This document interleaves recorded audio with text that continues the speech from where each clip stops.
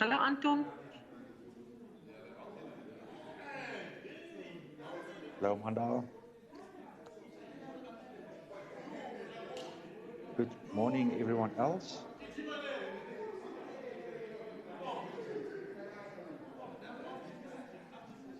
Hello, Amanda. Hi, guten julle.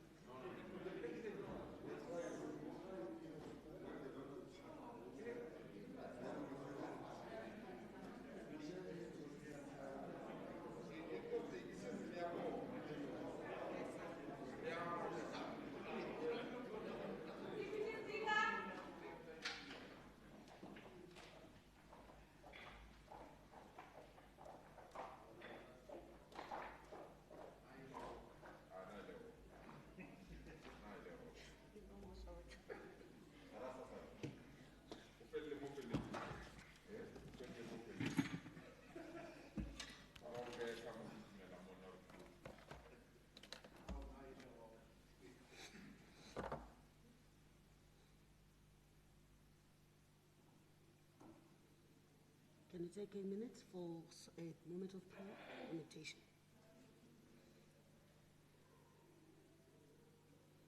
Thank you, may sit.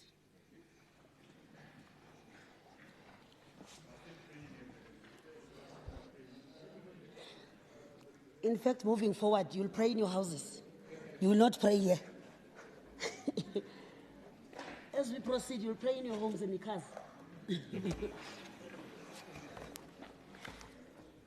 Morning, colleagues.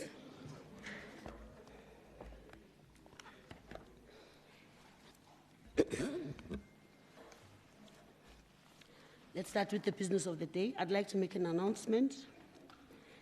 Agent motions will be presented tomorrow. And kindly, Chief Whips and everybody responsible, can you kindly submit the speakers as well to proceedings? The names of speakers for the agent motions tomorrow, to be submitted tomorrow. Ne?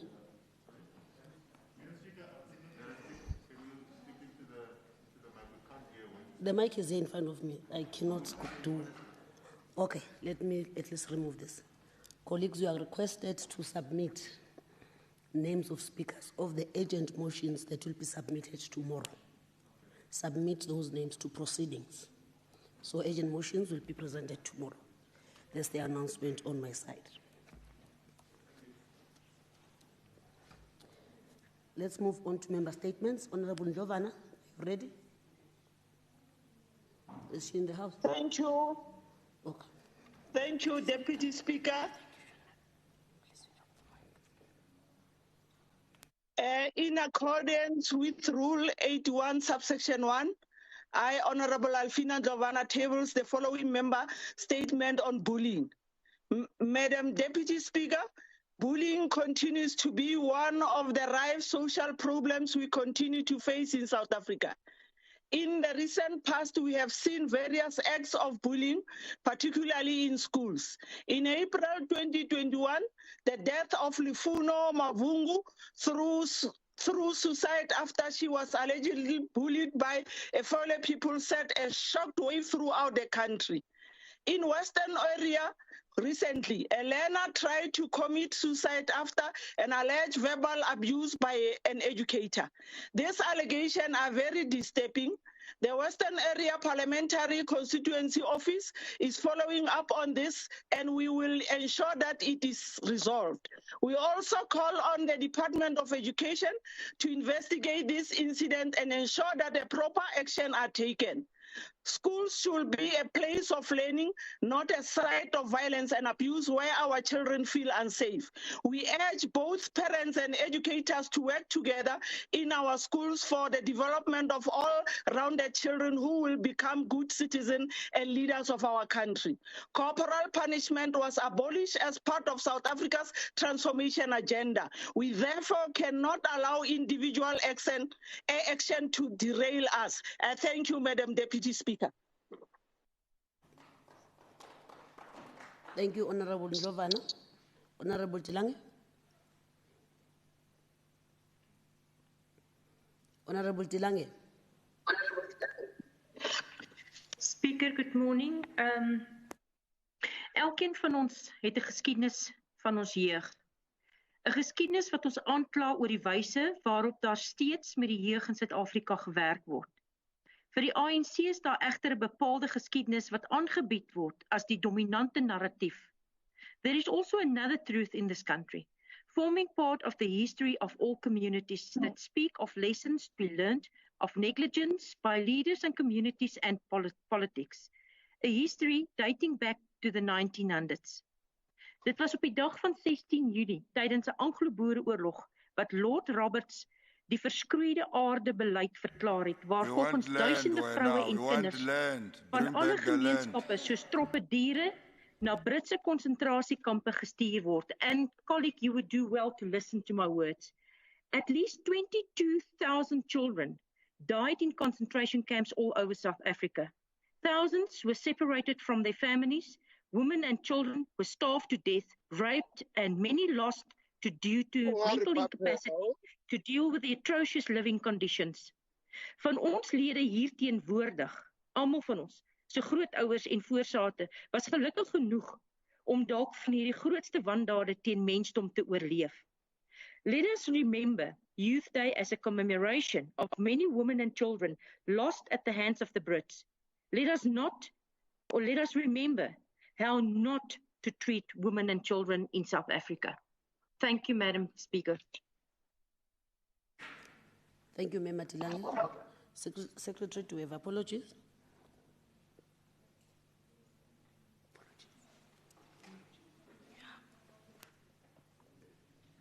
Okay. All right. Thank you very much. We've got two apologies, honorable members. One from Member Bloom, who will arrive late, and Member Shabalala. Thank you. Let's proceed to the first business of the day. First item, Secretary, can you read the first order? Yes. Sorry, ma'am. I thought that we would have made an announcement and perhaps even observe a moment of silence for the passing of one of the South African greatest contributors, Obabujawu Mabuza. And I don't know, those that have also passed on in the previous while relating to COVID. I thought you would have made the announcement as the Speaker would normally have done that and maybe observe a moment of silence for that. But that's a proposal I would like to make, ma'am. The proposal is accepted. Even if I have not done it, you can propose. I did not even know about the person you're talking about. So it's not a problem. Can we rise for a moment of silence as proposed?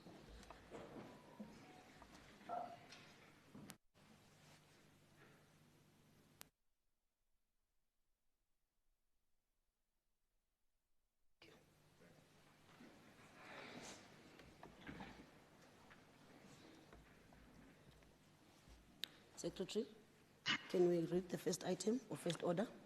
Thank you, Honorable Deputy Speaker. Order number 1, Health Portfolio Committee Oversight Report on the 4th Quarterly Performance Report in the Department of Health for the 2020-2021 financial year. Thank you. Thank you. I'd like to call the Honorable Member Paladi Khamela.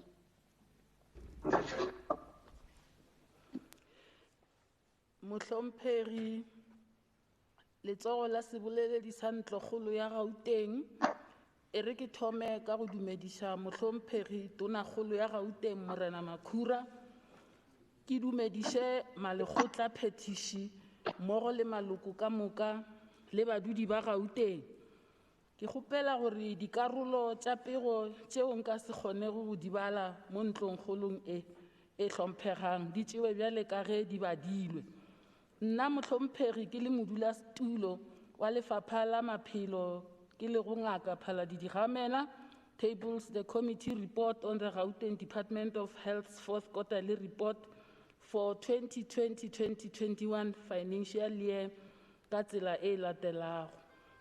The main objective of the 4th quarter report is to monitor progress in terms of budget appropriation. The total appropriation adjusted budget for the Department of Health for 2020-2021 financial year was 58 billion. By the end of the 4th quarter, the department should have spent 100% of its appropriation budget for 2020-2021 financial year. The department spent 98%, which was 98% of the appropriation budget. The department reported that 2% amounting to 982 million shortfall of the overall budget has been committed and a request to roll over these funds has been submitted to Treasury. The department had 159 targets for addressing performance on service delivery for the quarter under review. Of those targets, 96 were achieved and 63 were unachieved. Achievements. The department achieved the following. Severity assessment code, incident report within 24 hours. Ideal clinic status was obtained. Number of CHC providing 24-hour services was also part of the achievement. Couple year protection rate. Patients tested for HIV, postnatal visits within 6 days, infant PCR test positive around 10 weeks rate, immunization for under 1 year coverage, child under 5 years pneumonia case fatality rate was also achieved. Vital medicine availability, essential medicine availability, as well as EMS P1 urban response under 15 minutes time. Challenges. Some of the key challenges highlighted by the department that were not achieved in the quarter under review include the following. Percentage of budget spent on township enterprises against identified commodities. Number of hospitals implementing the lean management system, percentage of CHC implementing PAC system, short-term COVID-19 clinical capacity, complaint resolution rate in the PHC, maternal mortality in district facilities, antenatal first visit before 20 weeks, EMS P1 rural response time under 40. Those were some of the unachieved targets. On oversight, Deputy Speaker, we would like to highlight the core functions of the department, which include the following, as they are having 8 programs. Primary healthcare services rendered through the district health system, provision of EMS and planned patient transport, secondary healthcare services throughout the provincial hospitals that provide outpatients and inpatients care, specialized healthcare to psychiatric inpatients and to those with infectious disease, delivery of forensic pathology services and clinical medical legal services. Request for intervention by the committee. In addressing the above challenges, the committee observed that the department has outlined the following as measures to be implemented in the next quarter. The number of hospitals implementing lean management system. In mitigating this, the department has established a chief directorate to observe the rollout, and the estimated completion is the end of 2020-2021 financial year. The department is planning to implement the PAC system across all CHCs from Q1, and estimated completion will be the 2020-2021 financial year. The percentage of budget spent on township enterprise against identified commodities, the department attributes this underperformance due to the unwillingness of major suppliers to subcontract to designated group. I think the Met Kalkop must give me a chance to continue. In mitigating this, the department identified categories for award to Excuse township me, ma'am, it wasn't enterprises. me. Antenatal first visit For the before record. 20 weeks was not achieved, with the department noting the decline of 13% in the quarter under review. This is a reluctant to attend antenatal care clinic during early pregnancy by women in this province. In mitigating this, the department will strengthen integrated maternal and child health catch-up drive. TB patients treatment success rate. The department reported that this is due to high loss to follow-up and high death rate. The department will continue to conduct quarterly TB mortality audit and continue with integration of clinical management of TB and HIV. Findings, recommendations, implications on lawmaking. Deputy Speaker, the committee's findings and concerns are as follows. Unachieved target on maternal mortality across all programs. Unachieved target and antenatal first visit before 20 weeks. Unachieved ART patients remaining on ART treatment. Proposed recommendations by the committee. A detailed report should be submitted by the 30th of July 2021 to address those issues. The detailed report on causes of maternal mortality, detailed plans to educate and promote early clinic antenatal care for our pregnant women, and detailed strategies on effective system to trace ART clients and further integration of WOBOT's teams.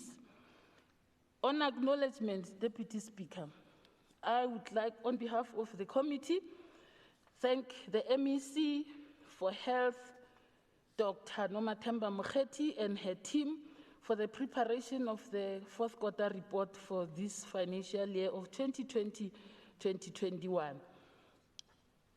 Highly appreciated will be the honorable members of this committee, which are Member Lasindwa, Member Mabunda, Member Bloom, Member Fuchs, Member Albert, who never attends our meetings, and Member Ghana and Member Mabala. I would like to also acknowledge the support staff led by Group Committee Coordinator, Ms. Why do Balo, you mention my name at the end, Nweli, 80%? Dr. Mukono, Why do you acknowledge me? Dr. Ms. Nkidi, Ms. On a August, point of order, Mr. I am not a Pierre, member of this committee, so Nobo, you can't hold me accountable for Makwela, not being there. Order, Sibande, order. Mukoka, Yeah, and but you can't, Buthelezi. he cannot, she cannot On adoption. acknowledge You me at have the your end. In records accordance wrong, with Rule MEC.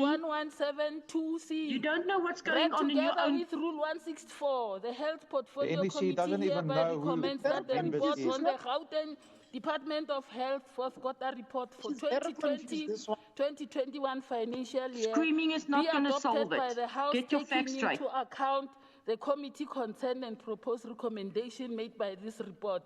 Ke a leboga, Deputy Chair, Deputy Speaker. Thank you.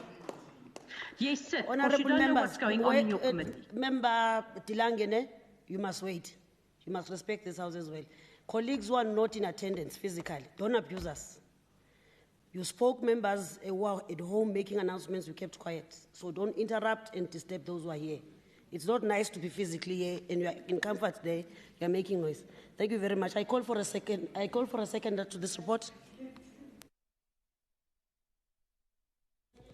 Yeah, I rise to second.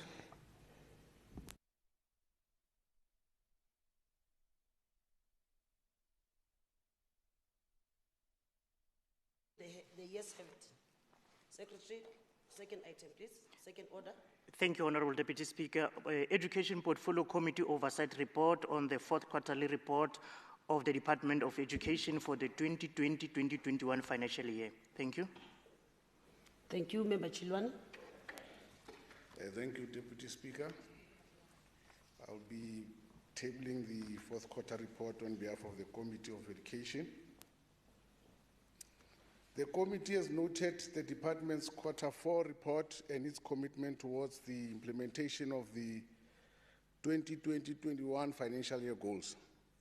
The committee further noted the key highlights for the quarter under review that include successful reopening of schools after it was postponed for 2 weeks due to a rise in COVID-19 cases. The committee also noted that the department's response in mitigation of the COVID-19 context has been recognized as a major success under these most unprecedented conditions. The priority was on ensuring that schools remained operational and functional with less disruptions. Gauteng teachers returned to work on Monday, the 1st of February 2021. The school's management teams reported to schools on Monday, the 25th of January, while learners resumed schooling on Monday, the 15th of February 2021. The committee further noted the department achieved a significant milestone in the 2020 National Senior Certificate Examination results, with an 83.8% overall pass rate, attaining the second position in the country. The 2020 NSC examination were administered to a total of 149,385 candidates. Out of all the bachelor passes obtained nationally, Gauteng contributed a total of 23.6%, with a total of 41,459 distinctions. The Gauteng 2021 school governing body election commenced without challenges after its official launch in March 2021. All public schools in Gauteng were scheduled to start with their election from 15 March till the 30th of April 2021 and were conducted without any major disruption. The process involved 320,000 elected SGB members who will serve in different governance structures. In terms of the over and underspending of greater than 3% of projection in Program 1 administration, the committee noted that the program experienced overspending on current payment, which was mainly due to accruals in relation to security services, data lines, and operating leases that were settled in the fourth quarter. Whereas in Program 5, Early Childhood Development, underspending was due to schools reopening late, the 27th of January 2021. And the late reopening was not planned at the beginning of the financial year, resulting in the installation of outdoor equipment commencing later. Furthermore, the department explained that it was raining for the greater part of the month of February, which made it impossible for installations to be completed on time.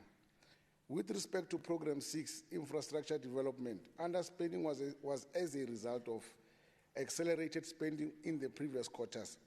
Budget allocation for infrastructure grant was reduced with the special adjustment leading to a reduced spending in the fourth quarter. The committee welcomed the department's explanation in terms of what accelerated spending was with respect to underspending on infrastructure development. And going forward, the department should provide clear indicators in relation to over and underspending. For Program 7, the examination and education-related services, underspending was as a result of examination services activities that were projected to take place in May and June 2020 that only took place in December 2020 and January 2021 due to COVID-19. The department paid for marking venues, marking fees, printing of common exam papers for different grades for markers, as well as moderators for moderation on question papers, as well as their traveling and subsistence allowance. Can the areas that I will not be reading be considered as read? I'll move straight to committee findings and concerns. The committee is concerned that the department did not submit the school's self-evaluation during the quarter under review. The committee is concerned about the change of COVID-19 protocols in some schools, especially around the number of days in quarantine for learners, staff, and educators who tested positive. The committee has noted with concern that safety and security in schools is still a major problem, taking into consideration the incidence of suicides and bullying. The committee is concerned about the department's vacancy rate and filling in of vacant positions, taking into consideration the country and the province have a problem of unemployment. On recommendation, the department is hereby requested to indicate the reasons as to why not all schools had commenced or submitted their school evaluation, as response must be given by the 31st of September. The department should provide the committee with a standardized health protocol guideline for schools to use when there is a COVID-19 positive case. The committee recommends that the department start prioritizing issues of safety and security in and around schools, working and by working together with the Department of Community Safety and provide committee with joint safety strategy for both departments. The department to provide the committee with a list of vacant positions and timeframes as to when these vacancies will be filled. All this must be responded to by the 31st of September. In acknowledgement, the committee wishes to thank the MEC of Education, Honorable Sufi, and his senior official for the presentation of the fourth quarterly report and the substantial and sustained efforts they have made to inform the portfolio committee of the details of the quarterly reported. Furthermore, the chair would like to thank the following committee members: Honorable Hassan, Honorable Makubela, Honorable Pisi, Honorable Lifo, Honorable Dos Santos, Honorable Mukwebo, Honorable Mazui, Honorable Duval, Alberts, and Honorable Adams for their dedication and support during this process. Furthermore, we would like to thank the support team as led by the group's committee coordinator, Ms. Zuzu Panzwambalo, and senior researcher, Sekina Nuneli, and senior committee coordinator, Ms. Charlene Guy. In terms of Rule 1172C, read with Rule 164, the Education Portfolio Committee hereby recommends that the report on the Gauteng Department of Education fourth quarter report for the 2020-21 financial year be adopted by the House, taking into account committee concerns and proposed recommendation made in this report.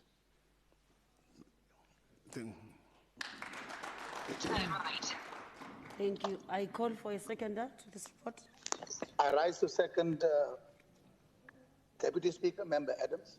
Member Adams, thank you. I now put the question. All those in favor say aye. Yeah. Those who are not in favor say no. Thank you. The ayes have it. Report adopted. Secretary, let's move on to the next order. Thank you, Honorable Deputy Speaker. Finance Portfolio Committee Oversight Report on the fourth quarterly performance report of the Department of E-Government for the 2020-2021 financial year. Thank you. Thank you. On behalf of the Chair, the presenter will be Honorable Masugu. Thank you, Honorable Masugu. Thank you, Deputy Speaker. Good morning, honorable members, and revolutionary greetings to the Premier and to the Leader of Government Business and to the Chief Whip of the ruling party. I'm hereby presenting the report of eGov fourth quarterly report, performance report. The department responds to three growing Gauteng Together priorities, namely, which is priority 1, building a capable state, ethical and developmental state. In this regard, 3 provincial ICT standards were developed, 2 ICT life cycle roadmaps were developed, provincial 4th industrial strategy was developed, a data ethics forum established within the GCR, 3 new e-services were developed, 6 e-services tested by Dev Center were developed, 6 new ERP innovations were implemented. On priority 2, economy, jobs and infrastructure, 10 sites were provided with a voice over internet protocol, 18 sites were provided with LAN, upgraded of the internet bandwidth to 8 GPS, 44% procurement spend on RFQs below 500 on township economy, 99.4% of supplier invoices were paid within 15 days of receipt. On priority 3, which is education, skills, revolution, and health, 46 previously disadvantaged ICT entrepreneurs were supported. 2,052 GPG staff were trained on online platform. 0 youth were placed for experiential learning. 9 people were benefiting from ICT bursaries. 316 people benefited from the ICT Skills Development Program. In terms of the performance, the department's achievement had set 28 targets, had achieved 22, which equates to 79% of the APP achievements. The Portfolio Committee is of the view that the department performance is reasonable given the restrictions due to COVID-19 pandemic. The department has set targets in order to realize outcomes in the response to provincial priorities. On the department entity project management, the department has reported one project, namely the Gauteng broadband network. Through the project, the department rolls out LAN and VoIP to sites. During the reporting period, 10 sites were connected to VoIP and 18 to LAN sites. These were not reported, nor challenges were reported in this regard. On the financial performance, the department reported 85% budget expenditure. The Portfolio Committee is of a view that the department financial expenditure is reasonable given the restrictions due to COVID pandemic. In terms of resolution management, the department responses have been of good quality. Petition management was nothing under this review, and the Gauteng Center of Excellence of Training Programs is continuing. There was no international engagements, and on GOD, the department has reported no work allocated to PWDs during the quarter under review, while youth received 14% of the 11 and 11% allocated to female-owned companies. The department reported to be fully compliant with all the fiduciary requirements and all responded to all requests from GPL. The Portfolio Committee is of the view in terms of the vacant funded post, which perpetuates under this period. There are 88 vacant posts out of a total of 852 funded posts. The committee findings and concerns with respect to the financial expenditure is concerning that the slower spending during the first three quarters of the financial year, and also the delay by CETA in terms of invoicing and processing of most of these invoices. Further, the Portfolio Committee is concerned about the non-achievement of targets that are dependent on external stakeholders. And recommendations, that we recommend that the department fast-track the refurbishment of 7th floor Imbumba House and a detailed implementation plan be submitted to the committee by the 15th July 2021. On acknowledgements, the Portfolio Committee extends gratitude to the Honorable MEC Norman Tunkomo Galuhuku and the officials of the Gauteng Department of eGov for their cooperation during the consideration of the report, and appreciation for the diligence and dedication and commitment shown by the members of the Finance Portfolio Committee. The committees also extend its gratitude to the following support staff, which are the Acting Group Committee Coordinator, Mr. S. Kosane, Committee Coordinator, Mr. Z. Mabuza, Mr. J. Nzane, Researcher, Ms. L. Chilwane, Mr. M. Tsehla, Media Officer, Mr. A. Dikola, Information Officer, Mr. W. Nzibande, and Committee Administrator, Mr. Z. Mabuza, and Ms. C. Dibier, and Service Officer, Ms. R. Msimang, and Hansard Recorder, Ms. R. Singh. In terms of Rule 117, Section 2, Subsection C, read together with Rule 164, the standing rules of the GPL, the Finance Portfolio Committee presents the oversight report on the fourth quarter performance of Gauteng Department of eGov for the year 2021 financial year and recommend its adoption. Thank you. Thank you, Honorable Member. Is there a seconder? I'll ask the second. Thank you, Deputy.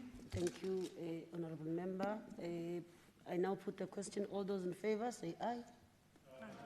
Those are not in favor say no. The ayes have it. Thank you. Next order, Secretary, please. Thank you, Honorable Deputy Speaker. Finance Portfolio Committee Oversight Report on the fourth quarterly performance report of the Department of Gauteng Provincial Treasury for the year 2020-2021 financial year. Thank you. Thank you, Honorable Masugu. Thank you again, Deputy Speaker, and all protocol observed. The parts of the report that are not read, can I present them as being read to the House? The Gauteng Provincial Treasury responds to the following strategic priorities. That is the economic transformation and job creation, creation of a capable, ethical and developmental state in terms of the National Developmental Plan, and also in terms of the medium-term strategic framework, and in terms of the Growing Gauteng Together 2030, as well as making sure that jobs infrastructure are actually delivered with regards to GGT 2030. The medium-term expenditure was tabled in the fourth quarter. Cash disbursement to departments were maintained below provincial revenue streams. The socio-economic review and outlook was tabled within prescribed timeframes as part of the process for conducting socio-economic review and outlook for the province. In supporting payments for suppliers on time, the department ensured that 87% of suppliers' invoices are submitted electronically and against the target of 70%. The department monitored the compliance to 30 days payments of suppliers in all departments, especially the two departments, that is health and infrastructure. In the endeavor to create jobs, GPT achieved the following. The department placed 20 youth in developmental programs. In regards to ensuring a capable ethical developmental state, GPD achieved the following pertaining to sustainable local government finances. In support of municipalities, the department held 18 IGR engagement with relevant stakeholders. It conducted 8 assessments on the MFMA compliance by the delegated municipalities and published 1 gazette on provincial grants allocated to Gauteng municipalities. Furthermore, in response to the building of an ethical developmental state, GPD achieved the following. The department completed 14 SCM risk compliance assessments for the departments. The departments also tracked all internal audit recommendations in departments and entities. On GIFA, in contribution to the economic transformation, GIFA reported on preparation of a bankable projects for alternative financing mechanisms. 15 bankable infrastructure were prepared for alternative financing mechanisms. 20 billion bankable infrastructure projects are financed through capital investment raised from the alternative source funding. In terms of Program 1 of the GPT, the Portfolio Committee is of a view that GPT non-financial performance is sound and prudent as all performance targets were achieved. 100% of invoices were paid within 30 days. 95% were paid within 15 days. 2.6% of youth were placed in developmental programs as opposed to the planned 1.5. On Program 2, the Portfolio Committee is of a view that the Gauteng Treasury non-financial performance is sound and prudent as most performances targets were achieved apart from one. Contrary to the planned expenditure of 60% or less, GPG wage bill has been 53%, minus 2.1% increase in budget allocation to the non-personal, non-capital expenditure was realized as opposed to the planned 5%. A credible MTEF budget was tabled in line with the prescribed timeframes. Assessment reports of the submitted planning reports were completed within 10 working days. Cash disbursement to GPG was given equivalent to the appropriate fund. A revenue enhancement strategy was approved. The zero tabled in line with the prescribed timeframes was also tabled. In terms of GIFA, in terms of their first program, administration, the Portfolio Committee is of a view that GIFA non-financial performance is sound and prudent, and under this program it was achieved. It also notes that the GIFA administration has implemented very well the risk management policy, developed a strategic risk register, finalized the annual performance plan and approved, submitted to the legislature, implemented the organization-wide monitoring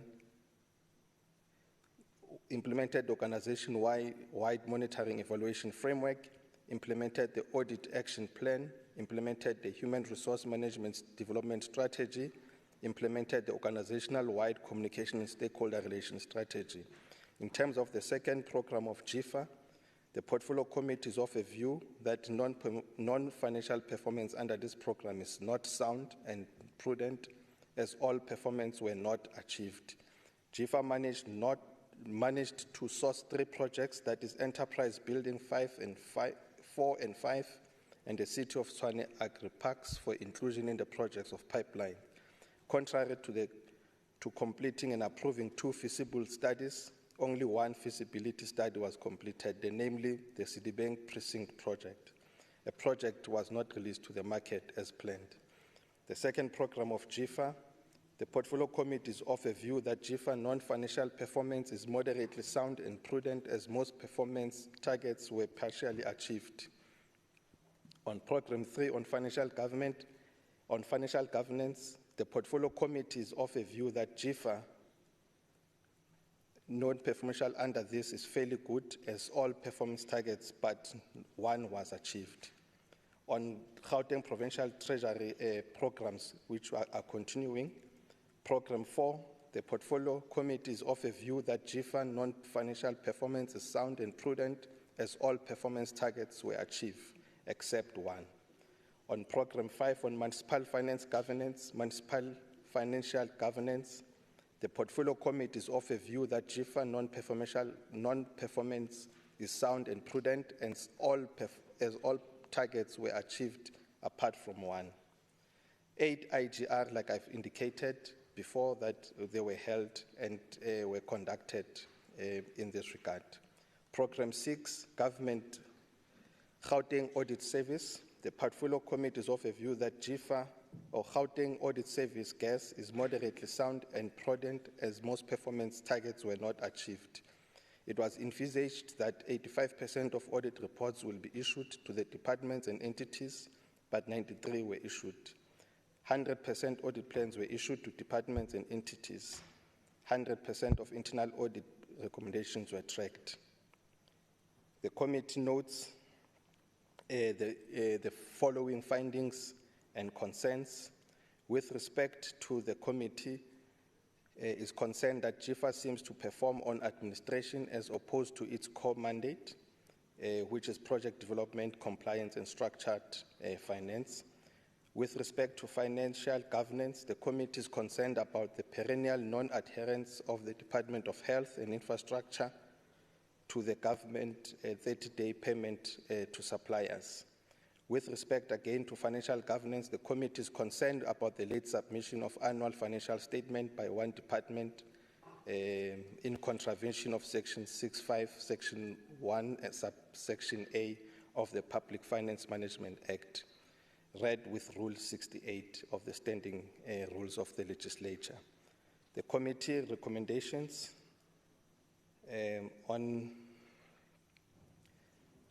the finance quarter 4 report, notwithstanding the core dependencies, GIFA should provide a detailed report on how it intends improving of performance relating to its core mandates, that is project development and compliance and structured finance. The due date is on the 15th of July, 2021. The second recommendation, that GPT should solicit that the Department of Health and Infrastructure should provide a strategy highlighting how they intend complying with the government 30-day payment to suppliers. This also, the due date is the 15th of July, 2021. GPT, the third one, the GPT should provide the name of the department entities which submitted the annual financial statements late, whether there were any consequence management and solid evidence to that effect, that AXA finalized the audit late.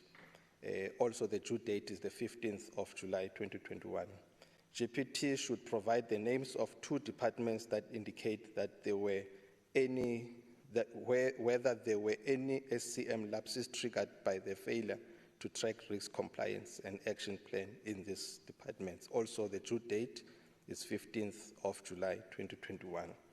In acknowledgement, the portfolio extends its gratitude to Honorable MEC Nomantu Nkomoralehuku, the acting HOD, Mr. Vilagazi, the CEO of GIFA, Mr. Osiabi, officials of the Gauteng Provincial Treasury for their cooperation during the consideration of the report.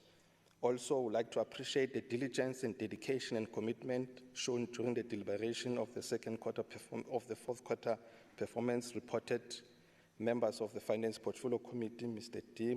Malema, Dr. R. M. Paladi-Dikhamela, Mr. William Macheke, Mr. Moriarty, Ms. A. Randall, Mr. K. Mazwi, and Mr. I. Mukwebo. The committee also extends its gratitude to the support staff. In due consideration, the Financial Portfolio Committee unanimously adopted the control report in terms of Rule 117, Section 2, Subsection C, read with Rule 164. The Finance Portfolio Committee presents to this House and recommends the adoption of the Committee Oversight Report on Quarter 4 Performance Report on Gauteng Provincial Treasury for the financial year 2020-2021. Thank you. Thank you, honorable member. Is there a seconder? I'll ask the second again. Thank you, Deputy. Thank you, member. I now put the question. All those who are in favor say aye. Those who are not in favor say no. Aye. Those who are not in favor say no. The ayes have it. Thank you very much. Report adopted. Secretary, can we move to the next order? Thank you, Honorable Deputy Speaker. Order number 5, Finance Portfolio Committee Oversight Report on the 4th Quarterly Performance Report of the Gauteng Provincial Government GPG-wide for the 2020-2021 financial year. Thank you. Honorable Masubu. Today, Gavareka. You must end your keep. Thank you again, Deputy Speaker. I'm giving the report of At least you GPT-wide. didn't step aside. Yes, thank you so much for welcoming back. The Gauteng Provincial Government Quarterly Finance Performance Report is tabled by the Gauteng Treasury. Accordingly, the Finance Portfolio Committee had an opportunity to interrogate the financial position and monitor the financial performance of GPG departments for the quarter under review. Furthermore, the tabling of the GPG Quarterly Finance Performance Report ensures that GPG departments are accountable to GPL through the Finance Portfolio Committee. As the end of the fourth quarter, GPG departments requisitioned 143.7 billion, which is, when you look at the percentages, is 99.9% of the appropriated budget of 143.8 billion.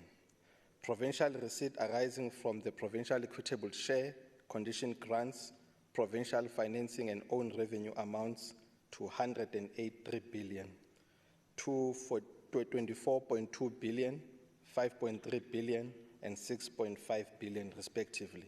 It is worth noting that the revenue collection as per the adjusted appropriation for the year 2020-21 was projected at 5.9 billion. However, at the end of the fourth quarter, 6.5 billion was collected. During the quarter under review, the GPG expenditure amounted to 103.8 billion, all the adjusted appropriation of 143.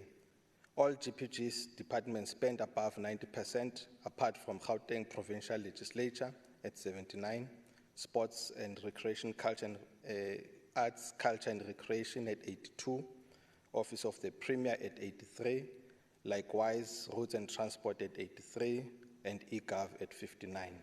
Of importance to note, in the terms of economic classification, personnel cost accounts for 73% of all the total spending.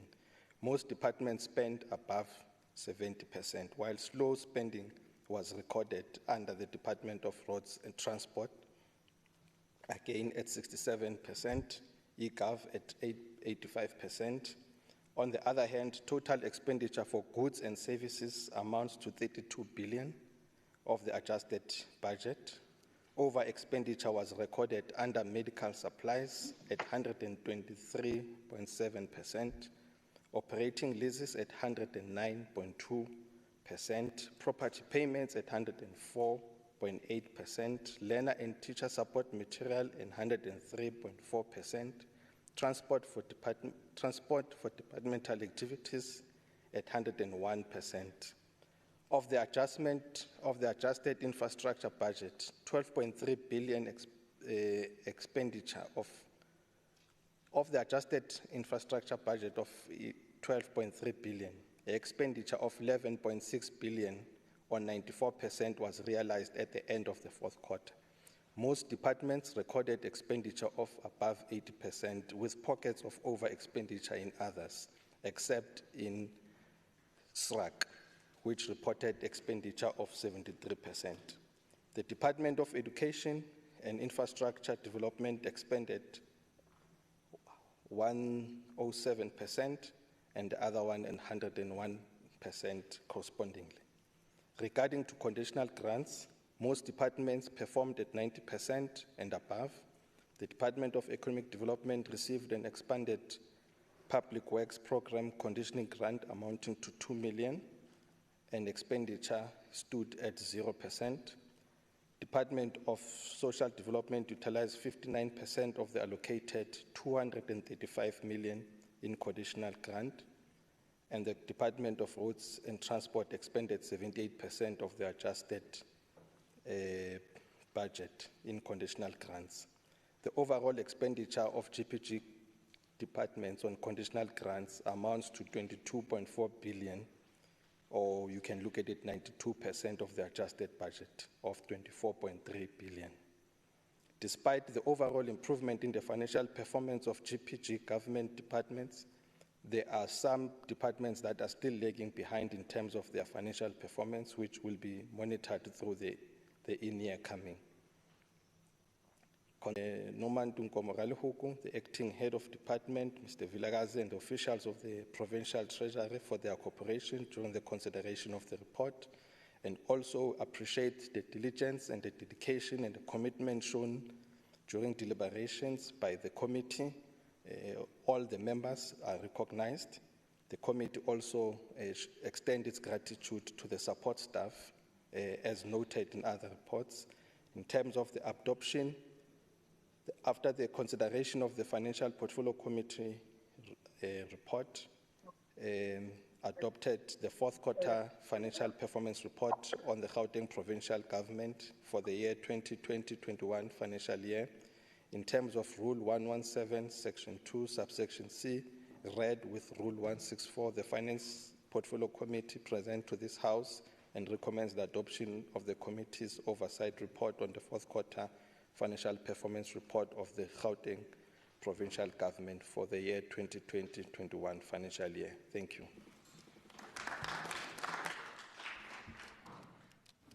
Thank you, Honorable Masugu. Is there a seconder? I'm asked to second. Thank you, Deputy. Thank you. I put the question. All those in favor say aye. Those who are not in favor. Aye. Aye. Those who are not in favor say no. Thank you. The ayes have it. Report adopted. Members are reminded to fill in the register that's circulating, I think, circulating around. So you are requested to fill in the register, attendance register.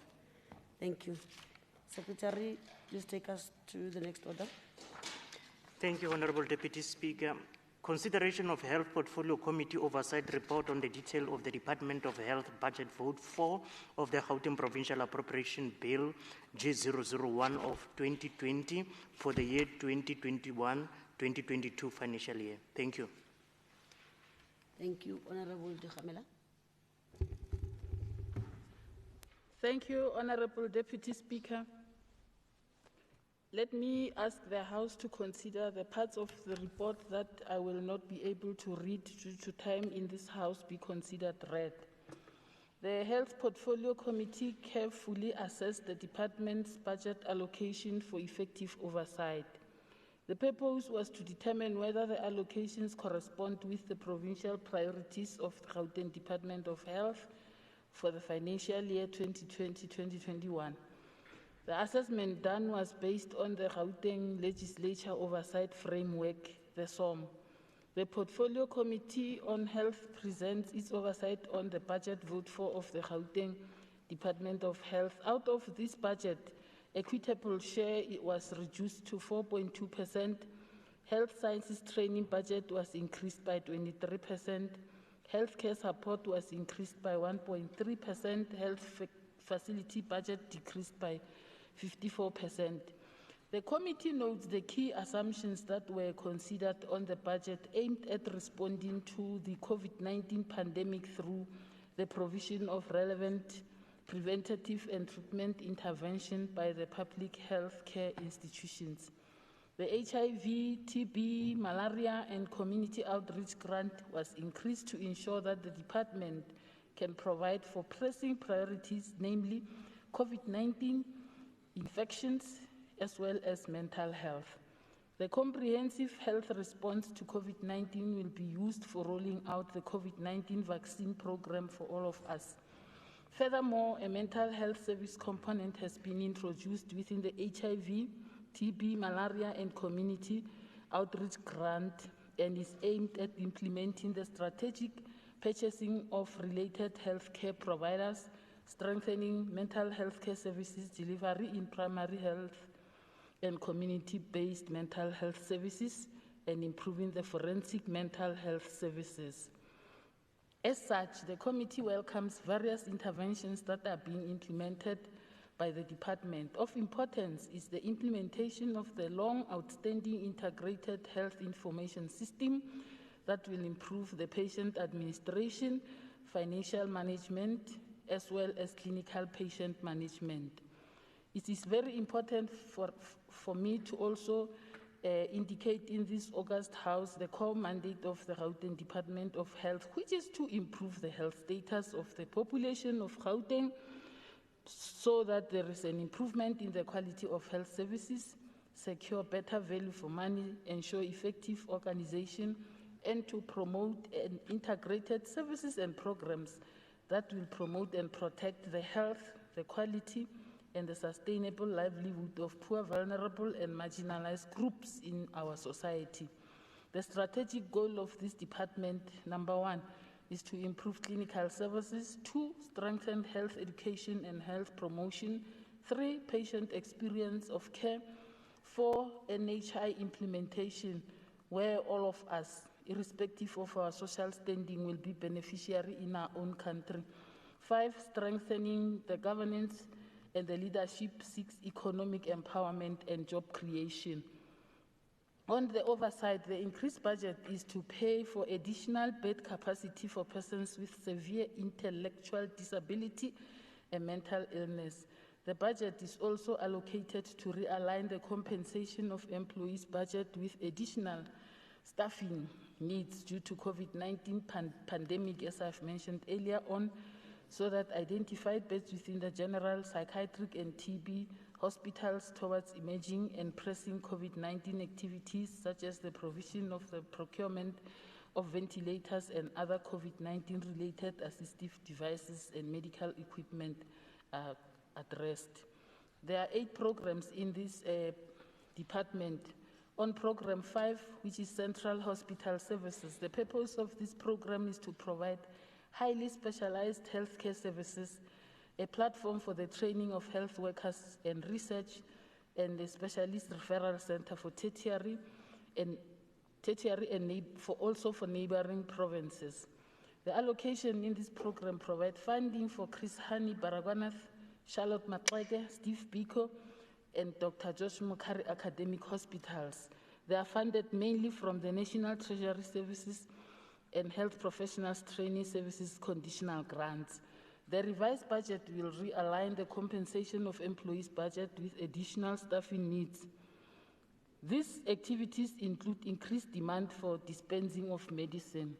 Given the department's trend of overspending this program, the committee notes that the budget increase is in line with this program, as it will hugely impact on service delivery, especially when there are key deliverables planned in respect of COVID-19. On Program 6, Health Sciences and Training, the purpose of this program is to develop the department's human resource management of employee wellness program and addresses the education, training, and developmental needs and priorities of the department. The department's strategic goals in respect of district health services include the following. To improve the achievement of national norms of supply of health professionals, to improve compliance with legislative framework, respond to Gauteng Department of Health staff education, training, and developmental needs, provide employee health and wellness to improve productivity and staff morale, contribute to the job creation mandate through targeted youth empowerment programs. The department increased allocation of 23% in that program was appreciated. The committee, however, notes that the funding is meant for scarce skills such as medical professional, assistant pharmacist, and pharmacists. The fund includes paying the medical students studying in Cuba under the South African Cuban Doctor Program. This budget is allocated to 4 sub-programs, namely nursing training, colleges, EMS training, colleges, bursaries, and other training. The committee notes that the provision is made towards the implementation of the new nursing college curriculum and revised salary structure in that area. Further, an increased allocation on bursaries was made to integrate the Cuban doctor program into the South African health care system. The smallest budget of the budget to EMS training was made on this budget. According to the department, the allocated budget is meant for capacitating the department with emergency care technicians, thus ensuring the emergency medical services norms and standards are met. On Program 8, Health Facility Management, the plan of the program is to provide, equip new facilities, assets, and upgrade, rehabilitate, and maintain community health centers, which are your clinics and all those related. The committee is concerned with the decreased allocation in this program, noting the number of infrastructure projects that have not been completed as per the desired target.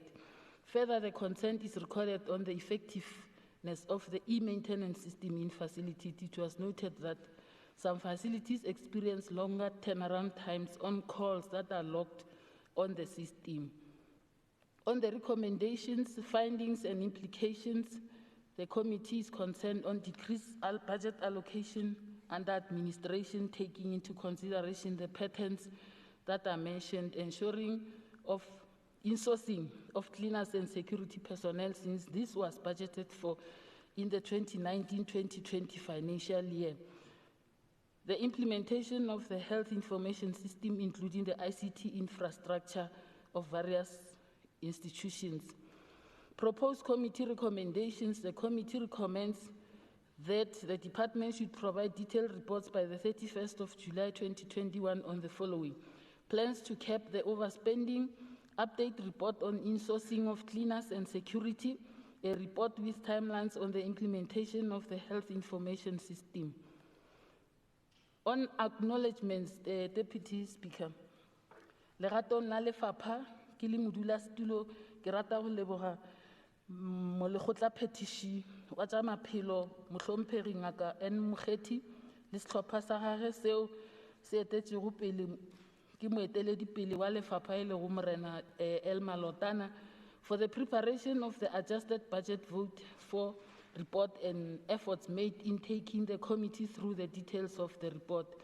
Re leboga tirišano mmogo le karolo e bohlokwa go tšwa malokong a lekgotla a ohle. Re leboga gape maloko ohle ao a šeditšego tsamaišo kapa tshepedišo ya lekgotla e lego mogokanganyi kakaretšo Mphatso Z Mpalo, monyakišiši mogolo Dr. Dinweli, mogokanyaganyi mogolo Nkidi, monyakišiši Dr. Mokonoto Monyakishishi, Mohumaratsana August, Motlhokomedi wa Lekgotla, Mohumaratsana Dipier, le ba shumileng le ena mmogo. Thank you, On Honourable Member. adoption, go sepedisana le molao wa lekgolo masometshela seswai lekgotla le kgopela gore ntlokgolo ya mogele pego ya lefapha ya lekgotla le tša maphelo on the adjusted health budget report for financial 2020-21. Time Ke out. leboga maitshwenyo a lena ka moka. Ke a leboga. Thank you, Honourable Member. I call for a seconder. Is there a seconder? I second. Whomst are you? Paul Malema. Okay, thank you, Honourable Malima. I now put the question. All those in favor say yes. Yes. Those who are not in favor say no. Thank you. The yes have it. Report is adopted. Secretary, please take us to the next order. Thank you, Honorable Deputy Speaker. Order number 7, budget speech and debate on the detail of the Department of Health budget vote 4 of the Gauteng Provincial Appropriation Bill G001 of 2021 for the year 2020-2022. Thank you. Thank you. Honourable Ms. Mkhedi.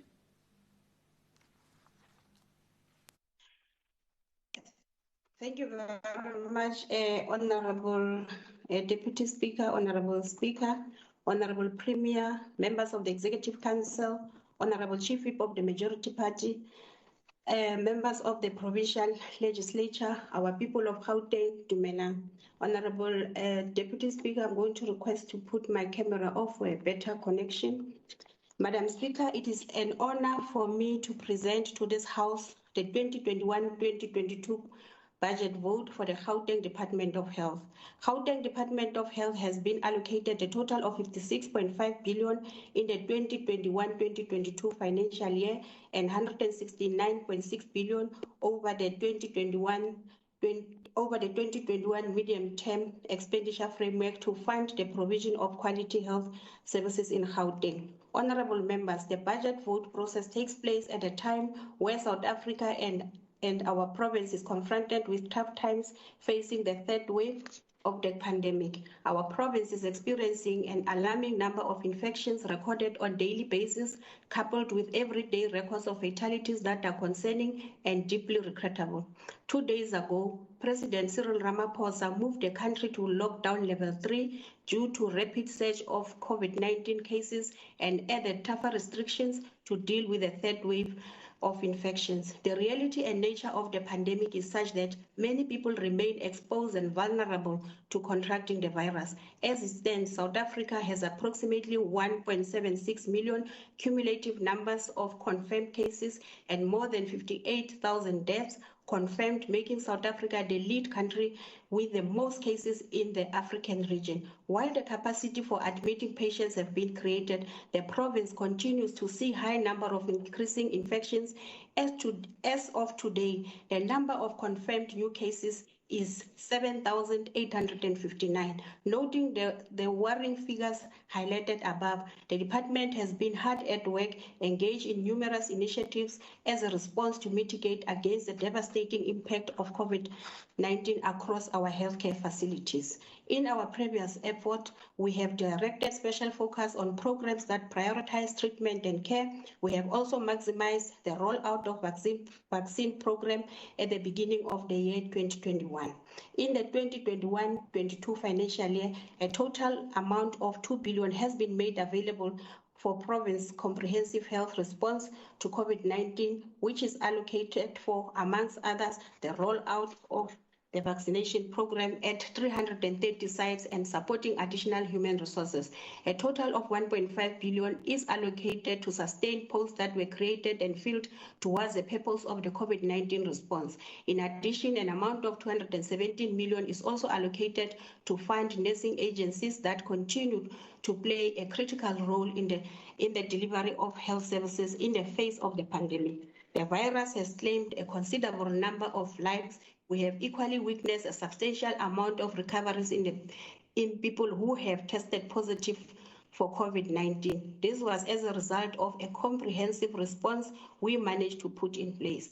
Given the magnitude of the pandemic and the burden it imposed on the health system, additional clinical and administrative support was required to augment provincial capacity to adequately respond to the pandemic. In this regard, 7,374 posts were created during the financial year 2020-2021 at a cost of more than 1.5 billion. The department has also taken a conscious effort to prioritize infrastructure as a catalyst under the context of COVID-19. We have invested on additional infrastructure and clinical care to enhance the capacity of beds in various hospitals across the province. One of the noteworthy facilities, it is Jubilee District Hospital in Hammanskraal. We have revamped its capacity to include the newly built ward, the CT scan and skills laboratory. The Jubilee District Hospital is one of the health facilities earmarked to provide the much needed COVID-19 services. Its refurbishment comprises of an alternative building technology ABT structure with 300 beds to address the demand of COVID-19 beds. Currently, the total of dedicated beds in the public sector are 3,840, whilst there is also an additional 747 ABT beds ready for activation. The total number of admitted patients as of yesterday was 4,420, with 1,191 in public sector and 3,229 in the private sector hospitals. Madam Speaker, this is one of the examples of many practical initiatives that the department has put in place to remain technical and vigilant, to plan for the best and prepare for the worst. Noting that COVID-19 status remains fluid, there is no precise scientific prediction of its probable devastation. Therefore, since February this year, we have operationalized another pillar of COVID-19 response, which focuses on vaccination, currently prioritizing healthcare workers and people over the age of 60 years. As a province, we have since managed to register 47% of people over the age of 60 years on the electronic vaccination data system, the EVDS, and 202,052 were vaccinated by the 16th of June. Regarding healthcare workers, 88% of the 215,101 have been vaccinated to date. While the vaccination program continues, it is important to acknowledge the reality of vaccine inequality globally and affirm the view that access to COVID-19 vaccine should not be a privilege, but a right accessible to all. The department welcomed the commitment by G7 on expansion of vaccine access program to developing countries as resolved in the G7 summit in the past week. As a country, we fully support the move to lift patent protection of coronavirus vaccines. We believe the waiver can allow the production of vaccines to ramp up and deliver more affordable doses for less wealthy countries. Vaccines remains our weapon we have available to combat the scourge of COVID-19 pandemic. The department will continue with the efforts made to improve the administration of the vaccine in the province. Madam Speaker, the impact of COVID-19 lockdown regulations led to a reduction in numbers of patients visiting our facility in the previous year. We saw a decreased number of patients seen at hospital outpatient department at approximately 26 million during the past financial year, and as compared to 27.3 million in the 2019-20 financial year. A decline of 20.4% was experienced with regard to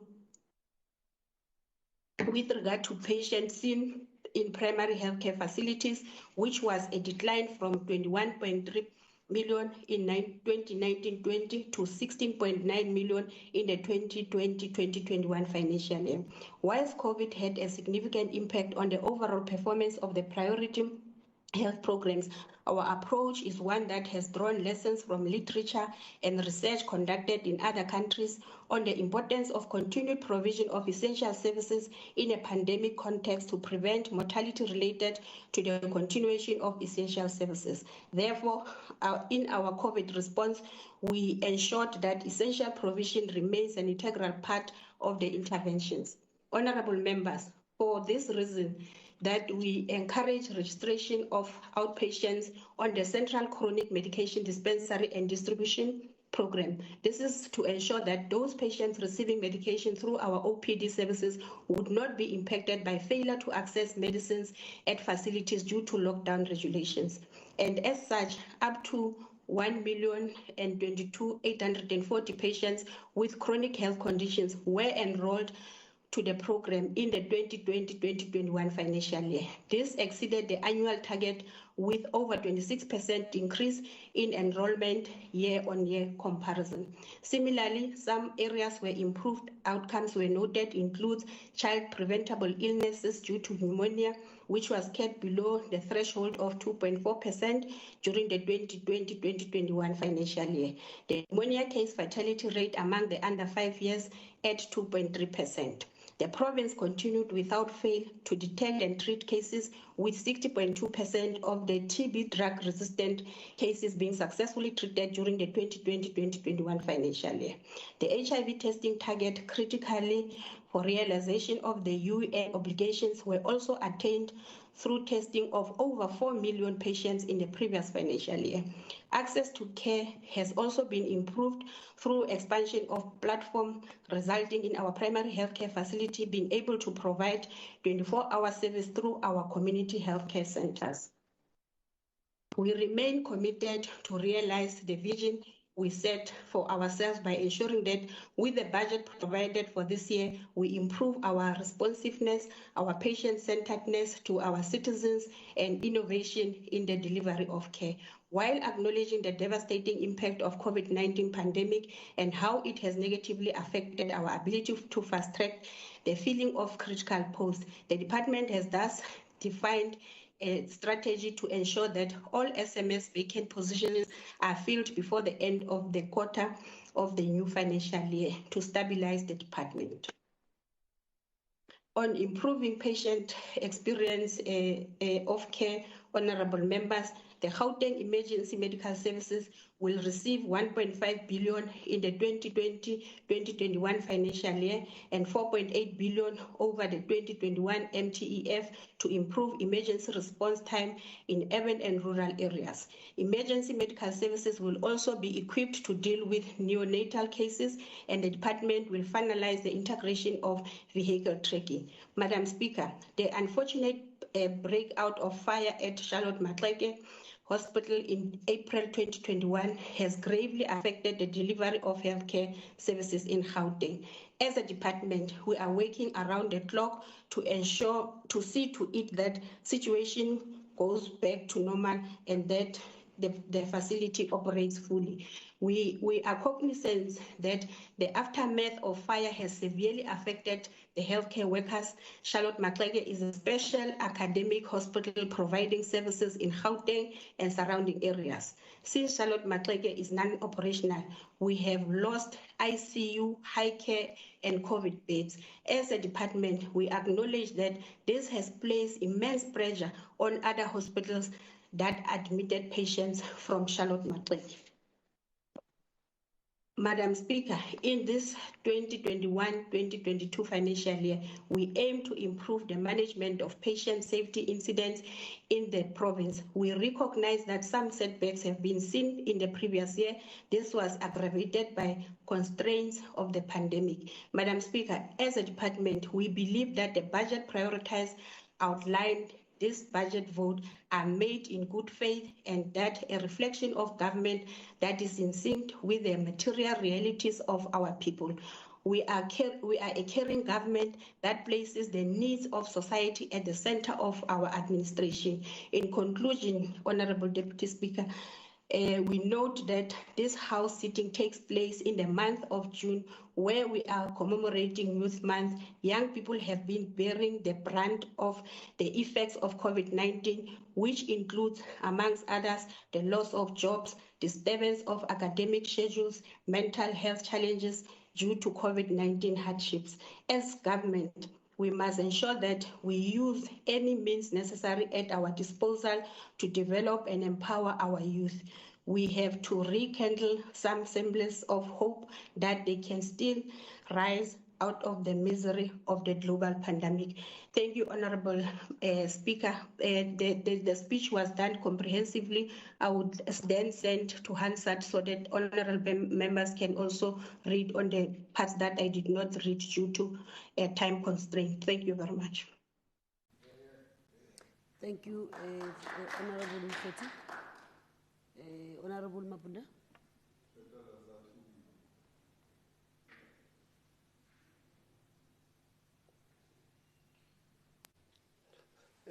Thank you, Deputy Speaker. We meet 2 days after President Ramaphosa adjusted the lockdown regulations to level. After President Ramaphosa adjusted the lockdown regulations to level 3 in the fight against the third variant of the COVID-19 pandemic, that is done because of the uncontrollable number of emerging infections recorded over the last few days. Hospital admissions due to COVID-19 over the last 14 days are 59% higher than the preceding 14 days. The average number of people who die from COVID-19 each day has increased exponentially by 48% from 535 2 weeks ago to 791 in the past 7 days. Gauteng is settling along a worst-case scenario trajectory as the COVID-19 third wave grips the province. Experts are concerned about the rising infections in Gauteng, which is now reporting triple the number of daily new COVID-19 infections compared to other provinces. Let me take this opportunity to inform the residents of Gauteng that are 60 years and above that now they can walk into any vaccination site and get vaccinated without registering. Let us commend our MEC for Health, Dr. Nomathemba Mokgethi, and the Provincial Department for leading the battle against COVID-19 very well over the last few months. It has not been an easy process, and many mistakes might have been committed, but the determination to save lives and protect the livelihoods is beyond question. We must thank our President and the National Executive for leading our country well through the storm. While the COVID-19 pandemics make it difficult to improve the health outcomes, it also provides an opportunity to expand the health infrastructure and overall availability to quality health care. To respond to the third wave, we have seen the increase of the capacity of health system to deliver care for COVID-19 patients. This includes creating additional beds, setting up field hospitals for treating severe and critical COVID-19 cases, isolation and quarantine sites. The investments we are making as the provincial government through the pandemic of health will outlast the COVID-19 outbreak. We are happy to note that part of our provincial government is interventions for the third wave have established a team that will monitor health facilities designated to treat COVID-19 patients and are prepared to be ready to receive a high volume of patients which are suspected to have COVID-19 infections. This team will ensure the availability of hospital beds, including intensive care, high care beds, general ward beds, and isolation rooms, with appropriate staff, medical equipment, and medical supplies as required. Madam Deputy Speaker, building health infrastructure for effective service delivery is one of the NDP's implementation priorities, as infrastructure is not just essential for faster economic growth and higher employment. It also promotes inclusive growth, providing citizens with the means to improve their own lives. We welcome the department's 10-year National Health Infrastructure Plan aimed to improve health facilities planning that will ensure construction of appropriate health facilities on a sustainable basis. Healthcare infrastructure will focus on the provision of new hospitals, CHCs, clinics, and maintenance, upgrading of established facilities that needs to be expedited to improve citizens' access to more advanced healthcare facilities. Long-term health outcomes are shaped by factors largely outside the health systems, the lifestyle, the diet, the nutritional levels. Remarkable strides have been registered to improve the quality of care through the implementation and monitoring of national norms and standards to ensure that norms and standards are adhered to in our health facilities, such that the province managed to obtain ideal clinic status in 334 facilities out of the 359. TB remains #1 killer disease in the country, and it is multiplied among the HIV positive patients. This budget will provide adequate support for the 90 HIV strategy campaign, which aim to yield specific gains for reducing the impact of illness. The reduction of new HIV positive infections necessitates a multi-sectoral approach with a wide variety of long-term initiatives. There was a significant achievement in HIV testing. The implementation of Operation Putuma strategy contributed significantly on encouraging community members to test for HIV. The department must increase initiatives to prevent mother-to-child infections among the newborns with this budget. In his State of the Nation address earlier in the year, His Excellency President Cyril Ramaphosa reiterated the purpose of NHI by stating that a fundamental condition for growth and development is a healthy and productive population, will access to quality and affordable health care. With this budget, we will continue to put great effort to improving health service delivery and prepare for NHI to achieve universal health coverage. We will place more emphasis on preventative care and strengthening primary health care services.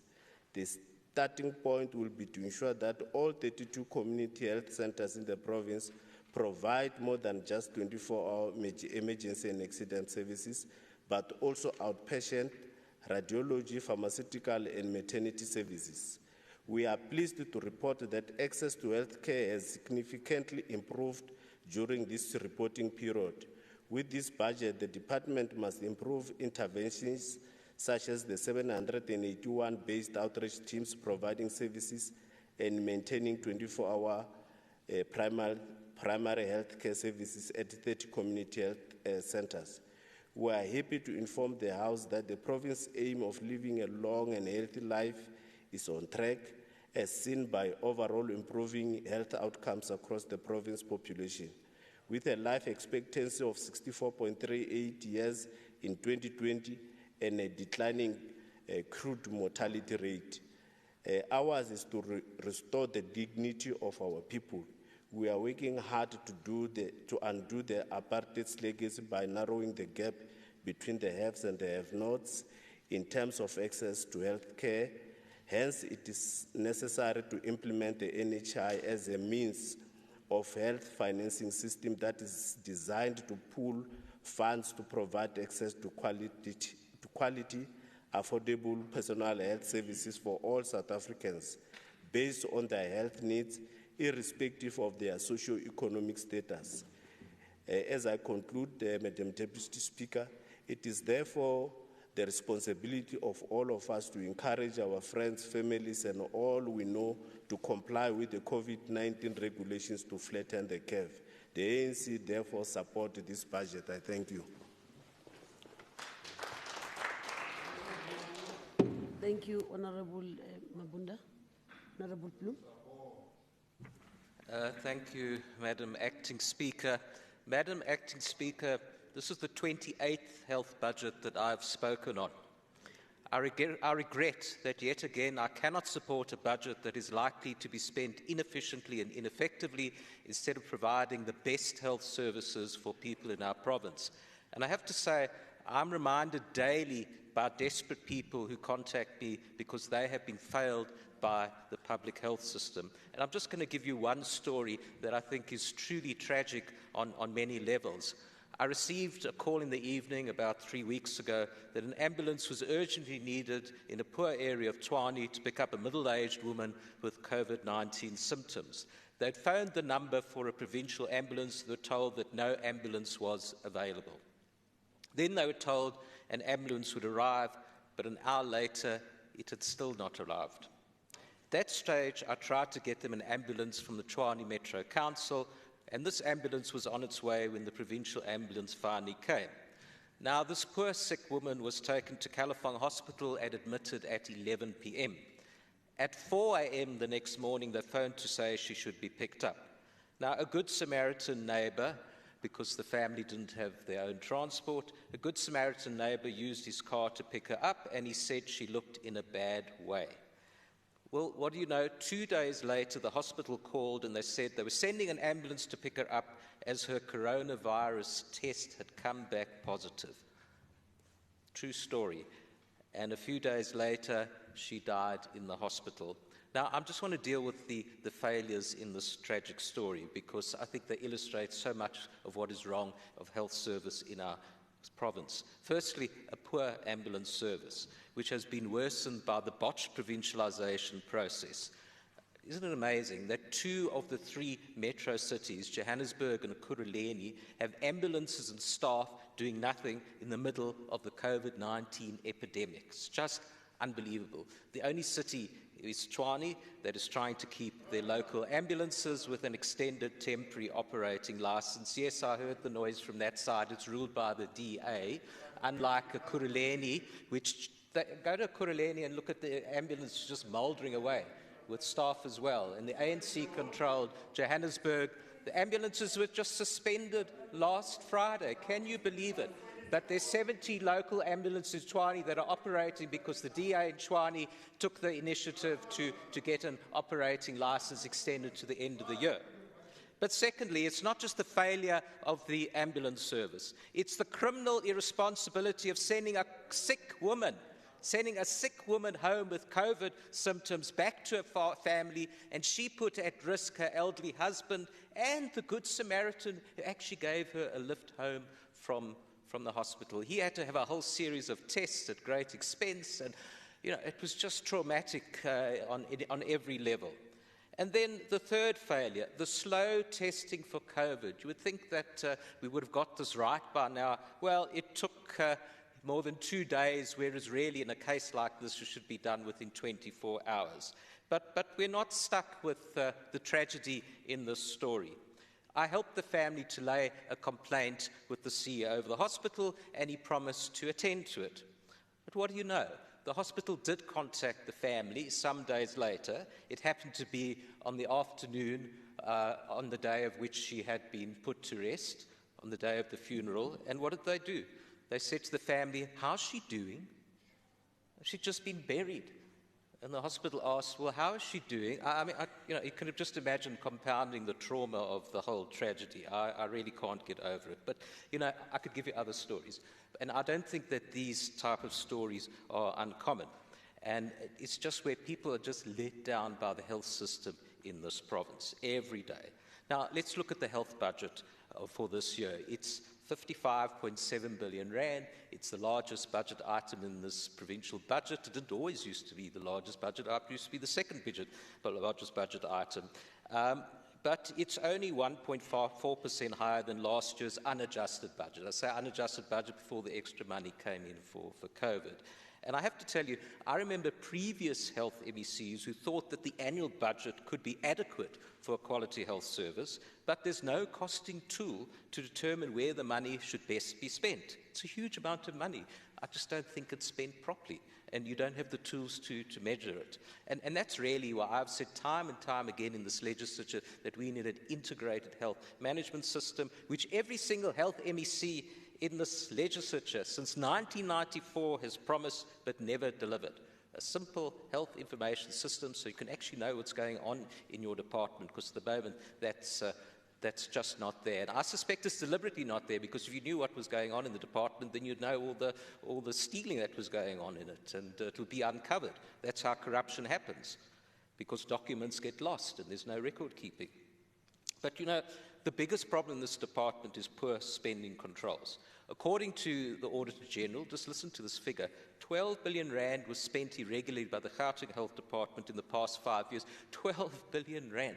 I mean, it's a stupendous figure. It's about a fifth of the present year's budget. Now, last year, we saw several hundred million rand loss because of the PPE corruption. We're all aware of it, and I hope it's properly investigated and the people responsible go to jail. But I hate to tell you, I think the real figure of stolen money every year in this department is probably more than 1 billion rand conservatively. And we also have, on top of this wasteful spending, looted spending, we have incredibly poor spending decision. I still can't get over the fact that 500 million rand, that's £500 million, was spent on the Anglo-Ashanti Hospital in the Far West Rand, and it won't treat a single COVID-19 patient. It hasn't treated a single COVID-19 patient, and I tell you today, it won't treat a single COVID-19 patient. It doesn't even have staff. We spent 500 million rand in a hospital in the wrong part of the province. For what? You can't say you're short of money when you just throw away money on wasting it. It's just, honestly, it's incomprehensible. And then the Nasrec Field Hospital, which I warned about from the start about the costs, well, we spent 250 million rand and the beds were mostly empty. And we're still waiting for the 300 extra beds at the Kopanong Hospital, which should have been completed last year. I'm repeating that. We were told last year that it would be finished in September last year, then October last year, then there was some contractual problem, and maybe they will be finished in August this year. Yeah, maybe for the fifth wave or whatever. We don't know how long this is going to happen, but honestly, what's the point of spending money if there's no result in the middle of an epidemic? And people have made economic sacrifices because of the lockdowns precisely so that the provincial government could build extra beds. And, that's what the whole idea of flattening the curve is, that you have enough time to provide extra beds and care for people who get sick and save lives. But, just the sort of thing that happens in this provincial government. I really want to know, why are the worst contractors chosen for building jobs? They never finish on time, and often a new contractor is needed to finish the job that is way over budget. Now, let me just tell you what the biggest gap is in this budget. It's for the refurbishment of hospitals to make them compliant with occupational health and safety standards. It's just shocking, I have to say, that there's not a single hospital in this province, a single public hospital in this province that meets the required standard for occupational health and safety. Just that, let that sink in. Our hospitals are structurally not compliant. And this is because of years of poor maintenance.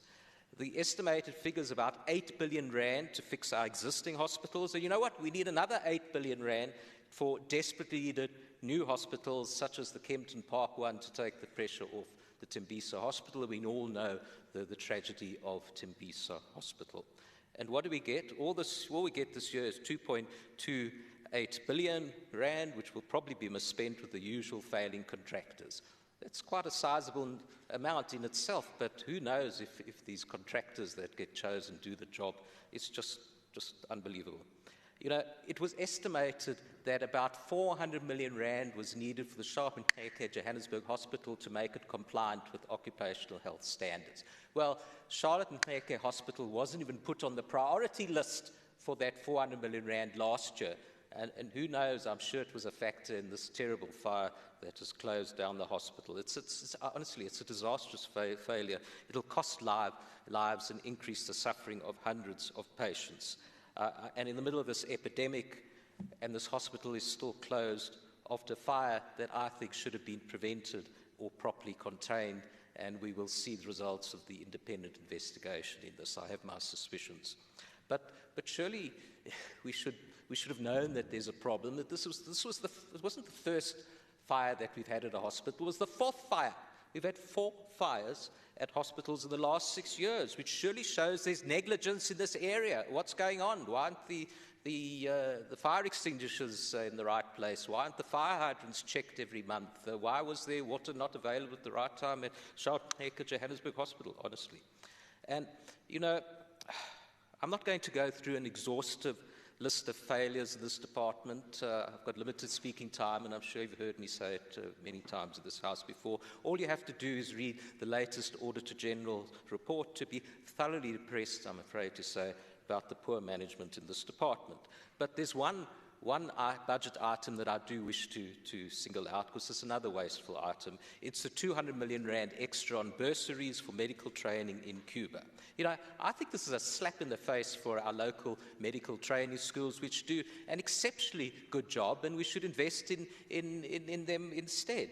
You know, the problem with the training in Cuba is the students there have to do 1 year learning Spanish, and when they come back, they have to do an additional year at our own excellent medical schools, which should get more support from this province. They have to do an extra year at our own medical schools to finish off their training. Yeah, does this make any sense at all? Just invest in our local medical schools. Don't we have confidence in them, honestly? Now, you know, the only hope that I do see, because I do see some hope, is in the dedication of medical staff, and we should be supremely grateful to them, who do their best in the circumstances, including in the most inhuman circumstances, power cuts and water shortages. You know, a hospital without water is not a hospital. And we've had 4 hospitals in this province that have suffered water cuts. How do you do infection control? How do you do anything without water in a hospital? And our health workers have to do the best they can in these circumstances.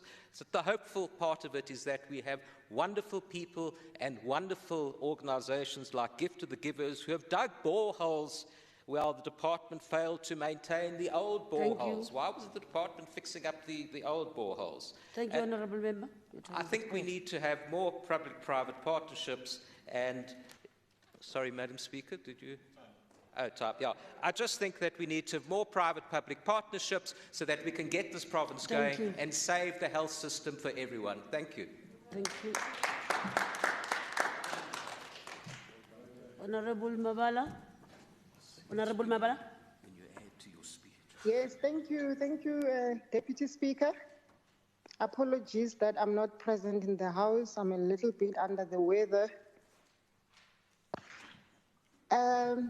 The Department of Health was allocated a budget of 55.73 billion in the 2020-21 financial year, which has now been increased to 56.5 billion for the 2021-22 financial year. Madam Deputy Speaker, we would like to make it clear from the onset that as the EFF, we reject budget vote 4. We say this because the problems of this department are well known and recorded, and this ANC government does not have the capacity to save the people of this province from the mess this ANC single-handedly created. This department is in a state of permanent paralysis. Even with such a bloated budget, it is not enough to cover all the problems this department is engulfed in. It will be worth reflecting a little on the leadership of this department because there is that deep-seated legacy of corruption and mismanagement of the budget. The department has a history of corruption dating back many years. In 2018, the SIU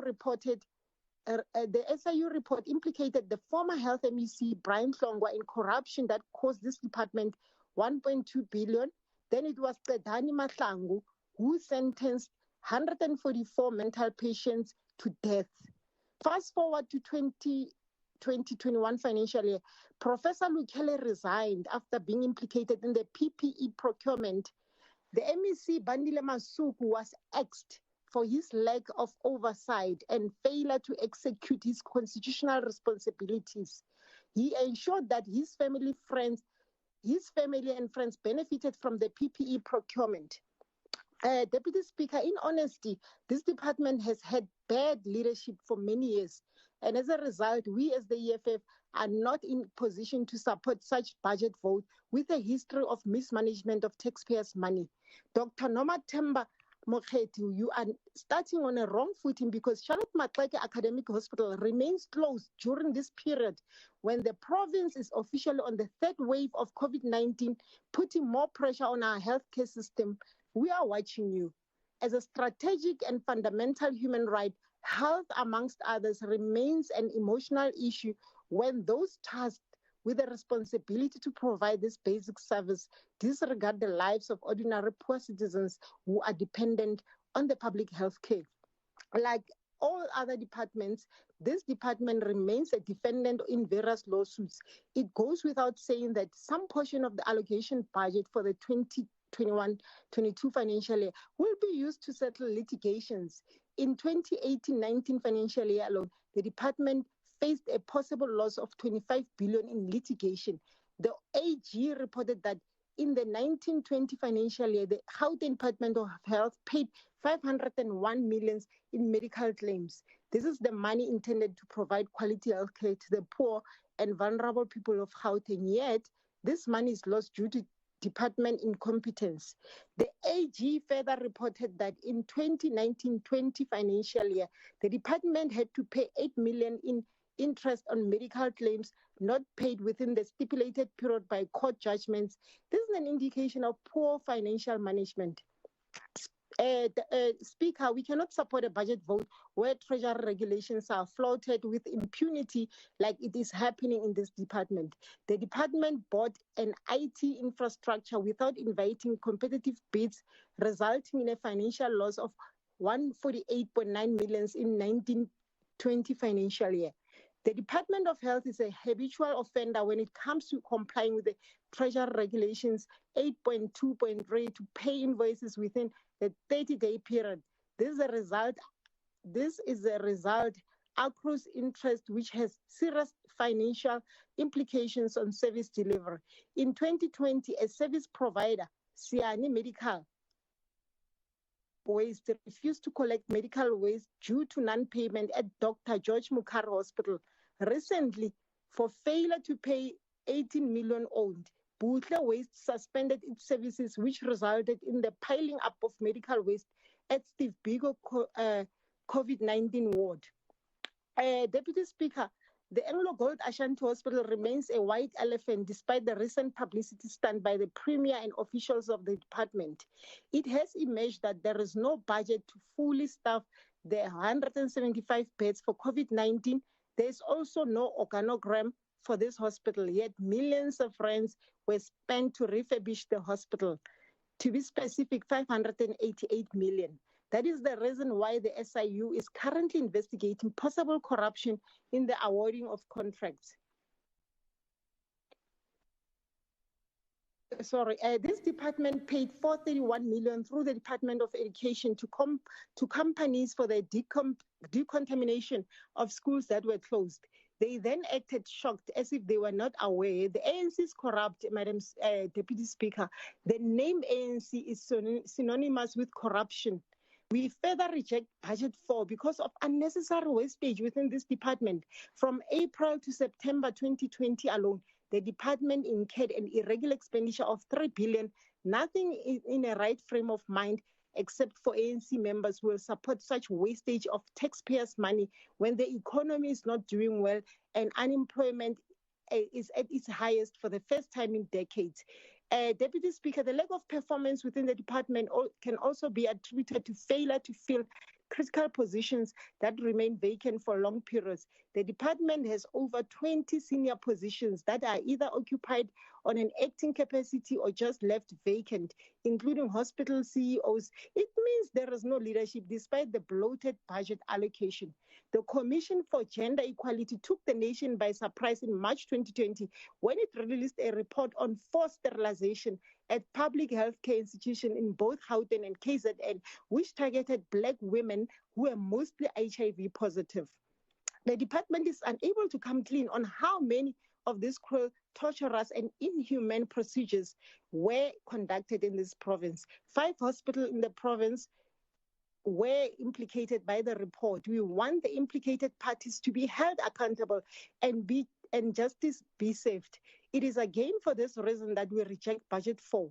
It was also observed that for years, the department has been failing to implement the e-health record system. This is one of the reasons we find long waiting queues at public healthcare facilities because of non-compliance by the department to enforce directives for compliance and hold individuals accountable. The department does not have a plan to recover the monies owed to it. The non-collection of money ultimately ends up with some money being written off, which impacts negatively on the provision of services to the poor black majority who are dependent on public health care. Deputy Speaker, we are officially in the third wave of COVID-19 pandemic. We know that the ANC hyenas are waiting patiently to loot. We want to let them know that we are aware that last year, through corruption, 4.5 million was paid to companies that did not supply any goods. 5 million was paid to companies to deliver PPEs, even though they did not have any contracts with the department. 82 million were paid to companies that were not registered in the provincial treasury database, and that those goods worth 239 million were ordered from companies that were not tax compliant. We want to let them know that they must not forget that over 40 bank accounts of company linked to the Gauteng PPE tenders are frozen. And we're watching the process as it unfolds. Therefore, a permanent solution for the many challenges in the health department would be for government to have a state-owned pharmaceutical company to produce medicines and distribute them to hospitals and clinics to reduce costs and overpriced medicines from monopoly medical companies. The EFF rejects budget vote 4. Thank you, Madam Deputy Speaker. Thank you, Honorable Alberts. Thank you, Madam Deputy Speaker.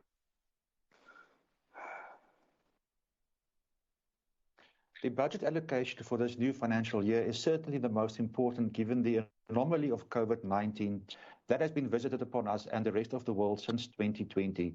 We remain hopeful that this crisis will soon pass. However, we are not hopeful that the ANC government will provide the assistance needed to weather the storm, especially the health department. While we salute the frontline healthcare workers during this time, we can only react with disdain towards the ANC government's management of this important portfolio. The fruits of the ANC's governance leaves nothing to be desired. This department is known for the most scandalous theft of public funds destined for the management of the pandemic, especially on behalf of the poorest of the poor. Furthermore, hospitals continue to experience endemic water and electricity problems. The Steve Biko Hospital, for instance, was without water recently. The Helen Joseph and the Riham Musa hospitals also experience water supply problems. The Charlotte Maxeke Hospital is still not operational after a fire. With the third wave of COVID-19 upon us, it is again clear that this department did not learn any lessons from the first two waves and did not properly prepare. Experts are of the view that Gauteng will not have enough beds available for this third wave, which will be the worst of all thus far. The lesson to be learned is that a budget is meaningless if a department like the health department cannot deliver but excels at criminal conduct with regard to public funds. We, unfortunately, remain unhopeful while the ANC remains in control of this department. I thank you. Thank you, Honorable Alberts. Honorable Adams. Thank you, Deputy Speaker. Deputy Speaker, the myriad of challenges that is faced in the health department. I don't sit on the health committee, but I'm a citizen of Gauteng, and I am fully aware of what is happening at grassroots with regards to the great pain and dissatisfaction that our people are facing. One has to look at the many things that the other members of the legislature has mentioned. And I'm speaking from my heart, Deputy Chair, with regards to the water issue, specifically in my constituency, which is Riham Musa, and also Helen Joseph, and I think there's other hospitals also. But having said that, Deputy Chairperson, it is very difficult for me to sit and look at this, many things playing out with regards to the coronavirus that is plaguing our people. And it seems like in this department, nothing is really happening. So I'm not normally a very pessimistic person. I'm one who wants to look for solutions and one who wants to see where we can assist to make things happen. I don't talk much, but when I talk, Chairperson, it'll be very difficult.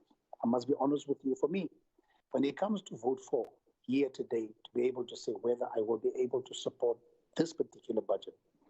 Because if you look at the challenges that our people face, Deputy Chairperson, it is really very, very bad. And I would want to submit that we need to look at how we're going to pull this wagon out of the mud that is in at the moment. So, Chairperson, I want to submit to you today, Deputy Chair. I want to admonish the Health Department, the MEC, admonish everyone in this department seriously. Many people are dying. I am isolating at the moment because I came in contact with a small girl of 8 years because I didn't even know that she would have the coronavirus. Thank you, And there's Honorable no Member. Time up, time up. You must vote properly tomorrow. Thank We'll you, see. Honorable Mkwebo. Wait, Those who will I'm take running this the thing. show here. Wait. Honorable Fuchs. Chair, thank you very much. You know, despite the fact that 56 billion rands of public funds has been allocated to this budget, an inability to spend the money efficiently denies the citizens of Gauteng dignified and quality health care. All of this, as my colleague has so eloquently explained, in the face of the COVID pandemic, our main hospital shut for months because of a fire, and other shortages of water in hospitals. When I joined this legislature in 2014, I heard about the so-called turnaround of the health department, and in my naivety, I was happy that the problem had been recognised and that remedial action was being taken. But then, time and time again, I heard the Premier making the same undertakings about turning the department around, and even an announcement that we had turned the corner. This made me realise that all we are getting is propaganda to hide the sorry state of this department. When I sit in the health portfolio meeting and drown in a deluge of stats, I ask questions to determine whether there's any improvement in terms of performance. The officials come across as deer caught in the headlights of an oncoming truck, and I get a sense of crisis management and a lack of oversight and leadership at all levels in the department. The amateurish management and planning in this department is clearly depicted in the outcomes of the 2.5 billion budgeted for COVID infrastructure. Just over 2 billion has been spent thus far, with a number of projects still incomplete. 589 million was budgeted to refurbish Anglo Gold Ashanti to create only 181 ICU beds, when this amount of money could have built a whole new hospital from scratch. Then, of course, we have the Nasrec Field Hospital, where the spending was 243 million against a budget of 176 million. It is a great shame, Chair, that this facility, despite its cost and overspend, was largely underutilised in treating COVID patients before it was decommissioned. A huge drain on the health budget is the lack of value for money received from the Department of Infrastructure Development. None of the occupational health and safety projects planned for last year got off the ground, and there are a number of other projects that have not been completed as planned. Now, one understands the impact of the pandemic, but the truth is that DID was underperforming even before the pandemic. The Health Department has recognised the lack of value obtained from DID, but is hamstrung by the ideological baggage of the ruling party in not permitting them to turn to the private sector for project management. This short-sighted approach results in millions of rands in inefficiency and wastage, a cost that is borne by the public purse. I often wonder whether the Premier would take the same approach if he was using his personal funds, or whether he is happy that someone else is actually footing the bill. Surely the time has come to provide hope to the people of Gauteng by supplementing the lack of skill and expertise within the department by employing or contracting people who are able to efficiently utilise such a large sum of money. Thank you, Chair. Thank you, Honourable Fuchs. Honourable Masuku. Thank you, Chair. Deputy Speaker, and Honourable Speaker in her absentia, Honourable Premier, Honourable Chief Whip of the ruling party, members of the Executive Council, Honourable members of the Legislature and the citizens of Gauteng, ladies and gentlemen. Honorable Speaker, never before has the health budget had so much meaning for the Gauteng residents. For the ANC, it is a year of Mama Charlotte Maxeke, a year of unity, renewal, and reconstruction. In the centennial year since the birth of our national heroine, the spotlight is on 3 challenges that define our healthcare system, namely access to quality healthcare, global pandemics, and infrastructure. On all 3 challenges, the ANC, through its election manifesto, has signed an uncompromising agreement with the people of South Africa to accelerate the change, improve clinical outcomes, introduce historic healthcare reforms through the National Health Insurance, and upgrade critical healthcare infrastructure. In this year's budget, we continue on the same path of prioritizing our COVID-19 response and other public health programs such as HIV/AIDS and TB. We continue to make national health insurance our centerpiece, and we continue to prioritize critical clinical infrastructure, including the issue of reopening Charlotte Maxeke Johannesburg Academic Hospital. Yesterday, we commemorated 45 years of the June 16 uprising. Our commitment to education and health is a reflection of our government priorities since 1994. Since the dawn of democracy, the doors of learning and culture have opened for millions of youth, and healthcare provision has virtually been free of charge to many. Indeed, many challenges remain, but our youth can always rely on us to improve education and health outcomes in the manner that increase their chances to get jobs and remain healthy and productive in the economy. As we remember the sacrifices of the youth of 1976, we also recall the 54th year of the illegal occupation of the Palestine territory by Israel. As South Africa, we went through painful events such as June 16. We know too well the pain of the youth, children, women, and the elderly of Palestine who live their daily lives under the shadow of death. Last month, we witnessed again the brutality of the Israel regime against the people of Palestine, where over 230 Palestinians, including more 65 children, were killed in the sustained attacks by the Israeli apartheid government. With the ongoing global efforts to ensure equitable distribution of COVID-19 vaccines by various organizations, such as the World Health Organization, Palestinians find themselves in a far worse situation as they must endure Israel vaccine apartheid. Israel has refused to provide vaccines to Palestine living under its illegal military occupation. As the ANC, our policy position is very clear. The Palestinian occupation must end and a peaceful 2-state solution must become reality.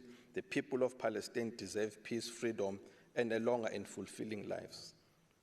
Honorable members, in this centennial year of Mama Maxeke, we shall use all resources at our disposal to fight and defeat COVID pandemic. As we do so, we recall her outstanding character, commitment, and selflessness when she said, "This work is not for yourself. Kill that spirit of self. Do not live above your people, but live with them. If you can rise, bring someone with you," close quote. In debating the budget vote, we seek to reflect honestly and fearlessly on the work done by the ANC-led government since the last budget. As the legislature, we have the duty to ensure that the budget allocation aligns with the provincial medium-term strategic priorities as articulated in the department's 5-year strategic plan. It is for this reason that our contribution in the debate should be informed by facts and concrete realities, not fables and fairy tales, Honorable Bloom, not dishonestly and political grandstanding, Honorable Fuchs, aimed at scoring cheap political point at some point in the right is often that we always do in this House. In 2019, the people of Gauteng went out in their numbers to vote the African National Congress. The health program is the largest program of the 16th administration. It is aligned with the manifesto of the commitment made to our people. In the manifesto, we committed to the following priorities: that we shall improve the patient experience of care, we shall continue to focus on health promotion, We shall prepare for the implementation of the National Health Insurance. We shall improve the health infrastructure and critical skill, and that we shall improve the clinical services, increase 24-hour services in our health services, improve TB and HIV, improve mental health services. It's important for you, member. Improve accident emergency services, and that's also important for some of us who have involved in some skirmishes before. Improve maternal health and neonate. Improve surgical services. And as a last priority, we're committed to reduce the burden of disease. Madam Speaker, like I've said, a lot of people here have resorted to fairy tales and fables. Some of the people have come here and told the House that the infrastructure that was built by the Gauteng Health Department was unnecessary. Today, the very same people are now talking about inadequate beds that are supposed to be provided in this time. They instigated for the closure of the field hospitals. They called them elephants, white elephants, but now we are going to be faced with a crisis, and now we are going to be faced with the issue of having the mother beds. Madam Speaker, the third wave of infection is upon us. We have seen nationally that the average daily infections now stand at 7.5, with Gauteng accounting to over half of these cases. Hospital admissions and deaths have increased due to COVID-19. It is anticipated that the number of new cases in Gauteng will surpass the peak of the second wave. The task is too onerous to expect the Gauteng Department of Health and the provincial government to be the only ones who carry out the fight. We must continue to keep the social compact with all our partners in mobilization and make sure that we give clear public health responses in order to save lives. It's important for the department to make sure that they also respond adequately and timeously to make sure that we're able to deal with this issue of the third wave. And surely that we are going to expect also the fourth wave and the fifth wave going forward. It is commendable that 130 facilities in Gauteng are reporting that the department has increased the platform that provide additional infrastructure in clinical care for COVID-19 patients, particularly at facilities such as Jubilee, Chris Hani Baragwanath, and George Mukhari. As the department now changes gear, focuses on the biggest the department now changes gear and focuses on the biggest vaccination drive in the history of South Africa. We also have a role to play in ensuring that those at risk receive their jabs. We help the elderly to register. The global inequalities regarding vaccines access to develop is general. The call for the TRIPS waiver to expand the global supply of COVID-19 vaccines and medicine is critical to the fight against the pandemic. However, the department with existing vaccines needs to be innovative in ensuring that many qualifying people receive their jabs. The underutilization of community health care workers in ensuring that they can reach the elderly from their homes. It's an area that the department should improve. The COVID-19 pandemic is not only a crisis, but an opportunity for us to accelerate policy reforms, improve healthcare infrastructure throughout the history. A national crisis does not paralyze a people. Instead, it mobilizes their energies to reimagine problems and opportunities are new. We shall not waste the COVID-19 great opportunity to reset only the game but the rules. We must ensure that from the ashes of COVID-19 an enduring legacy of better healthcare system is in place. The solution to the long-standing challenges in our healthcare system lies with the National Health Insurance, whose bill was endorsed and it's also going to be endorsed through the processes. The pandemic has laid bare the inequalities in our system, yet at the same time it has made us appreciate the healthcare solidarity between the young and the elderly. Honourable members, the absorption of 8,000 community healthcare workers by the Gauteng Department of Health is commendable, and it's also a sign towards the right direction. The absorption of this cadre of healthcare workers reflect positively on the ANC government commitment in ensuring that it improves the healthcare system in our province.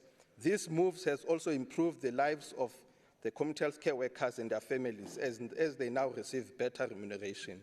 The broader effect of this will reduce an upheaval that negatively impacts on communities in terms of service delivery. The emergency medical services are critical in the rollout of national health insurance. We are quite also pleased that the department has concluded the provincialization of emergency medical services. Provincialization will improve efficiencies with regards to the provision of quality emergency medical services, seamless operations and equitable service across the province with a single command and control, unhindered by municipal boundaries and political whims. The allocation of 1.5 billion towards EMS will pay for provincialization of EMS to fill critical vacancies, improvement of condition of service, filling critical posts, and absorption of emergency care technicians in a laudable. You don't pay them EMS workers. Provincialization is a critical component of improving. Overtime. You don't the pay them. ANC-led government should continue to operationalize and ensure efficiencies to provide seamless and equitable services. The primary health care is the foundation upon which the establishment of universal health coverage in South Africa will be built in. It is for this reason that the budget increases from 18 million to 19 million, marking a 3.7% should be welcome. The increase in the number of community health care centers that are providing 24-hour services from 30 to 32 is also commendable through the activation of Zola and Ebony Park clinics. Community health care centers have received 2.3 million to complement broadening access of quality public health care in the last phase of 24-hour extension of their services. Time up. The slow progress in implementation of HIS is also a call for concern. The budget has been allocated for 3 financial years. The support system to enable modernization. The HIS should be installed, and we hope that the financial progress will be done. Honorable Speaker, it's important to note that the people who make noise, there are people who don't really understand the healthcare system, who rely on fairy tales and fables, who rely on mind-altering substances to make some of the comments. It's important that when the opposition usually brings about debate, they should provide experts, they should provide health experts, so that we understand what they say. The issue of every year getting fairy tales and fables from Honorable Bloom might not be sufficient. And I think it's important that when we continue, we stop politicizing. We stop politicizing COVID-19. We stop politicizing health problems and make sure that we work together as a social compact to make sure that we are able to give a better healthcare system in our country.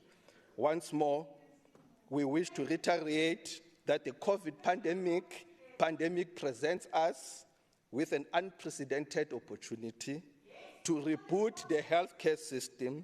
It is an opportunity that we must never allow to go to waste. It is an opportunity for us to redouble our efforts and commit to the universal health coverage. We need to emerge out of this battle having forged an even more inclusive, affordable, resilient healthcare system. The resources allocated through this budget need not to ensure our healthcare system is resilient and agile. The face of the future of the pandemic and the human security threats. Lastly, to the frontline and foot soldiers who have since March 2020 confronted this pandemic with bravery, we salute you. We salute you for taking care of us, comforting us, and being at the forefront of this pandemic. As we debate this budget vote, we do so with a clear conscience and commitment that our decision here will make lives easier as you continue to deliver quality health care service to the people of Gauteng. With that, the ANC will forever support a frontline and a foregoing and a forward-moving transformation of our healthcare system in our province. And let's stop using cheap drugs. Where's the vaccine? Where's the vaccine? Thank you, thank you. Thank you. Honorable members, both those who order. Honorable members, both those who are attending physically here and virtually, let's not abuse each other and the privileges we have in terms of heckling. Your heckling cannot want to drown the... I'm speaking. You will not drown speakers simply because there's privilege of heckling. And funny, those who heckle more, they seek protection from the speaker each time they're heckled. But leave that, I'm not there. I'm just saying let's give each other courtesy and sticking to rules of heckling. Let's not drown each other because we end up not hearing anything. So when we're quiet here, we're not quiet because we do not know or we're afraid, in fact. So honorable members, let's give each other respect, and of course, with your privileges allowed to heckle each other, let's also assist the presidium to get proper recordings. Thank you very much. Let's move on to Honorable Mr. Mukheti. Mr. Mukheti. Thank you very much, Honorable Deputy Speaker. Let me first thank all the honorable members for debating. Open the hospital, Anglo Ashanti. Open the hospital. Honorable Mabunda, thank you very much for your debate. You were spot on in terms of the department overachieving on the test of HIV. We have already tested over 4 million patients. And on the strategic priorities, we continue to guide all our efforts as we enter the third year of the sixth government administration. This includes implementation of the NHI, you are correct, improving patients' experiences of care, improving clinical services, promoting public health education, strengthening government and leadership, and lastly, economic empowerment and job creation. Honorable Mabunda, on NHI, the national health insurance remains a key priority. The department remains a key priority for the department. This is more important in the context of the pandemic. The target is to ensure that everyone has equal access to quality healthcare services by 2030. The transitioning of national health insurance will be implemented in the next 5 years to ensure universal health coverage. Honorable Mabunda, an amount of 150.8 million is allocated towards the implementation of the national health insurance. Can you please open Ashanti Hospital? Let me see. The EMTF.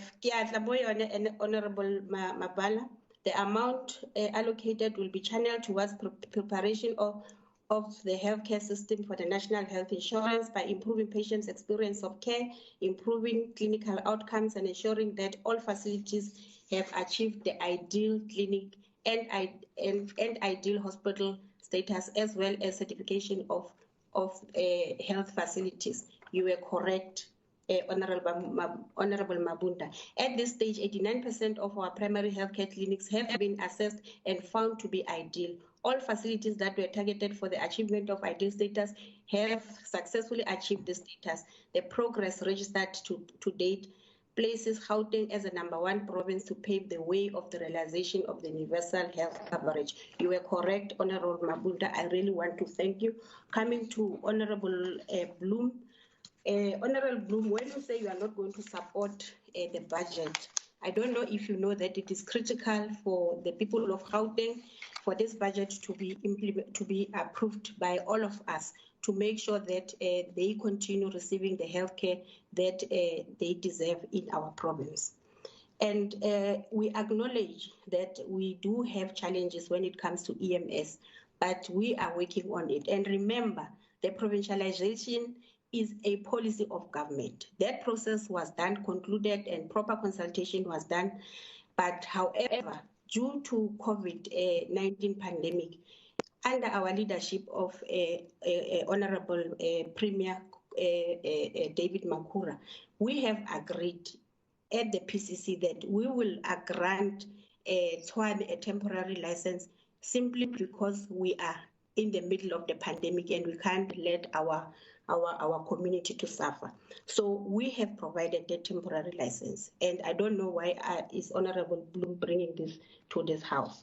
And then with regard to the testing, Honorable Bloom, I don't agree with you. We have improved.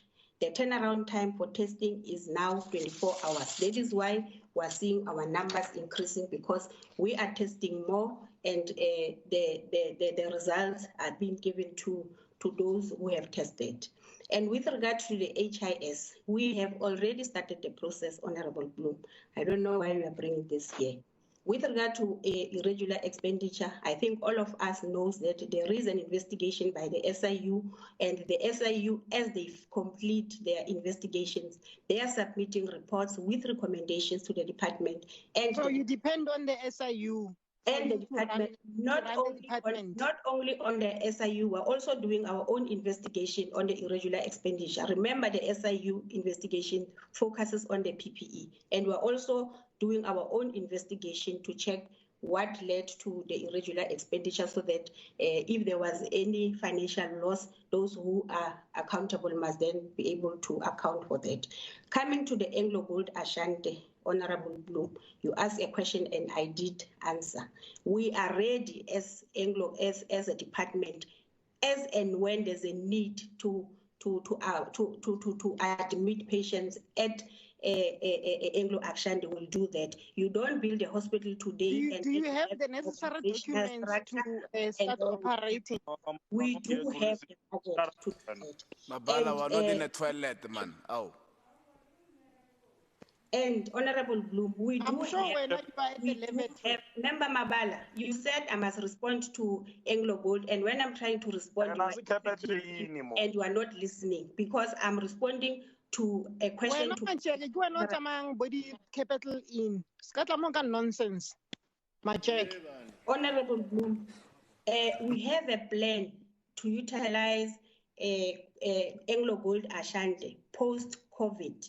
So that plan will be unfolded as and when we deal with the COVID pandemic. I'm not going to respond to the issue of the because I don't know exactly what Honorable Bloom was referring to. And then Honorable Bloom, you mentioned that we don't have any occupational health and safety. We remain committed in ensuring that all facilities meet the occupational health and safety standards. While the targets for the 2020-2021 were exceeded, remember, I also responded to you on that question. We acknowledge that more needs to be done to ensure that 100% of our facilities exceeds the standards set as per Occupational Health and Safety Act. It is for this reason that occupational health and safety functional committees are being established, including all of our hospitals and clinics, to ensure that there are no lapses with the Occupational Health Act and related regulations. Plans are underway to implement 3 standards to ensure proper management system for occupational health and safety in our central hospitals towards ensuring their certification by 2030. Honorable Bloom, we will introduce this new governance. You said there's no governance. We will introduce these governance tools to ensure proper implementation of the safety, health, environment, risk, and quality management. Furthermore, we are training champions to implement the program and internal auditors to monitor compliance with these international standards. Coming to the issue of Charlotte Matleke, Honorable Bloom, the hospital is going to be opened in phases. I think we have said this in many times on the media. The first phase is the radiation oncology services. The fire rational plans documents have been submitted to the City of Johannesburg and have been approved.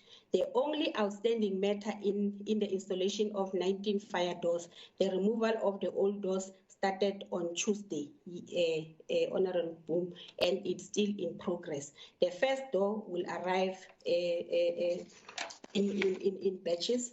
Once all these doors are installed, when are you opening the hospital? When will be invited to do the inspection and then give us a certificate. We expect all of work to be concluded next week, Tuesday, unless something unforeseen happens. We will then communicate. And how about the certificate for Anglo Ashanti? Arab, man.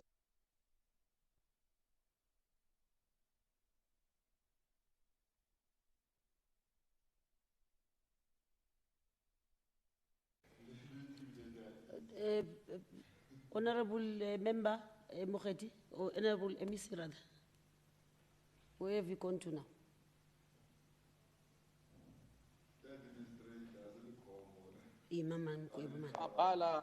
Sorry. I don't know what happened. I've muted myself. And then on the Kopano issue, Honorable Bloom, I think all of us. You mute yourself because you don't want to open Anglo Ashanti. No, we don't did have it an deliberately. We don't have an issue around opening Anglo Gold Ashanti. We don't have Open the hospital. Honorable Bloom, a new contractor has been appointed at Kopano to make sure that they conclude the work that was supposed to be concluded. I think I have responded to Honorable Bloom. Coming to Honorable Mabala,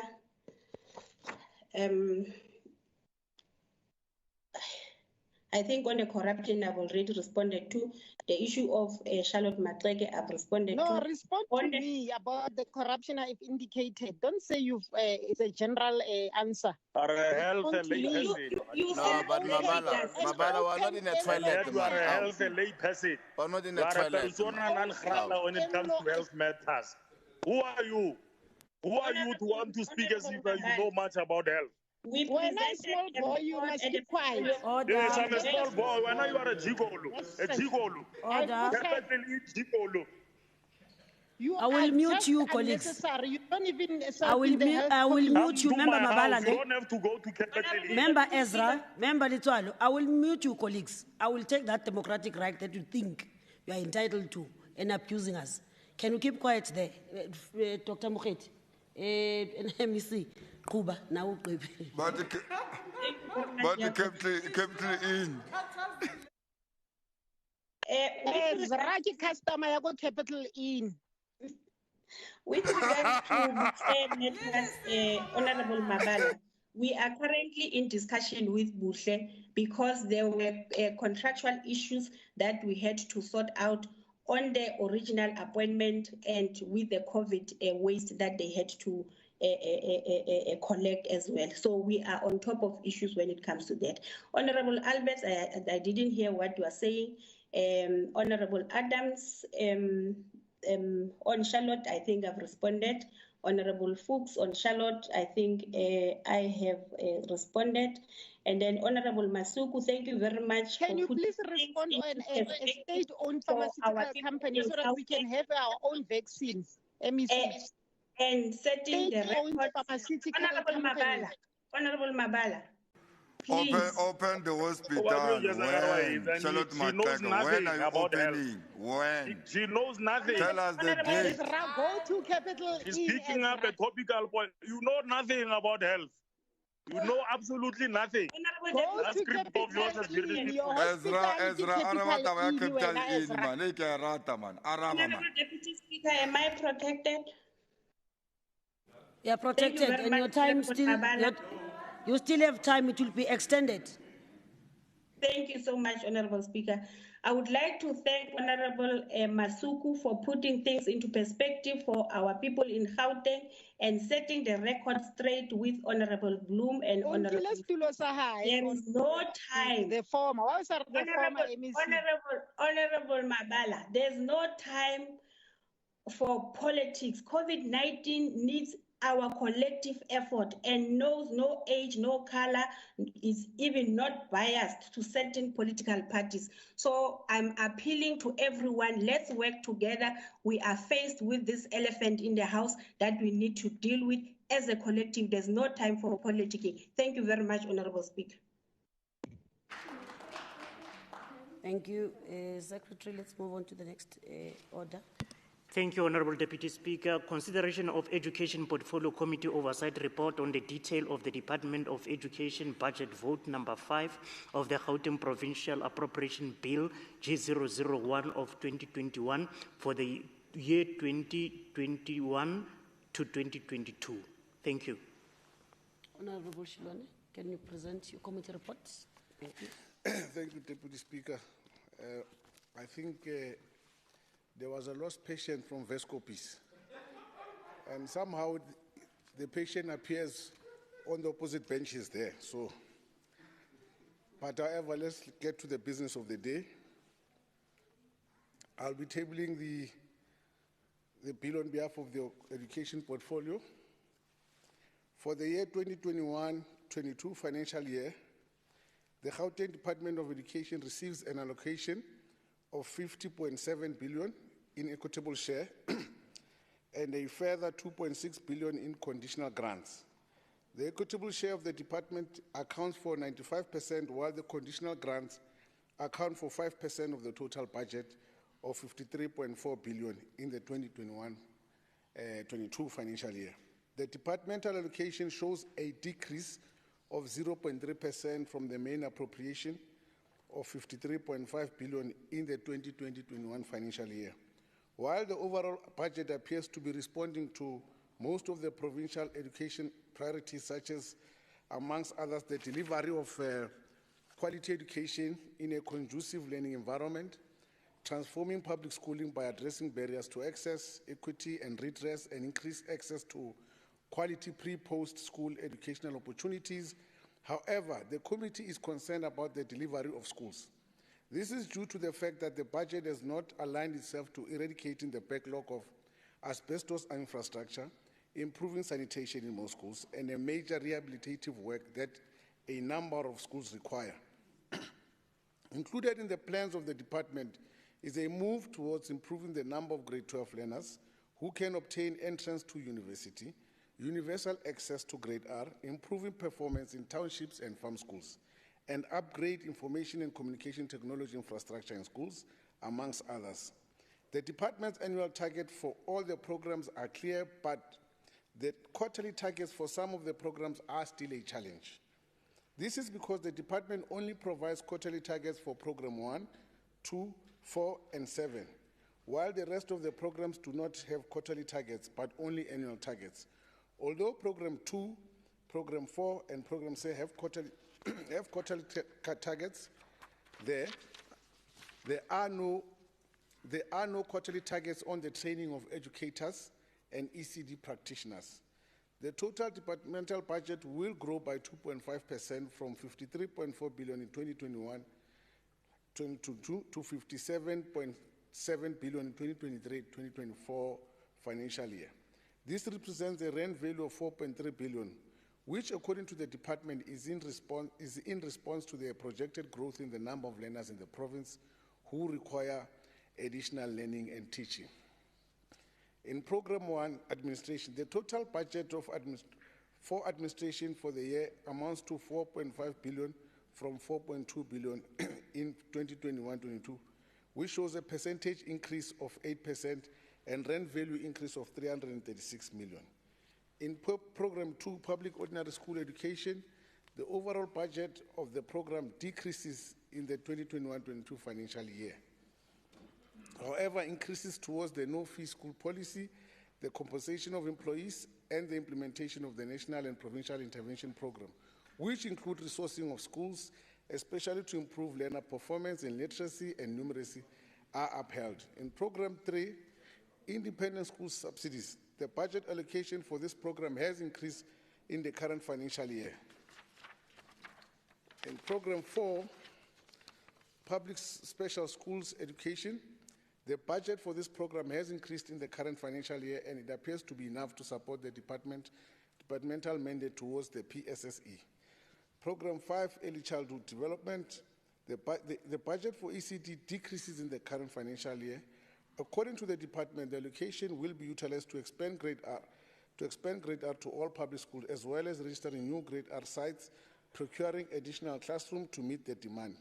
Furthermore, the department reports that it will identify grade R practitioners for training to improve the quality and teaching and learning in the classroom. Program 6, Infrastructure Development. Infrastructure Development Program budget increases towards new infrastructure, rehabilitation, and upgrading of existing infrastructure. In addition, the department will prioritize special schools, infrastructure development, and maintenance. In Program 7, Examination and Education-related services. Through the budget increase in examination and education-related services, the following will be carried out. Support will be provided to employees through human resource development in terms of the Skills Development Act, and provide department provide departmentally managed examination services. The 2021-22 financial year budget of the department is in response to tight economic conditions, and it appears to respond to the key priority areas of the department across the programs and some of their sub-programs. The budget of 53.4 billion will assist the department to achieve the planned targets, particularly in the priority programs such as POSE and ECD as well as PSSE. However, the committee is concerned with the allocation towards the infrastructure, which does continue not to appear to respond to the critical brick and mortar classroom shortages, and this is despite the department also facing a challenge of eradicating unstable, unsuitable asbestos infrastructures in the province. Can the areas that I will not read in the report be considered as read? In findings, recommendations, and implications on lawmaking, the committee is concerned that the department appears to have set modest targets in respect of the number of learners in public special schools and the number of therapists employed over the medium-term estimate. The committee is concerned with what measures have been put in place to ensure the recovery of learning losses in special schools. That's for Program 4. Program 5, the committee is concerned that the target of public schools offering grade R has marginally been increasing by 2 schools for the past 3 years, which may hinder full realization of the universalization of grade R. Program 6, the committee is concerned that the budget does not address the concerns at Rotara Special Education Needs School as being targeted for the current financial year, despite the school being planned since 2018. Program 6, the committee is concerned that the department appears to face challenges with implementing the regulation relating to the norms and standards for public schools infrastructure, full utilization of its budget within the financial year. Proposed recommendation with respect to PSSE, the committee recommends that the department should provide an explanation for the setting of modest target in respect to the number of learners in public special schools and the number of therapists employed over the medium-term estimates, as well as the impact thereof by the 31st of August. With respect to PSSE, the committee recommends that the department should provide a report on what measures have been put in place to ensure recovery of learning losses in special schools. With respect to ECD, the committee recommends that the department should reconsider the low targets regarding increase in public school offering grade R.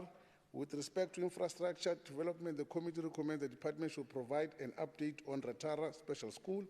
With respect to infrastructure development, the committee recommends that the department should provide in-depth plans to mitigate the challenges around implementation of regulation relating to the norms and standards of public school infrastructure and full utilization of its budget within the 2021-22 financial year. All of this must be reported by the 31st of August. In acknowledgement, the Committee on Education wishes to thank the MEC of Education, Honorable Sufi, and his senior official for the presentation of the budget. Substantial and sustained efforts they have made to inform the Portfolio Committee of the details of the budget vote report. Furthermore, the Chair would like to thank the following Portfolio Committee members: Honorable Hassan, Honorable Makubela, Honorable Mpisi, Honorable Ramulifo, Honorable Dos Santos, Honorable Mukwebo, Honorable Mazui, Honorable Duval, Alberts, and Honorable Adams for their dedication and support during this process. And furthermore, thank the group coordinator as led, the support team as led by Ms. Zuzuwe Pansombalo, Bisekina Noel, and senior coordinator Shalin Gaya, and the rest of the team is outlined there. In accordance to Rule 117, 2C, read together with Rule 164, I, as the Chair of the Committee on Education, hereby recommend that the Education Portfolio Committee Oversight Report on the Gauteng Department of Education Budget Vote 5, Report 2021-2022 financial year be adopted by the House, taking into account committee concerns and proposed recommendation made in this report. Thank you. Thank you, Honorable Member. Is there a seconder? I rise to second.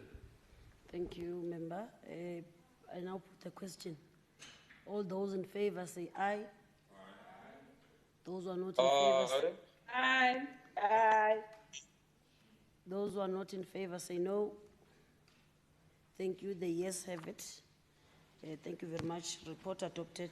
Secretary, please take us to the next order. Thank you, Honorable Deputy Speaker. Order number 9, budget speech and debate on the details of the Department of Education budget vote number 5 of the Gauteng Provincial Appropriation Bill G001 of 2021 for the year 2021-2022. Thank you. Thank you, Honorable MEC. Yes, Thank you so much, Madam Deputy Speaker, our Honorable Premier, Honorable members of the Executive Council, our Honorable Chief Whip, and leaders of the opposition parties, Honorable Chairperson Chilwani, the Chair of the Education Portfolio Committee in this House, Honorable members of the Education Committee, members of the Legislature, the leadership of teacher unions, student movements, and school governing bodies, invited guests from the education community, the leadership of the department, that's the officials of the department, honored guests, ladies and gentlemen.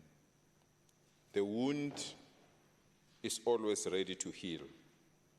The scars are ready to vanish, but almost daily, we are reminded about our wounds and scars.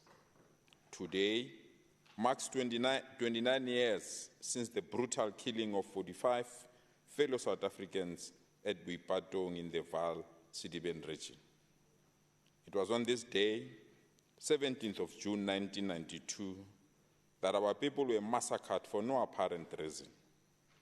To date, no one was prosecuted, and therefore, no justice, no closure. We are reminded that we didn't build our own schools by those that are denying access to our schools. We are reminded that our ancestors didn't know how to write or read by those that does not want to share a desk with our children. We are reminded that the color of our skin is still inferior. Regardless of these provocations, we chose reconciliation because we know the pain of hatred. We chose peace because we suffered under a violent regime. We chose non-racialism because we know what racism can bring. All our attempts to build peace, reconciliation, and racialism are ridiculed or are used to undermine us as we love peace and we are peace-loving citizens. How can we heal when the wound is attacked daily? We are reminded that we need to be aware that this government that is running this democratic state is a government that has not cared for the weak. We are reminded by those that created problems for all of us that they don't care about the work and progress that we are making to make our country a better country. Yesterday, we marked 45 years since June 16, 1976. Yesterday, we marked bravery beyond measure by young people. Yesterday, we marked the rejection of gutter education. Yesterday, we marked the end of fear and the beginning of change. We, the children of Tsietsi Mashinini, we stand firm. We, the children of Khotso Seahlolo, we recommit ourselves. We, the children of Mbuiseni Makubo, we reiterate our commitment that we can't be cowards, not today, not tomorrow. We can't be scared, not today, nor tomorrow. We can't be afraid, not today, not tomorrow. We declare our love for non-racialism even when racists provoke us. We declare our love for better education for all, even when racists refuse to share a desk with our children. To declare our love for peace and reconciliation, even when racists come to our schools to insult and provoke us. We, the children of Tsietsi Mashinini, Khotso Seahlolo, Mbuiseni Makubo, declare to all to know that there comes a time in any nation to submit, or fight.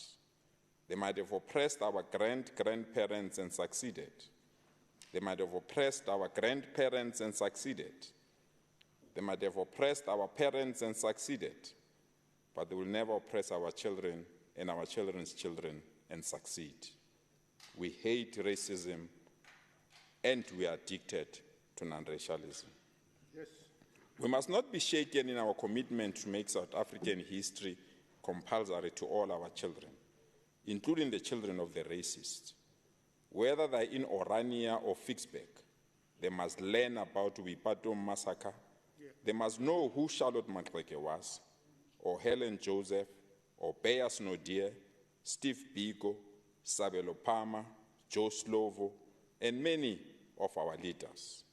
It is within this context, as the Gauteng Department of Education, that will produce a concept document to finally change the racial landscape of our education system in our province.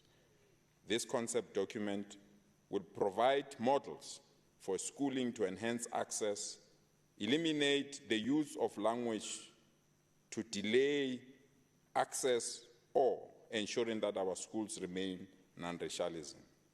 We'll review the appointment of educators to ensure that all our schools reflect the composition of our country and that each and every child has a right to attend to a school of their choice. This, we are doing it to honor those that sacrificed their lives 45 years ago, June 16, 1976.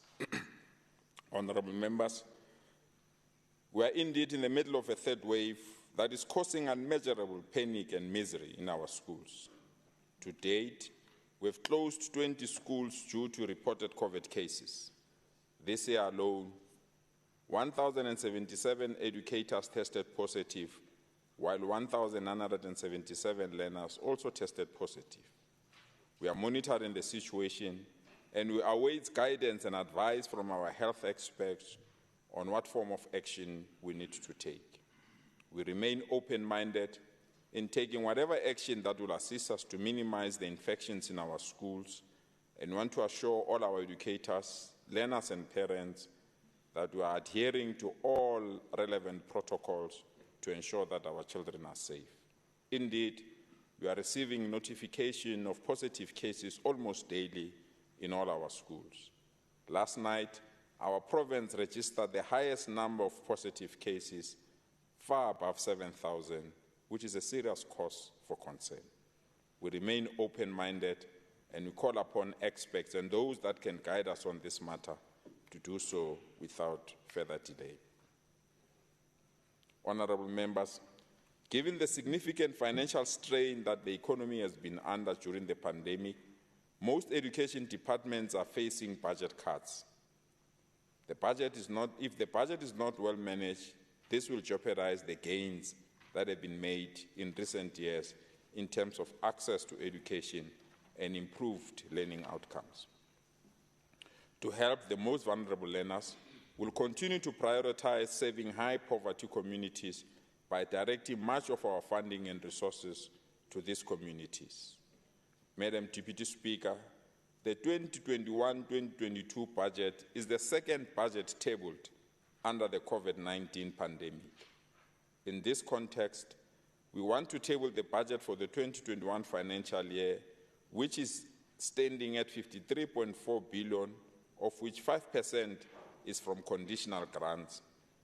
This budget is 0.3% less, or 135 million less, as compared to the previous budget in the 2020-2021 financial year.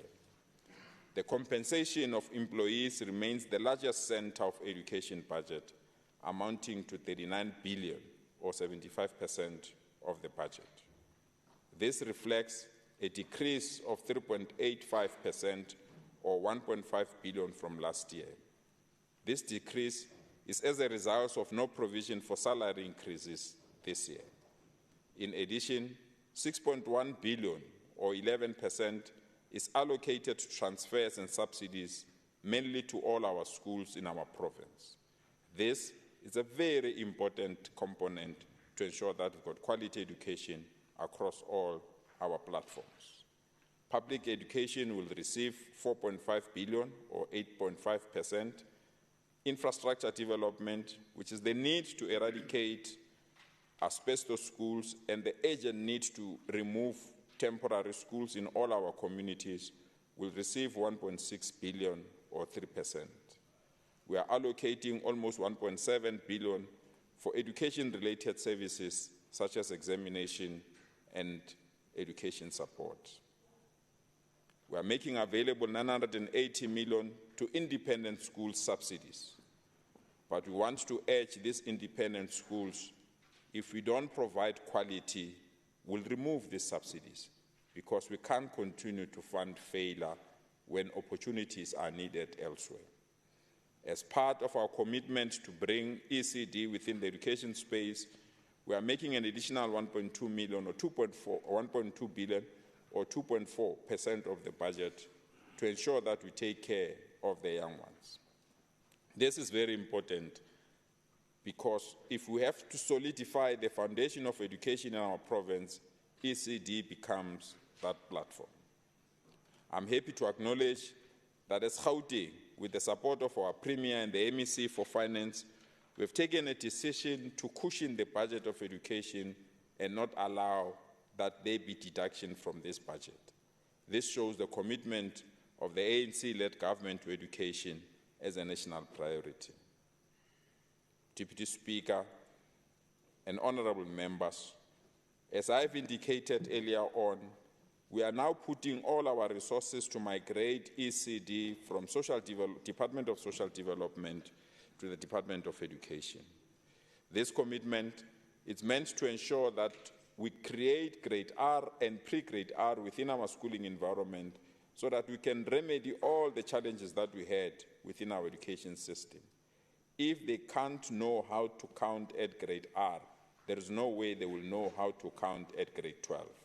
It's very important, therefore, that we put all the relevant resources to strengthen and solidify the grade R platform. To date, we want to register 500 practitioners for a Bachelor of Education degree and diploma in grade R so that they must provide the quality education that is needed at this level. We want to also to assure all our community grade R centers, or what is commonly known as crèches, that the transition to a formal grade R is now in full steam, and from the 1st of April 2022, they will be migrated fully so that they can provide all the relevant services that are needed. Deputy Speaker, we have solidified and finalized our ICT investment. To date, we've got 79 full ICT schools in our province. Of the 79, 49 are secondary schools, while 27 are primary schools. These schools, it's one learner, one tablet, one teacher, one laptop, one classroom, one smart board, and the entire school is connected to the wire. This allows education to take place even remotely when COVID hits us. We are intending to conclude our rollout of our full ICT schools to grade 9 and 10 from grade 9 and 8 by the end of the 2022-2023 financial year. We are now launching schools of specialization in our province, and we have launched 35 of these schools. To date, 21 have opened and 16 are finalizing their preparations. These are the schools that will assist our learners to acquire the relevant skills while they're still within the school premises. To date, we have launched a school of entrepreneurship, a school of hospitality, a school of transport, a school of manufacturing, a school of logistics, aviation, and maritime studies. We believe these schools pave the way for our children to participate in the three-stream model. We are also investing our resources in what we call technical schools. These schools, we are adding new 9 subjects in our curriculum in our province this year. These 9 new subjects include civil technology, construction, civil services, electrical technology, power systems, electronics, digital systems, mechanical technology, automotive, fitting and machining, as well as welding and metalwork. You will see from these skills, our children will be empowered to participate in what we call quality education in our lifetime. In terms of infrastructure, we want to commit to ensure that all the schools that are built of asbestos are eradicated in our province. 20 of our schools have been identified and they're about to be built. I want to take this opportunity to thank our Premier, members of the Executive, the Chairperson of the Portfolio Committee, as well as stakeholders within the education sector for the support they've given us in this department. We want to make it quite clear, quality education starts now and it can't be postponed. Thank you so much, Deputy Speaker. Thank you, Honorable MEC. I request just to deviate a little bit. There is a motion or rather announcement from a colleague, I almost said MEC. Just shortly. Oh, you almost said MEC? Yeah. No, it's going to happen in 2024. Thank you very much, Deputy Speaker. I, a member, Mukwebo, the party leader of the EFF, hereby tables a motion, the following motion in terms of the Rule 121, read together with the Rule 117 and 32 as follows. Noting that Honorable Munisi is on maternity leave until the 2nd of August 2021, and further that members' leave of absence for 30 consecutive working days must be considered and approved by the House. Therefore, request the House to resolve that the leave of absence be granted to Honorable Munisi until the 2nd of August 2021 while on maternity leave. I thank you, Deputy Chairs of Chairs. Thank you, Honorable Mukwebo. Do we get a seconder to that one? I second. Yeah, it's seconded. And I'm going to put a question. All those who are really seconding this motion say yes. Yes. Yes. And then those who are not seconding say no. Yes. Let's move. Yeah, the yes have it. Let's proceed with the proceedings. And then I'm giving to, let's give Honorable Hassan. Thank you very much, Deputy Chair of Chairs. Let me start by acknowledging the Speaker, the Deputy Chair of Chairs, the Honourable Premier in his absentia, MECs, the Honourable Chief Whip, members of the Provincial Legislature, and of course, the people of Gauteng. Good day. Deputy Chair of Chairs, we meet today exactly 15 months since the declaration of the national state of disaster in response to the COVID-19 pandemic. And it seems a lifetime ago already. We also meet 2 days after the President has adjusted the lockdown regulations to alert level 3 in the fight against COVID-19. But most importantly, we meet a day after Youth Day, wherein I was with young people in KZN and arrived back just now. This year marks the 45th anniversary of the 16th of June 1976 and the student uprising in Soweto.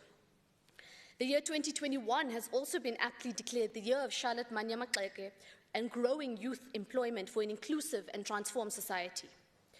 Madam Speaker, the quality of the country's education has a major impact on its economic development prospects. And beyond that economic element, education is a right enshrined in our Constitutional Bill of Rights, and it is a right that allows for the provision of equitable chances for economic participation. 45 years, however, after the 76 uprising, significant progress has been made, and particularly improving access to better quality education for all. But there is still more work that needs to be done. As a leader of a generation that has been likened to that of 1976, the Fees Must Fall generation, we must not lose sight of the work that still has to be done. The war is not won, and COVID-19 has had a major negative impact on the education system and its accessibility, particularly to the poor and working class of our country. Those in private IEB schooling systems have been able to successfully maneuver the pandemic because of their positioning on the class food chain. However, millions of young black South Africans have not had this luxury, systemically so. And while there are many schools in our township who are very high performing and are examples of excellence, we need to strive to make that the case for every single school in the public sector. This inherited, commodified, and parallel education system must be changed and decolonized. And key to this systemic change is a responsive and progressive education budget. Deputy Chair of Chairs, the ANC-led government has put forward a provincial budget for the 21-22 financial year, focusing particularly on education and health, which we know are the chief amongst the greatest challenges we are currently facing as we plunge further into the third wave of COVID-19. A dissection of the education budget for this financial year in question illustrates its responsive nature to the crisis we face in the education sector. In terms of Programme 2, poverty, unemployment and inequality remain at extremely high levels in our society, exacerbated by COVID-19. The lion's share of the budget, therefore, is allocated to Programme 2 under public ordinary schooling education. It allocates significant resources focusing on poverty alleviation and help for the disadvantaged. The school nutrition program, scholar transport, school sports, school health, and the twinning of schools all fall under this program. The nutrition program, we know, provides hot meals to learners, addressing the problem of food insecurity in our schools, which we also know has a negative influence on academic performance. Even during lockdown, it was the ANC-led government that continued to provide this service to learners who were not even attending school, because we understood the fundamental role that a progressive government plays in the lives of our people. Another key program here is the Scholar Transport one, which is a departmental intervention linked or aimed at addressing the issues of many learners across the province who have to walk great distances to get to school. This also exposes children and young girls in particular to a variety of safety concerns. The budget makes provision for 44.4 million rand to be utilized towards this, for the benefit of approximately 137,691 learners. In the 429 schools across the province. It therefore only makes sense that a huge portion of the budget is allocated here. In terms of early childhood development, when justifying this budget, we must analyze this program. It is a fundamental process of the education system that we have, and migration of ECD from the Department of Social Development to that of Basic Education is one of the ANC's top policy priorities for the 6th administration. And this is to ensure cognitive development of children and that their preparation for the schooling system is top class. There are countless studies that prove how important grades R and RR are to that preparation, to close gaps, to prevent dropout levels, and enhance academic achievement. It must and therefore will be mandatory for all pupils. To illustrate the political will of an ANC-led government, we aim to ensure that at least 75.8% of grade 1 learners receive formal grade R education. And key to achieving this is the procurement of additional classrooms, training of ECD practitioners, and providing the necessary materials and resources to schools. However, we call on the department to speed up this process, as a decline in this program's budget will not be conducive for the future. Deputy Chair, the outbreak of COVID-19 also highlighted the importance of infrastructure development in our schools. With social distancing and platooning, the need for more classrooms and ICT facilities was starkly clear. Educators have always told us that smaller learner-to-educator ratios are optimal for successful teaching and learning. An unexpected outcome of this pandemic was also a reduction in class sizes due to that social distancing. And educators in our constituency areas and the communities that we represent have indicated that this has made the teaching process easier and more successful, of course, relative to the challenges already posed. We therefore commend the budget for an allocation of 1.62 billion rand that has been set aside for infrastructure development. A significant portion of that amount is allocated specifically for new and replacement schools across all 5 corridors of the province. In addition, we wish to welcome the decision of EXCO and GDE regarding the eradication of mobile and asbestos schools in our province. This must be a key priority of the infrastructure budget, and we also wish to commend the EXCO for their innovative thinking regarding the strategic public-private partnership to speed up the process of that eradication of mobile and asbestos infrastructure. However, allocating responsive budgets is one thing. The subunit of infrastructure development has notoriously underspent their budget. Couple this with a huge infrastructure backlog that the department is experiencing, and you have a potential problem on your hands, MEC. We therefore call on you, MEC, to push this unit under your watch to reach the potential we know you and the department have the capability of doing. Adherence to safety protocols in schools are perhaps our most important tool to fight the virus. There have not been confirmed or single clusters that have been identified to super spreaders from schools alone. In fact, what we are finding is that township schools have been adhering to rotations and the rules very well, and I can speak to this in the constituencies I serve. Of course, there's always room for improvement, but schools are doing their best in an unprecedented situation. What we cannot do is observe a classist, racist lens that blames township schools for outbreaks when this is not the case. We sometimes find other privileged schools acting unilaterally without consultation of the stakeholders in the community or the department. And this presents major challenges to the recovery plans. And these unilateral decisions have rippling impacts on both higher education and the job market skills demand. If we are to beat COVID-19, a collective effort is the only way forward. Deputy Chair, in terms of the contamination of our schools, or decontamination rather, let me start by saying that this decision to carry out the mass decontamination came about in an effort to create a safe and conducive schooling environment, both for teachers and learners. We as an ANC-led government listened when unions and SGBs expressed their concern about COVID-19 contaminations. We did not turn a blind eye then, and we will not now.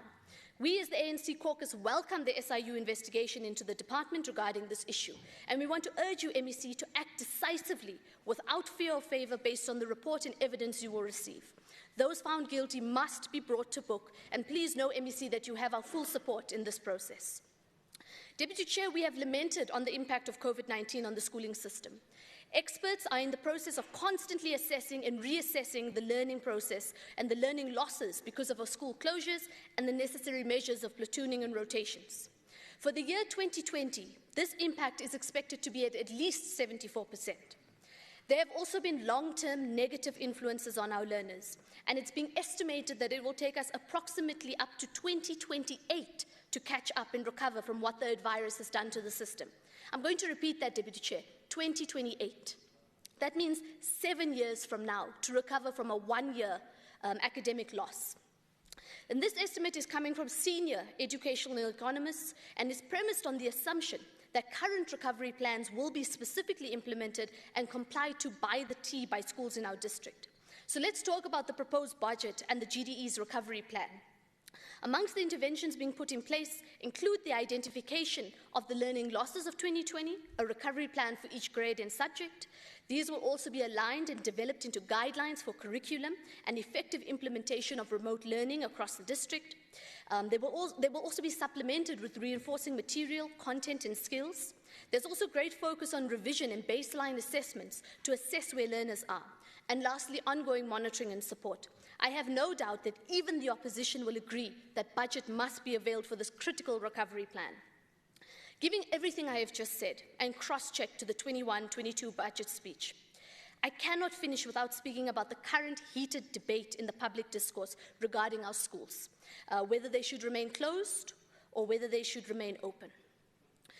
Top international as well as national virologists and epidemiologists have advised governments the world over regarding the return of schools. In fact, it has been the ECD sector that has been first returned to full schooling, followed by primary and intermediary phases. This decision is squarely based in research and science. Amongst the science includes the fact that children have a limited capacity to spread that virus, both to each other and to adults. And if anyone has any questions, I'm happy to send them links and forward the studies. That being said, Deputy Chair, we are not scared to make the decision to close schools, but we will make a decision that is firstly and most importantly premised in the best interests of our children and of our learners. And secondly, it will be a decision based and grounded in science and evidence-based on the advice from the Municipal and Provincial Command Council. It will not be thumb-sucked and it will not be arbitrary. We also wish to welcome the decision to start vaccinating our teachers across the country with the incoming safe batch of the J&J vaccine. We know vandalism is a crisis in our province, and we experienced it throughout the year of 2020. One of the biggest concerns that have resulted in a significant financial loss for the department, and it's an issue that all social partners working with law enforcement agencies must address. This educational infrastructure belongs to the community as a whole and should be preserved for future generations. Another stumbling block in the sector is the disruption of construction projects by groupings of business forums that do not follow procurement standards yet wish to supply services. This is something we must take a very strong approach to. Deputy Chair, let me conclude by saying this. Leading and governing requires bravery. It requires courage, backed by informed decisions, research, and science. COVID-19 has presented the ANC-led government with difficult decisions that require true leadership. And in true character and soul of the ANC, cometh the hour, cometh the person. The education budget vote before us is nuanced. It is progressive. It is responsive to the needs of our people and the schooling system. In fact, many can take a proverbial leaf from this clear budget in a time of a pandemic. As the ANC, we support this budget and encourage our communities to work with us hand in glove. I thank you.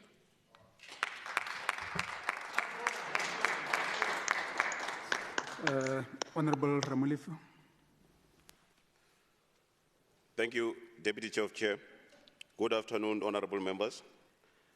The DA shares the concern of parents and different stakeholders that COVID-19 pandemic is severely affecting the education sector. We propose that the vaccination of teachers should be a priority to ensure that there is no further disruption of schooling, as both children and teachers cannot afford to allow the school curriculum to be delayed any further, as it already has since the start of the academic year. The COVID-19 pandemic should be viewed as an opportunity to focus on innovative education. This pandemic must rejuvenate our determination to fight inequality gaps and create more opportunities for all. We have noticed that those whose children have access to resources will continue to benefit, while those who do not have lag behind. The big question is whether this budget of 53.5 billion will benefit our learners and teachers. Will this budget improve the quality of basic education and help our children to access more opportunities, or it will enrich a few people who are politically connected? The ordinary public school budget has decreased by 1.1 billion. Teachers have been navigating through tough times, but this budget does not show this government recognition of their hard work. The administration budget has increased by 336 million rand, but this money should be used to fill teaching posts to help ease classroom overcrowding, not administrative posts.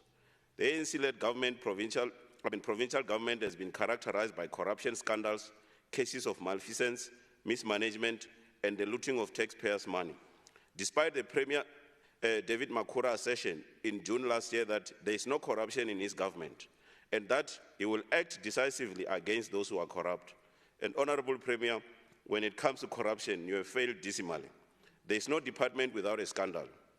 Our mandate is to ensure that the limited resources available are utilized to improve quality of life for our people instead of few individuals who are cronies of the ruling party and government officials. South Africans watched and listened to government leaders thinking that these leaders have their best interests at heart. Little did they know, hyenas were busy looting. This current government is failing to lead social transformation as personal interests dominate the agenda. When the looting was taking place, entrepreneurs were losing their income and they were forced to shut down their businesses and retrench their workers. This resulted in many people losing their jobs and whole families being trapped in poverty. But the COVID-preneurs did not create jobs. They were buying luxurious vehicles, expensive alcohol, and showing off their lifestyles. Unless there are real consequences, corrupt people will continue to deny our people access to basic opportunities. Looking at this budget table today, one will ask how many people will benefit. Does supply chain management include those who will fairly and equally benefit, or is intended to benefit a few individuals who are cronies of the politicians and the officials in the department? In terms of the nutrition budget, only 26 companies are benefiting from 1.4 billion. In the past, more than 400 service providers were involved and were empowered. Does this limited list pursue economic growth, development, and redistribution in a way that will provide people with quality of life? Certainly not. But if we have more service providers, they will be empowered and not depend on government grants, and therefore assist overall efforts to resuscitate our economy and create new jobs. The same goes for scholar transport. How many beneficiaries are intending to empower? A few elites who become rich and brag as if they are innovative and creative while they use connections to benefit. Last month, many service providers who were on the panel marched to MEC's office, complaining about officials who demanded 10% from them to be given tenders. Business forums and department officials are demanding money for doing nothing. The Gauteng Department of Education Supply Chain Management is rotten to the core. A lifestyle audit will expose the extent of corruption in this unit. However, this will be impossible as the Premier has failed to do a lifestyle audit for MECs as he has announced since 2014. The role of government should be to create a conducive environment for entrepreneurs to create more job opportunities for our people, not to milk them. The government has a responsibility to ensure that entrepreneurs are paid on time for services rendered. Unemployment has increased, especially amongst the youth, yet the government response to unemployment challenges are short-term, unsustainable plans. Imagine if all programs were linked to job creation. We will then be able to reduce unemployment. The department has also failed to fill funded vacancies. This simply means that learners from township schools, no-fee paying schools, have no maths and science teachers, further throttling their chances to improve their circumstances when they grow older. Our children are being denied access to opportunities, yet parents from fee-paying schools do not waste time. They appoint teachers quickly to ensure that there are no vacancies. This simply means that inequality gap will continue to widen. A lack of consequence management has resulted in some schools shutting down because of poor leadership, as officials are failing to deliver. Some teachers' unions have co-opted into submissions. They do not champion conducive working environment for our teachers. They are failing to demand the best support from the department. The DA will continue to champion both learners and teachers' best interest. The school infrastructure budget of 1.6 billion is too little to eradicate all asbestos schools in Gauteng. We propose that the Gauteng Education MEC, Mr. Lesufi, should eradicate all asbestos schools before the end of his term of office. Noting that the target was November 2016, the department failed to meet its set target. In the past 2 financial years, almost 3 billion was underspent. This money could have been used to replace mobile schools with holes such as Sunrise Secondary School in Deepsloot. This budget deserves to be readjusted properly to fund the replacement of dilapidated and aging school infrastructure. Learners and teachers must have access to running water in areas like your Deepsloot, your Amanskraal, and Winterfell. Learning and teaching must take place in a conducive environment. The DA has supported the introduction of schools of specialization because they will create much-needed opportunities for our children and speed up the pace of transformation in our schools. We're expecting more resources to be allocated in technical schools to produce highly technical, youth-oriented generation. Our young people should be given a platform to be able to create more job opportunities, which is why all technical schools must be properly resourced with functional workshops. The DA commends the work done by the Special Investigative Unit so far. They are cracking the whip on a corruption scandal involving over 430 million spent in 3 months on decontamination of schools. The preliminary information which is out there for both the Premier and the MEC to act. However, as we have observed in the past with cases of irregular expenditure, where contracts were wrongfully awarded, reports are hidden. My colleague, Member Randall, has submitted written questions about nutrition forensic audit report. MEC Lesufi referred there to Treasury, and MEC Nkomorale who could refer there to the Premier, and the Premier refer back to the Treasury. And this is how the provincial government has been operating. There's no consequences management. Pass the buck, it seems to be the standard protocol. The 4th industrial revolution is here. Can we ensure that Gauteng champions this revolution? The Education Department must provide access to much-needed technological resources to ensure that our learners are capacitated and empowered to lead. It is a known fact that township schools have no basic diverse sporting codes. Schools are still following apartheid patterns where rugby, cricket, hockey, and tennis are reserved for those who are privileged, and soccer and athletics are reserved for underprivileged. This must come to an end. The department should offer equal opportunities to all learners.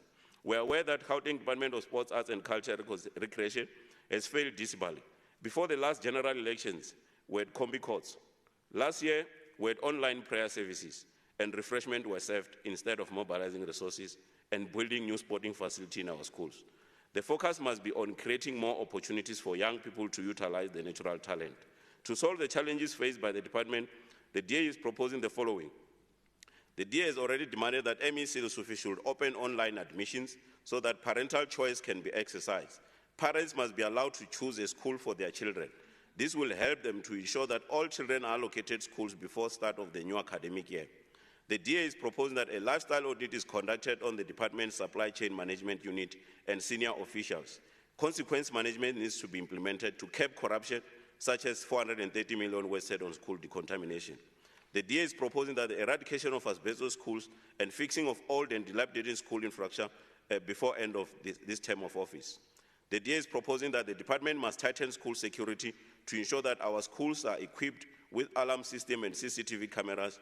We also urge communities to take ownership of the schools and safeguard them.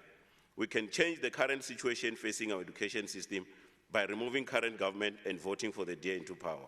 The DA will implement all the suggested proposals, and we already have an established policy on basic education that seeks to ensure that every child has an equal opportunity to learn in a safe and supportive environment.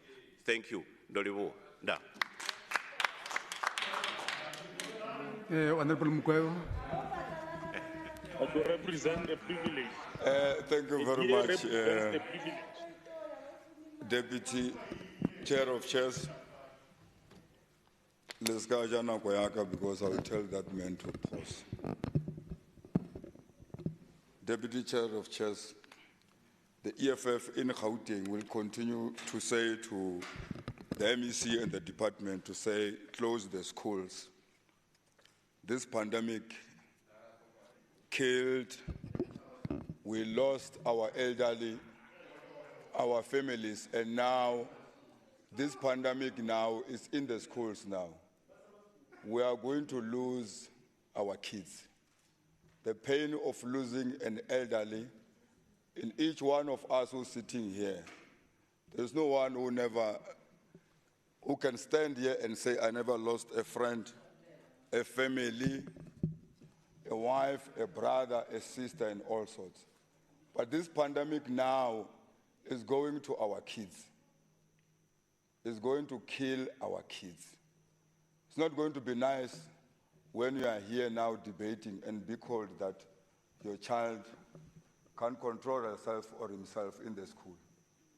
We know that we've got a problem of ambulances in this province, which they will arrive very late to assist our kids.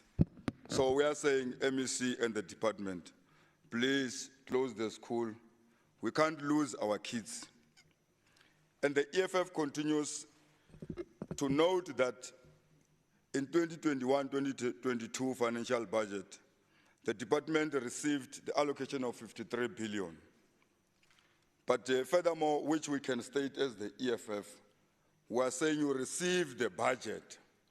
After you receive this budget, you can't even build the schools. You can't even do anything which have to do with infrastructure. But that's normal. We know that your competency is limited in that area. But MEC, you always respond to us as the committee to say this thing of building the schools, yes, I understand there is a serious challenge, but that is not my role to play. It is a DID which is led by MEC Mutara. We know there's a problem there. Even herself, she can't build anything. We don't have hospitals. How can we have schools in this province? The province where you know there's a lot of people who come to this province from different provinces each year. I can tell you now, your online system is just an embarrassment. Our kids, they go and apply in time with their parents. But when January comes, you go to our districts, you find our people standing around in all the districts looking for school placement. The system which you introduced, MEC, and you said is going to assist this province, is not assisting. It's taking a child from Tembisa, for example, taking the child who can't even afford to a place where the parents can't even take that child to. So the EFF, when we stand here, we reject this budget. The main reason is you can't implement and you don't think for our own black people, more especially in the townships. I went and do the unannounced visit since I entered here from 2019. I nearly said you are a good MEC because you've got a good PR. But it's a shame when you go to the township schools, there's no toilet. And then when you arrive there, our kids are utilizing the houses next door. Go to Simunye Secondary School in Beggersdal, the one which is having containers, the one which classes have got holes. The kids in that township, they use toilets from the houses around. I went there myself because I do an oversight. How will I support the budget of a person who doesn't even think about the black people, our black masses in our township? You can go in Kutong, in Merafong. I can tell you now in Kamohelo, the teachers there, males and females in the staff room, they share the same toilets. Our own black people, with the government which you are praising that you are going to champion our needs and you are failing. And then you want the EFF to support you in your budget, which you can't even champion our needs. This one on the side I can't say because themselves, we know they hate black people. You know, sometimes in the years of politics, we tried to say, let's vote with them. We said they're a better devil. But now they're the same with you. They're all the devils.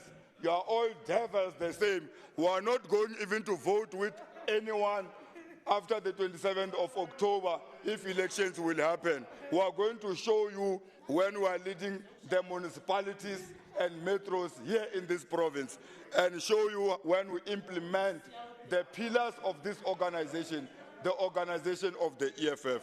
We know you dropped in the elections in 2019. In 2016, we told you that you are going to lose again. MEC, 431 million in Yameti, Yanyamela Matonga from your department. And we asked you as the committee to say where this 431 million went. You said you don't know. SIU came back with a report.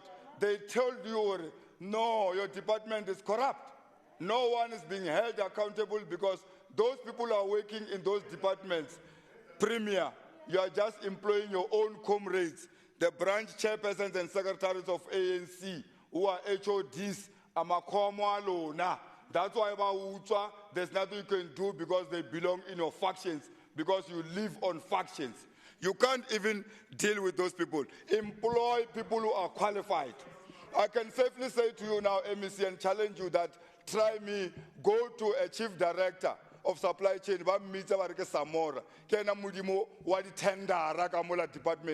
he gives tenders to his friends. And now SIU said to us as the province and as a department to say, to you as a department to say, this supply chain given tenders irregular. And you are not acting about this chief director, whom these people are complaining about. Act. The accounting officer of Department of Education, if it was EFF government, the head was going to roll for him first. Because we can't have SIU which speaks about him, his department, and then he's still enjoying, he's still moving, coming and addressing us in our committees like nothing has happened in this province. Money is gone, and money is continuing to move from your department in your hands. There's nothing you can do because these comrades are your own people and our kids are going to die in this province. MEC, let me tell you now, and your department, that you can't push the Department of Infrastructure. We propose as the EFF to say, if you want us to support your budget, take infrastructure because you are the one who account for the education and the kids of our people. When we usher the Economic Freedom Fighters government in 2024, education will even build their own schools because we are going to have MECs who are going to account because now you can't challenge and tell us about Mutara of infrastructure. Honorable Deputy Chairs of Chairs, we are led by incompetent, corrupt cronies, a department that continues to gamble with our lives and futures of our children with no concrete plans and system in place. The EFF reject this budget. Thank you. Honorable Albert. Thank you, Chair. While this department is the most important Honorable Albert. department. Okay, Honorable Adams. I am available. Chair, Oh yeah, Albert. Point of order, Member Albert is present, but the people are making a noise. Okay, Honorable Albert. Thank you, Chair. Can you hear me? Yeah, we can hear you. Thank you. I will continue. While this department is the most important future-oriented department that must ensure the proper preparation of our children for an unknown and complicated future, it's tasked to deliver the education has been complicated by the arrival of COVID-19. In this context, the Education Committee has appropriately flagged the lack of a standardized health protocol guide for public schools when there is a COVID-19 positive case. Parents are understandably concerned, That is a nice and the replay. protocol should not differ from school to school. The protocol should not allow for the closure of whole schools, save in circumstances where a wave of COVID-19 has swept the school completely, so that a balance can be gained between continued education and COVID management. For the Freedom Front Plus, the safety and future of all learners are important. The findings of the Special Investigation Unit with regard to COVID-19 fraud in the school deep cleaning and decontamination projects is just another notch against the ANC's stellar record of corruptive management of important departments on all levels of government. This department has now officially joined the feast of the corrupt ones. It is horrendous to consider that deep cleaning and decontamination of schools were not required by the Minister of Health or the World Health Organization. Yet, despite embarking on this endeavor, even the delivery of the services turned out to be fake. What did the public funds destined to educate and protect our children actually finance? The SIU found it financed, amongst others, houses, cars, jewelry, and even plastic surgery. So let us be clear. South Africa is bankrupt, and this growing feeding frenzy of funds destined for the poor presents grave human rights violations. If it is not shut down, the people will in the end revolt against this ANC government. I thank you. Honorable Adams. Thank you, Honorable Deputy Chair of Chairs. Let me start by saying something very categorically. I am not going to be forced into what some parties would want me to vote according to their thinking or ideologies. I am a clear-thinking legislator. I didn't come into this legislature on nobody's ticket, but the voters of Gauteng province. Secondly, Really? having said that, for many people, they think that we were just parachuted to this seat and have no idea of our activism over many years. For example, I was the SRC chairperson in Noorderse High School in the 1980s. We mobilized all former colored schools for a long period of boycotts and stayaways, purely because we were fighting against inferior education and substandard education. MEC Lesufi, for me, it was a proud moment when I stood at Noorderse Primary School, the school which was my school and asbestos school that was built. MEC Lesufi, I must admit that I'm acutely aware of where we come from and how the education system has been transformed over the years, especially under your leadership.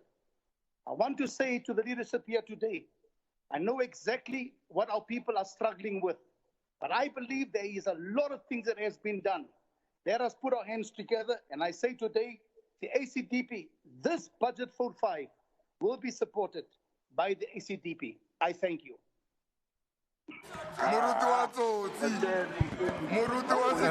Honorable Dos Santos.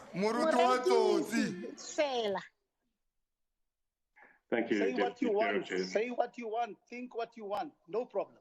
Dos Santos, you are on the floor, Honorable. Thank you, Deputy Chair of Chairs. It is sad to see that in many parts of our province, a child's experience of education is dependent on where they were born and the opportunities that are available to them. The impact of COVID-19 has shown the inequalities that we experience in South Africa, which can also be seen in the education system. The 2020 academic year was hit by COVID-19, and whilst it was remarkable to see how many students excelled with very few resources available, there were, unfortunately, those that were unable to perform, which were predominantly from poorer communities. It is imperative that government bridges this gap. Although it is difficult at times to see the good in something bad, one thing that COVID-19 has shown us is that there are still major challenges in our schools, which since it has been highlighted, we can now work towards making changes, such as those schools that do not have adequate sanitation facilities. We are currently seeing a surge in cases in this third wave, which has seen many teachers and students affected. Just this week, I learned of 2 staff members and a learner testing positive at Johannesburg Secondary School in Homestead Park. We need to stop the third wave and flatten the curve. So we need to be strict with our protocols to avoid having to go through further stricter regulations. We need to speed up the vaccination rollout and have our educators vaccinated as soon as possible. It has shown that irregular attendance of school can create major challenges, especially for children with special needs. Again, I would like to acknowledge all our children and educators for their hard work this year. It has not been easy to teach and learn under the COVID-19 regulations, and it still amazes me to see the resilience and the hunger to learn and teach. It is truly remarkable. Deputy Chair of Chairs, on the Education Budget Vote 5 in Programme 3 Independent Schools, it has been raised in the past that several illegal schools are operating. There are an insufficient number of inspectors to do the inspections and enforcement. So when the department states that it has managed to build up capacity, it is unclear if this is truly the case, considering that there has been a slow pace of inspections over the last few years. With regards to the increase in the number of independent schools that qualify for registration subsidies, it is encouraging to see that there is an increase in compliance and the aim to improve the quality of education in these schools. There are learners that struggle because there are no systems in place to identify quickly any learner problems. In terms of Programme 4, Public Special School Education, we welcome the increase in budgets, but emphasis must be on placing all learners with special needs as speedily as possible, with a view of reducing waiting time. We must also ensure that special needs schools and classes are staffed by teachers who are trained to manage their particular needs. While some parents prefer to send their children to mainstream schools instead of special needs schools, we thus need to ensure that school infrastructure is accessible to learners with physical disabilities. We need to establish sight and hearing tests should be established in schools to ensure that learner problems are identified early and managed properly. In the Western Cape, over 3,000 schools had been visited and over 400,000 learners had been benefited from such an initiative since the rollout in 2014 to 2019. In Programme 5, Early Childhood Development, a recent study showed that around 2/3 of South Africa's children do not have access to quality out-of-home facilities, even though 73% of ECD-eligible children live within a 5-kilometre radius of an ECD centre. Just this week, there was a news article that discusses child literacy in the country. It is estimated that 78% of grade 4 learners in the country cannot read for basic meaning in any learning language. Early childhood education is crucial in preparing children for school, particularly where children come from environments of low stimulation. ECD educators can support children in areas where they struggle, which in turn makes children confident in their skills as they grow. We support the government's plan to introduce grade R at all Gauteng schools by 2024 and to introduce grade RR at a later stage. However, when one looks at the annual targets, it is concerning that there is only a target increase of 2 schools per annum for the next 3 financial years, which indicates a very slow turnaround time. The procurement of additional classrooms will be undertaken, but we could look at shared classes, which can be used in cases where learner numbers do not allow for a full post of a grade R teacher. This may not be practical under COVID-19 regulations, but it is something that we can look at when numbers are low. We also need a per-child grade R subsidy from the state to all public schools, allowing fee-free access to grade R at fee-free schools. What is also not clear is why the budget was decreased when taken on more responsibility from social development. Deputy Chair of Chairs, since there are no longer midterm exams, the DA proposes that the department should review the budget, considering this and reallocate funds that would have been used for the exams into other priority areas such as school infrastructure. The DA will continue to fight for our learners to be taught in a conducive environment where they do not have to be afraid for their health from asbestos classrooms, fear of getting COVID-19 due to classroom overcrowding, and where newer classrooms can be built to avoid more rotational teaching and not risk getting behind on the curriculum. Thank you, Deputy Chair of Chairs. Honourable Makubela.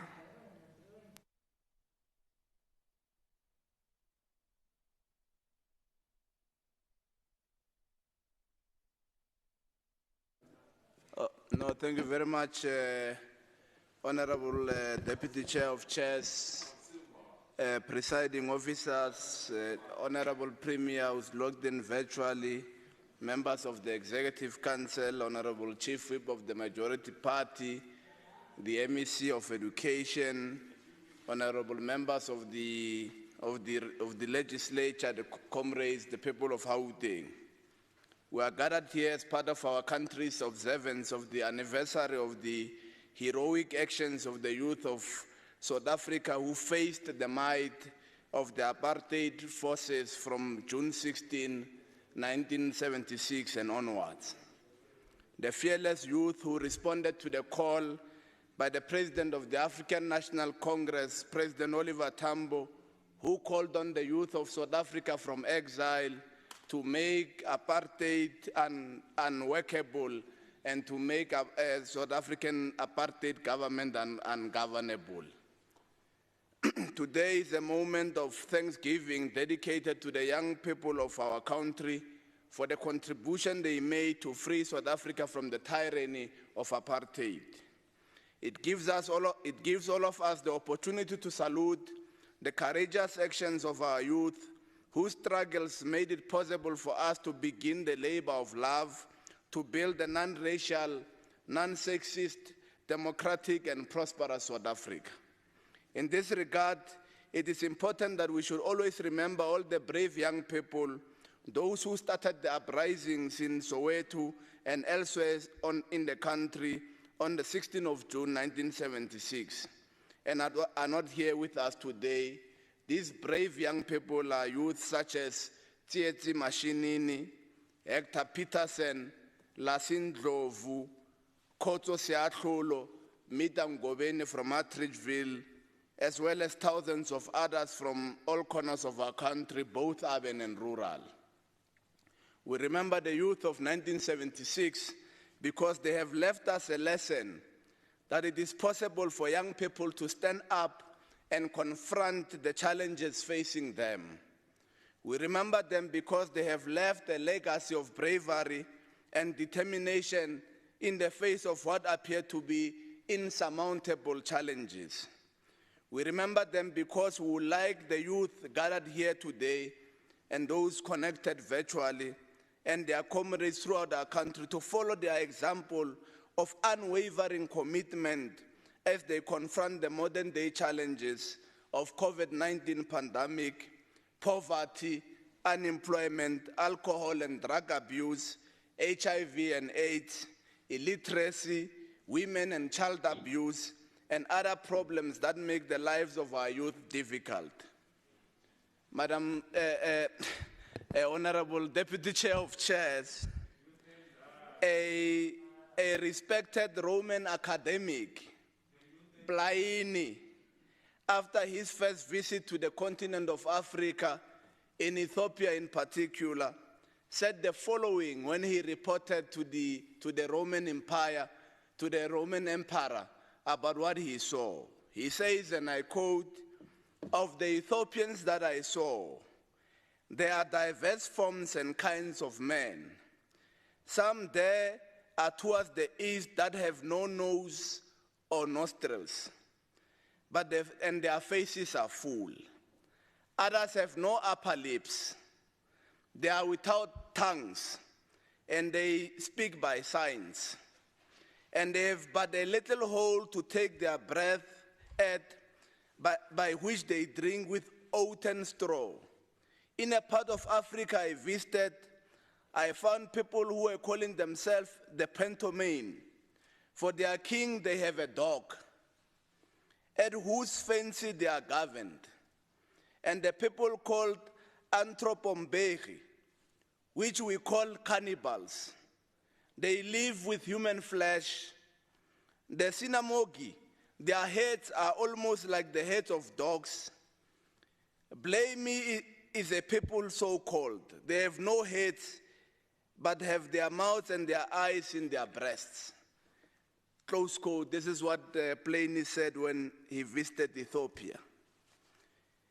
Madam Deputy Chair of Chair, Honorable Deputy Chair of Chairs, I'm quite certain that these images must have frightened many a Roman child to rush to bed whenever their parents said, "The Africans are coming, the strange creatures out of Africa are coming." As we approach this debate, we can say with absolute certainty that today's Romans have a more accurate picture of what we, the Africans, are. They know that we are not the gruesome creatures born of the fertile imagination of an eminent Roman scholar, nor are we the savages and cannibals that we the offspring of that, of that imaginative mind. Nor God has decreed that we should be frightening freaks whom Plani imagined. Madam Honorable Deputy Chair of Chairs, we are not children of a lesser God, and the budget we are about to adopt will surely demonstrate that. Some evil people in our country many years ago conspired to construct a monolithic and ruthless system called apartheid, which heavily relied primarily on covert means for expanding its sphere of influence, on under-resourcing African schools instead of funding all schools equally, on disinvesting on teachers and educators in African schools instead of equipping them with teaching tools and improving their education level. It was a system which has conscripted vast human and material resources into the building of a tightly knit, highly efficient machine that combined the military, diplomatic, intelligence, economic, scientific, and political operations. Its preparations were concealed, not published. Its mistakes were buried, not headlined. Its dissenters were silenced through torture, imprisonment, even death. They were not praised. No expenditure was ever questioned, no rumor of this evil system was ever printed, and no secret was ever revealed. To have a perfect understanding of where we are and where we are going, we ought to understand, Honorable MEC, where we are coming from. I want to repeat what I said in 2019 when we were debating this budget, giving facts that are contained in historic books.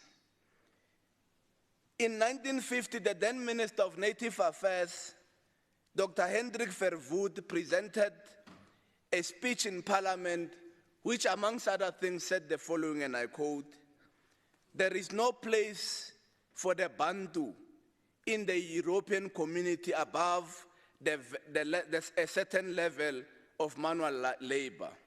What is the use of teaching the African child mathematics when it cannot use it in practice?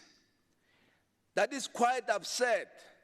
Education must train people in accordance with their opportunities in life and according to the sphere in which they live in," close quote. In this house, the very same house was seated, in 1945, the prominent Transvaal leader of the National Party, J.N. Leroux, makes a statement, and I quote, that we should not give natives any academic education. If we do, who is going to do manual labor in the community? Who is going to attend to our gardens? Who is going to look after our children and clean our homes? Close quote. On April the 20th, in 1964, Honorable Deputy Chair of Chairs, the then 45-year-old Nelson Mandela gave a 29-minute speech to a South African courtroom before his sentencing, retelling his life and his anti-apartheid causes shortly before being sentenced to life in prison. He declared to the court, only 5,660 African children in the whole of South Africa passed their junior certificates in 1962. And in that year, only 362 passed matric, and amongst them was my mother, close quote. In 1958, Honorable MEC of Education, Honorable Banyaza, the Secretary General of the African National Congress, Comrade Dumano Ogwe, makes this particular point to the United Nations, that in African schools, religion was taught 200 minutes per week. Afrikaans was taught 300 minutes per week. English was taught for 205 minutes per week. Mathematics was only taught to the African child for 50 minutes per week, less than an hour. Social studies were taught 180 minutes per week. Health education, health education was taught 180 minutes per week. Close quote. This is the former Secretary General of the ANC, Comrade Tumanogwe. An English scholar, Margel Horrell, in her book published in 1968, shows how much the apartheid government spent on black learners as compared to white learners. And this is very important because this budget will demonstrate that we are spending 100 more than what the designers of apartheid had done.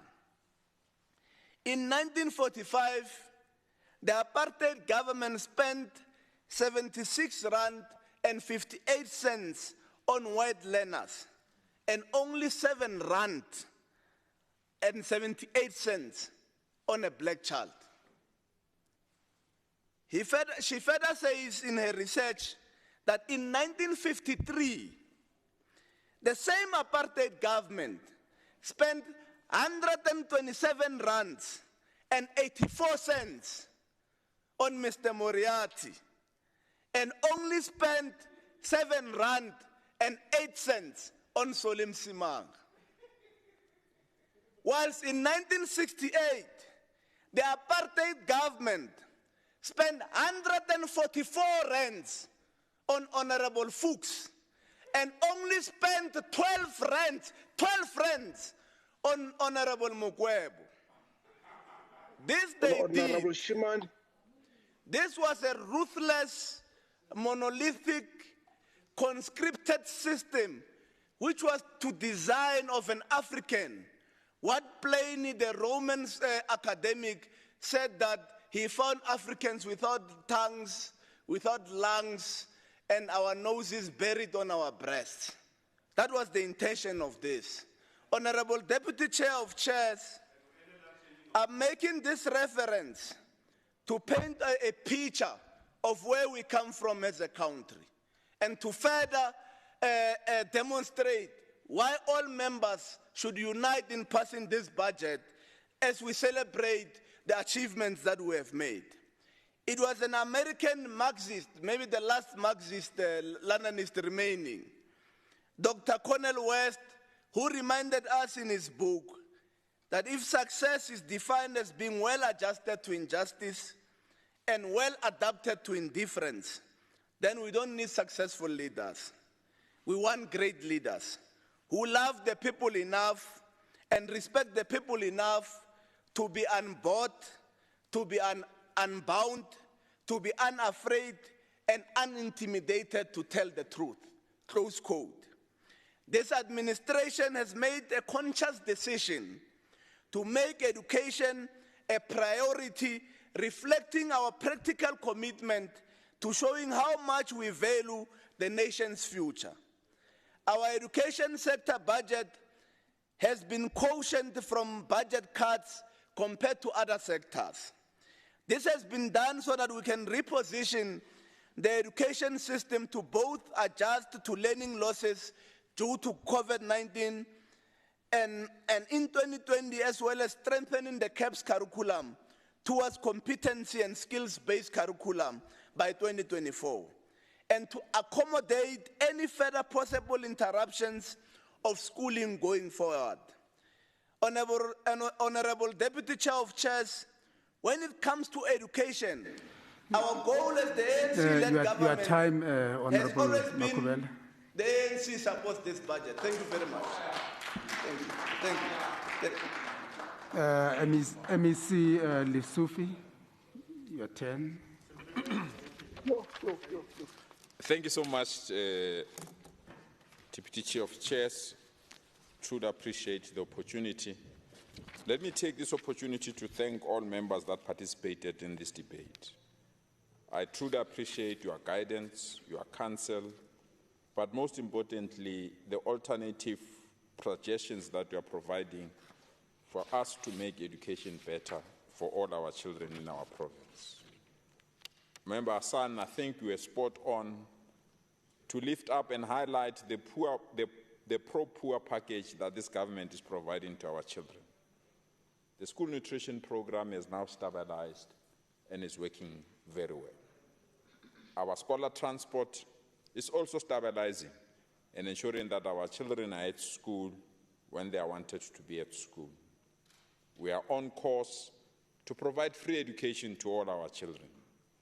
Ladies and gentlemen, you might not be aware, 85% of our schools in Gauteng, no parent is paying a single cent for their children to be in the classroom. This is a major, major achievement of ensuring that our children are not excluded from education. And therefore, we appreciate your guidance on these matters. Thank you so much, Member Hassan, for your commitment to ensure that we act as soon as we get the SIU report on this matter.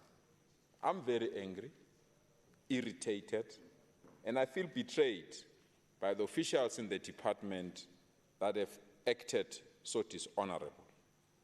I'm waiting for that report. As soon as it lands on my table before midnight, all those implicated will take appropriate action, regardless of who they are and their names, because we can't tolerate this when this department has worked so hard to ensure that it serves our people. This is a black spot that we don't need in this department.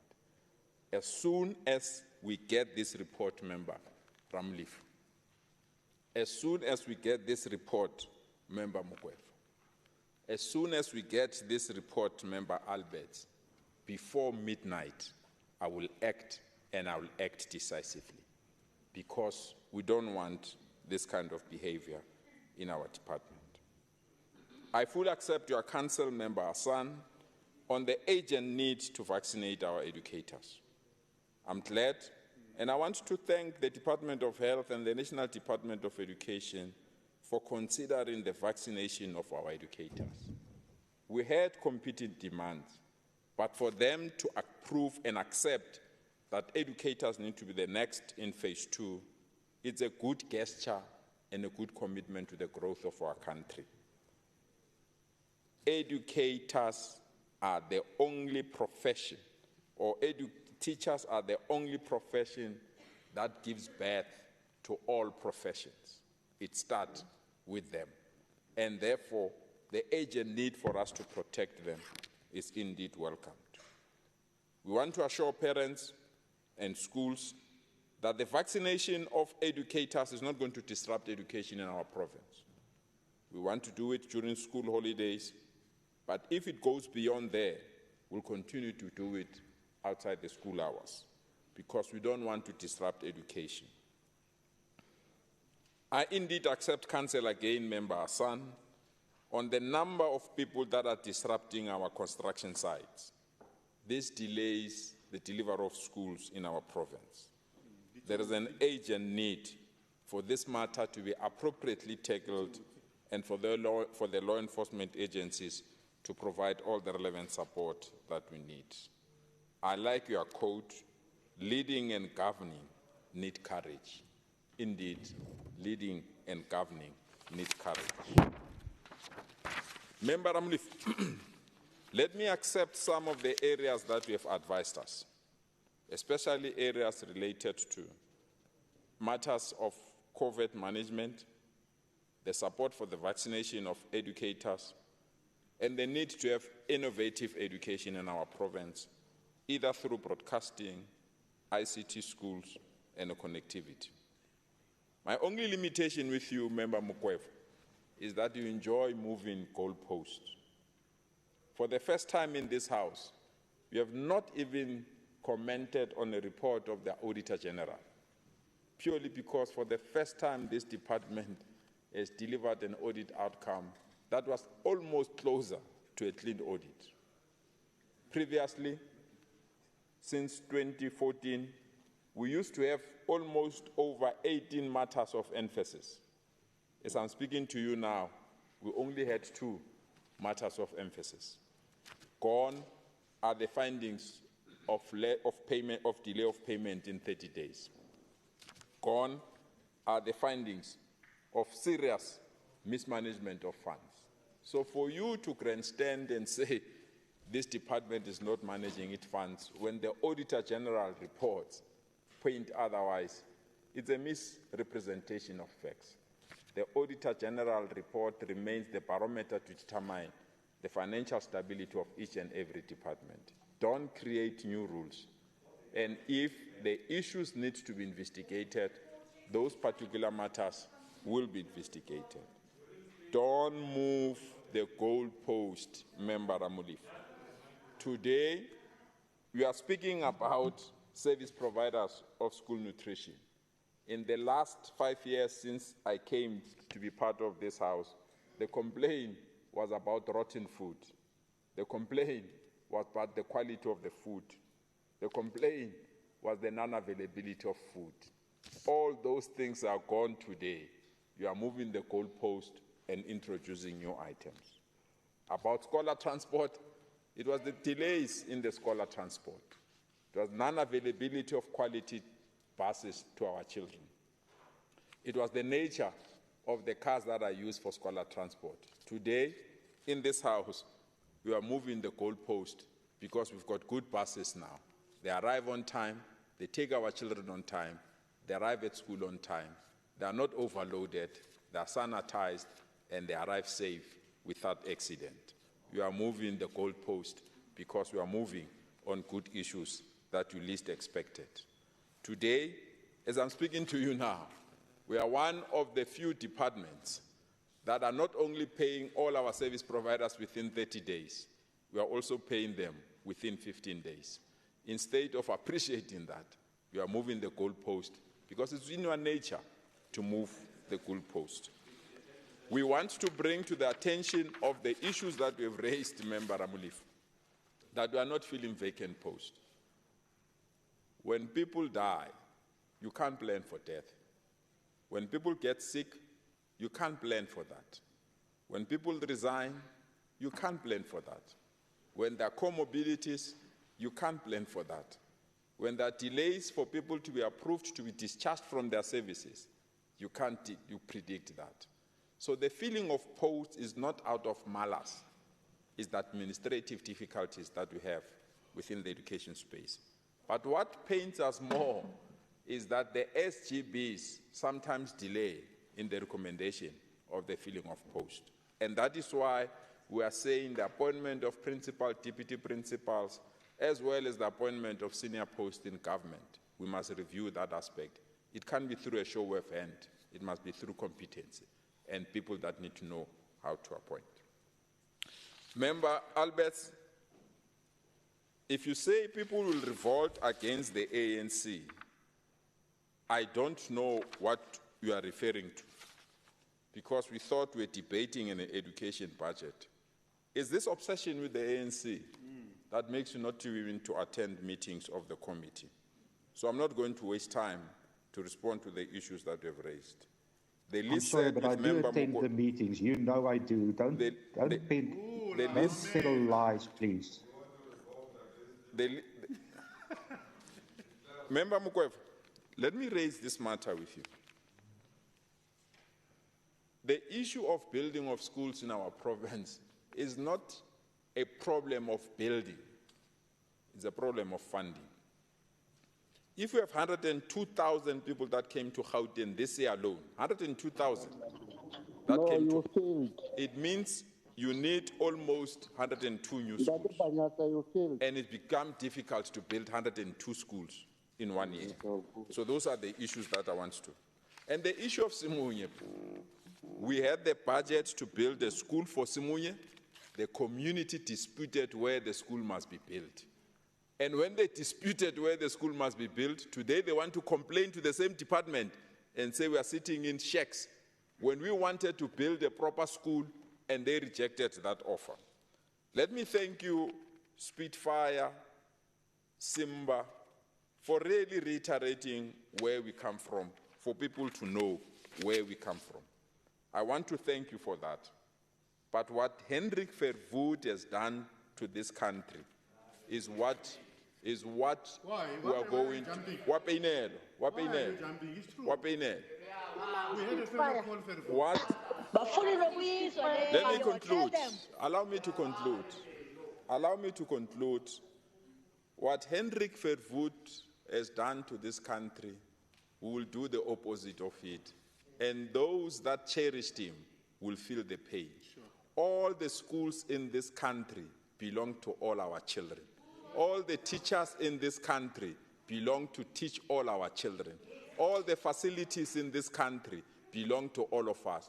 Those who want to exclude our people on the basis of language or the basis of wealth, they must know their time is up. We've arrived. Our children deserve quality education like your own children.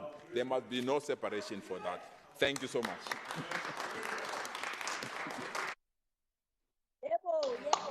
Okay, thank you, MEC. Secretary, read the next order. Thank you, Honorable Deputy Chair of Chairs. Order number 10, consideration of Finance Portfolio Committee Oversight Report on the detail of the Department of E-Government Budget Vote number 13 of the Gauteng Appropriation Bill G001 of 2021 for the year 2021-2022. Thank you. Call upon Honorable Masuku. Good afternoon, Deputy Chairs of Chairs. Yeah. The budget is a reflection of the commitment to put plans in place to improve the lives of the people. This budget presented under unfavorable economic conditions. The persistent slow economic growth continues to have a direct impact on the socio-economic challenges such as unemployment and poverty.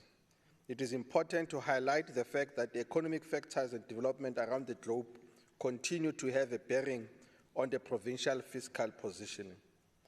The Gauteng Department of E-Gov, herein referred as a department, is charged with the responsibility of bridging the digital divide in the province, as well as to provide government services through information communication technology, including broadband initiatives. ICT is central in modernizing and maximizing the delivery of public service and has been identified as one of the key pillars of the NDP 2030, as well as Gauteng Vision of 2055. It is a catalyst of transforming the economy by creating more jobs and bridging the digital divide.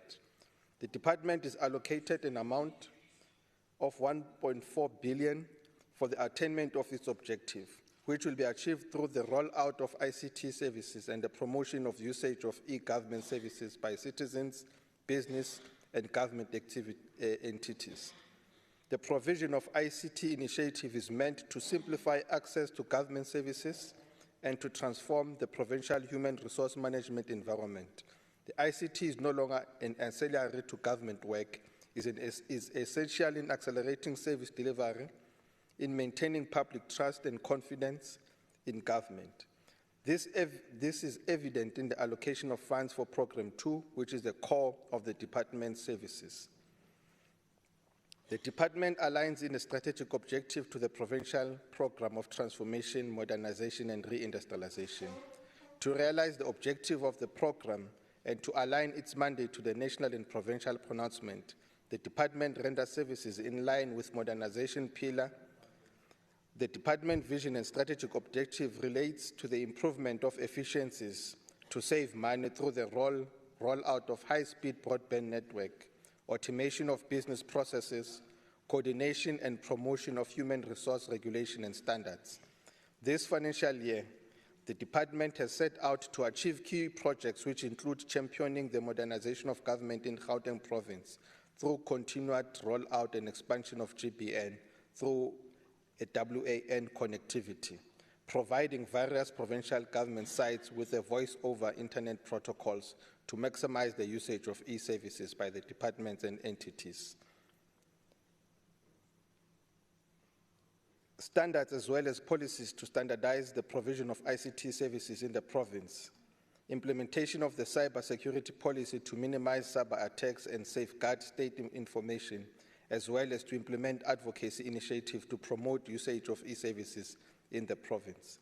The Portfolio Committee, through the implementation of the sector oversight model, will monitor the financial and non-financial performance of the department during 2021-22 financial year, with the aim to hold the MEC accountable in the management and the usage of public resources and to assist the department to meet the set targets. The committee does not have significant concerns regarding the budget allocation and APP of the department for the 2021-22 financial year. The Portfolio Committee urges the department to practice prudence and utilize the funds efficiently to improve internal inefficiencies. The committee extends its gratitude to Honorable MEC N.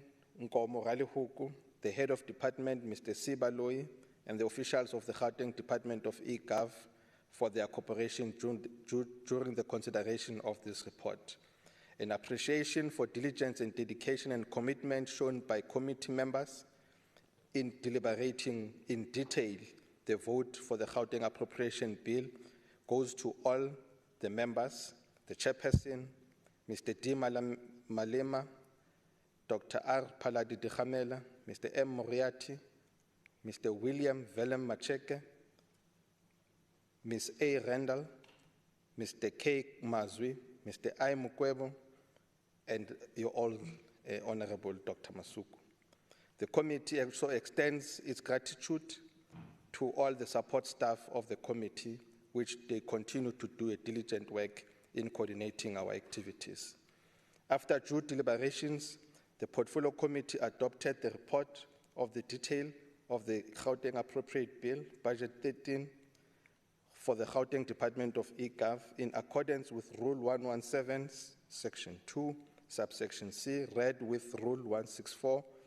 The report of the Financial Portfolio Committee on the detail of the Gauteng Appropriation Bill, Vote 13, Gauteng Department of eGov is presented to the House for consideration and adoption. Thank you. Thank you. Let me get any seconder to the report.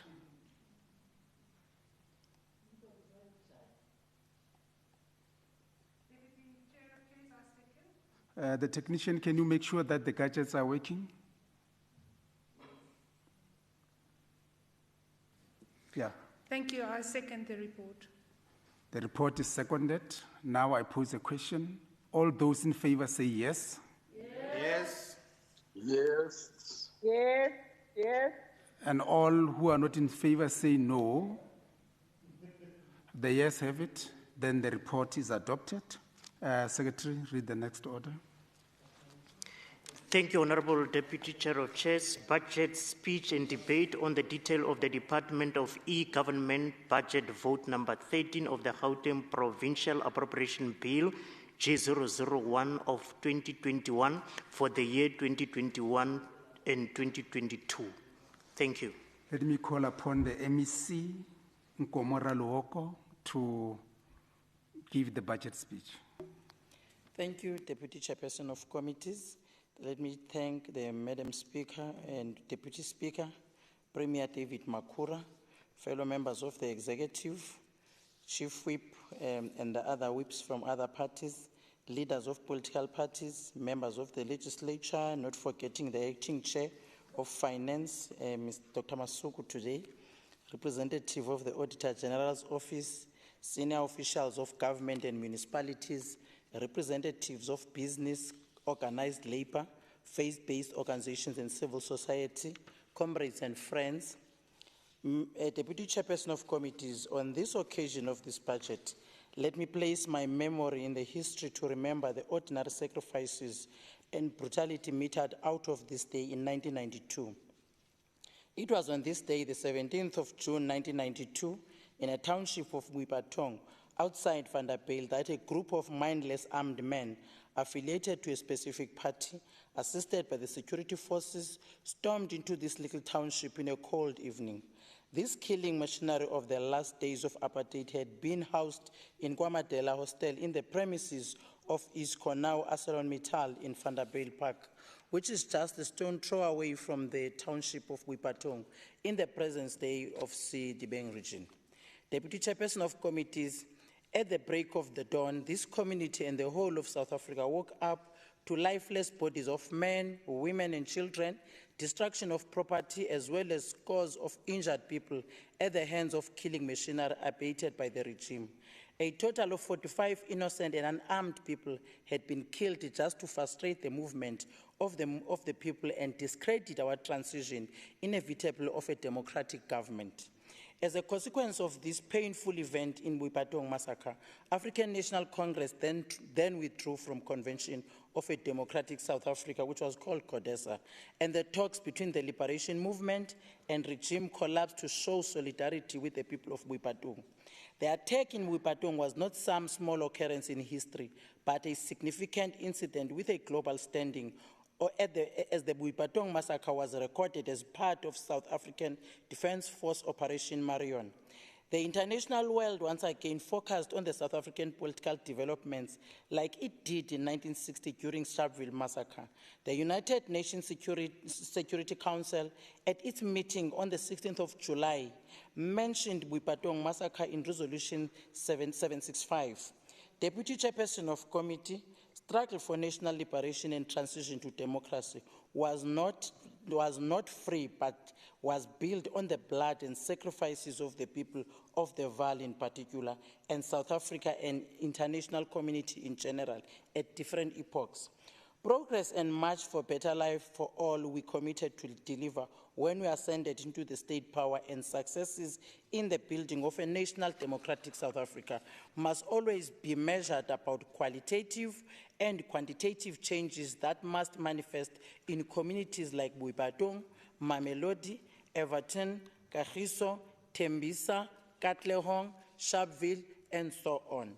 The public finance policies and budget of our government shall be truly an instrument of change if in any incremental and progressive way they continue to make the people of Muipatong and everywhere else to appreciate and bear testimony to the fact that today is better than yesterday. At the same time, they hold on to a hope that tomorrow will even be better than yesterday. A community repatriation for Muipatong I long and desire to see, Deputy Chair of Committees, is a representative of traditional townships of Gauteng. It must be at peace with tarred and expanded roads, uninterrupted water supply, fiber connectivity, modern classrooms, reliable electricity supply, bespoke of green environment, as well as cultivated wetlands to balance pollution by local industries. Housing should be part of those, recreational facilities, decent taxi and bus ranks, well-kept landfill sites of the economic value. We, honorable members, we present the third budget vote for the Gauteng Provincial Department of eGov since the 6th administration. The key projects of this financial year will be as follows: maintenance and the rollout of Gauteng broadband connectivity, the development of digital platform, e-services and applications, provision of data centers on behalf of all GPG departments, and these services includes processing and storage of all applications and data in the GPG.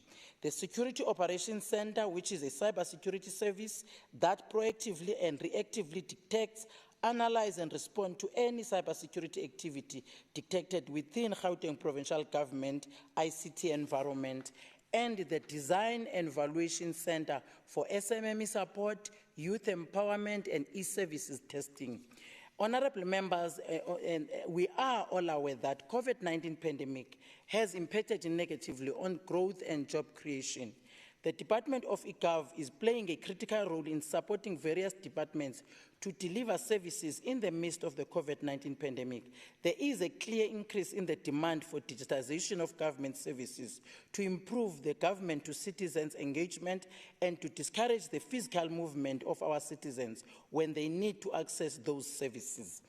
In response, the department has developed again a COVID-19 pre-screening application to ensure that employees and clients are screened when they access our buildings.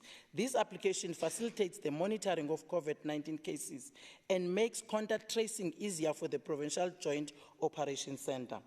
The department created an environment for employees to effectively work remotely by activating 21,698 Microsoft Teams user licenses for the GPG staff, with the increase in online activities of staff to provide services to citizens. The department has ensured again that the data and information technology of the Gauteng province remains secure, available, remains reliable, and usable by continuing to implement robust cybersecurity measures to protect the personnel information of our citizens. Honorable members, the outbreak of the COVID-19 has plunged the country into the economic crisis. However, that has compelled us to be innovative and take advantage of opportunities brought about by the fourth industrial revolution to accelerate digital transformation, to bring hope of our people and the citizens of Gauteng. We are still in the grips of the fourth industrial revolution. In fact, the COVID-19 pandemic has intensified the need for digitized services and has expedited the impact of the 4IR on our people and the economy. To mitigate against the continued challenges of the fourth industrial revolution, the department committed to the development of the provincial 4IR strategy, and I'm therefore pleased to announce that through the provincial 4IR panel that was established by Premier David Makura, the department reached a significant milestone with the approval of the 4IR growth and digitalization strategy by the Gauteng Provincial Executive Council, which was approved at the end of March 2021 within the financial year, which is 2020-2021. The main focus of the strategy is to enhance the governance for 4IR mitigation measures, the management and deployment of digital infrastructure technologies, exploring 4IR research, facilitating development of innovation, as well as ensuring that we facilitate the development of the required ICT skills for our staff, the citizens, especially our young people, to operate effectively and efficiently within the digitized world.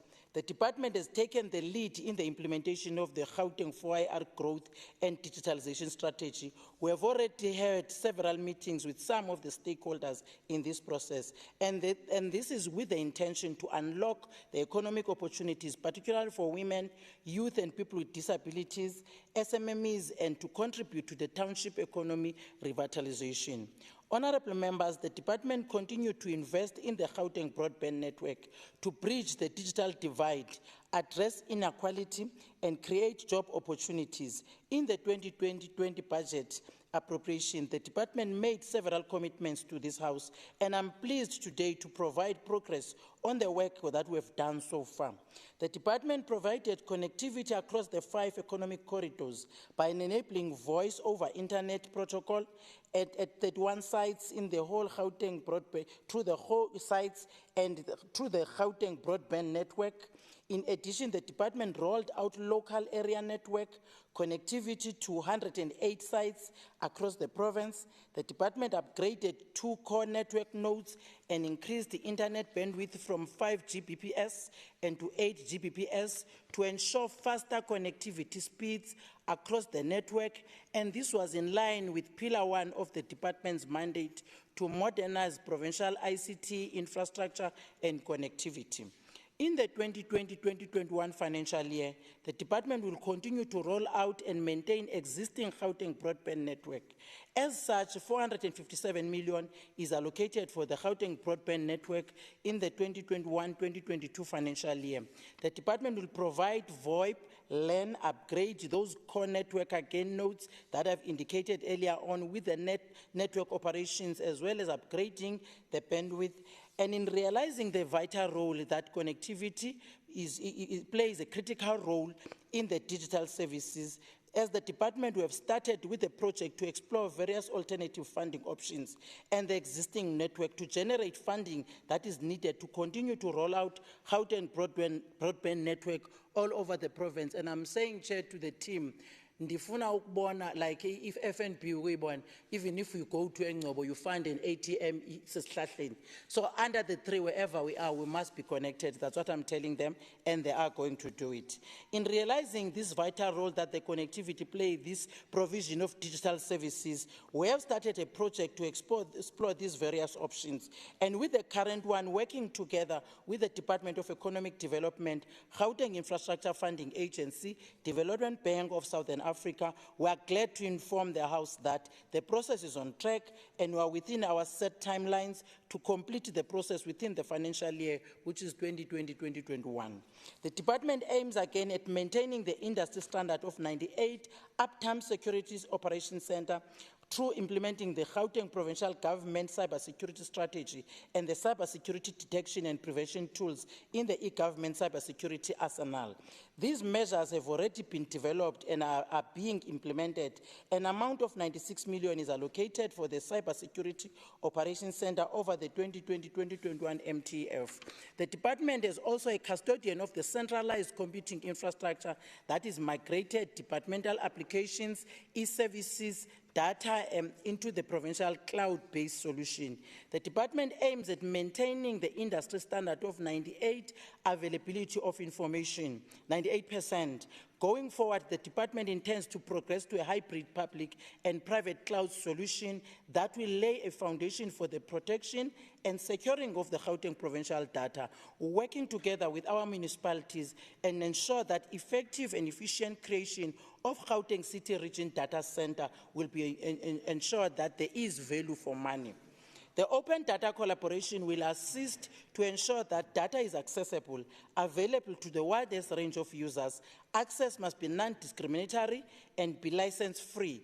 This will also play a significant role in a clear foundation in terms of data classification and big data analysis of provincial structured and unstructured data. The analysis of this data will ensure that e-services and applications are developed and deployed by the provincial government and are more predictive, innovative, and fully addresses the needs of the citizens of Gauteng. The Gauteng digital platform provides a single platform of our citizens to access Gauteng government services. The Department of eGov has continued to plan, design, and implement innovative transversal GPG applications, e-services that are required and that are used by departments to ensure that government services are conveniently accessible to all of our citizens. The department will continue to assist client and sister departments and being entities to assess their service delivery requirements and ensure that testing and certification of transversal applications and ICT solutions on behalf of Gauteng provincial government are done. A total of 10 e-services that will be tested in 2020-2021 financial year has been identified. The department will execute 4 data analytic projects to ensure GPG data is used to enhance decision-making and improve service delivery that will publish 8 open data sets to ensure promotion of access to information. To optimize human resource services in the GPG, the department will continue to roll out our e-performance management and development system with modules to conduct EPMDS advocacy workshops, EPMDS training for departments and their entities. This will enable the departments to provide information about these services to our clients, therefore derive maximum benefit for the full implementation of our enterprise resource planning tools. Honorable Deputy Chair of Committees and members of the House, by improving e-government services accessibility, and the following benefits will be realized to our people. The first one will be e-government services that are mobile-friendly, zero-rated e-government services, changes in investment support strategies and policies, incentivizing the private sector to fast-track the coverage in the informal settlement and rural areas, introduction of a language policy to ensure e-government services are available to all South African languages, develop an SMS model where small companies are given opportunities. Good governance and policy frameworks are essential to ensure that all provincial ICT processes are ethically sound, and to this end, the approved Gauteng 4IR growth and digitalization strategy will ensure that good ICT governance and oversight are in place. In addition, we will be implementing the Gauteng 4IR growth digitalization strategy, and the department will develop the 4 provincial ICT standards to enhance efficiency in good governance. Honorable Chair of Committees, these standards are electronic records management, which provides procedures and data management, achieving provincial SSL certification authority, which will provide security standards of e-services that will be developed for the province, provincial structured query language, database management standard that is providing guidelines to database development, and ICT network standards that will provide security standard for Wi-Fi and local network usage rollout in the province. Honorable members, I'm pleased to announce that the department has developed the e-waste strategy, management strategy. Thank you, Honorable Deputy Chair of Committees. Being sent a lot, I can see that my time is up. Yeah, your time is up. And then Honorable Randall is for 3 minutes. And then 5 minutes, it will be for Moriarty. Thank you. Okay.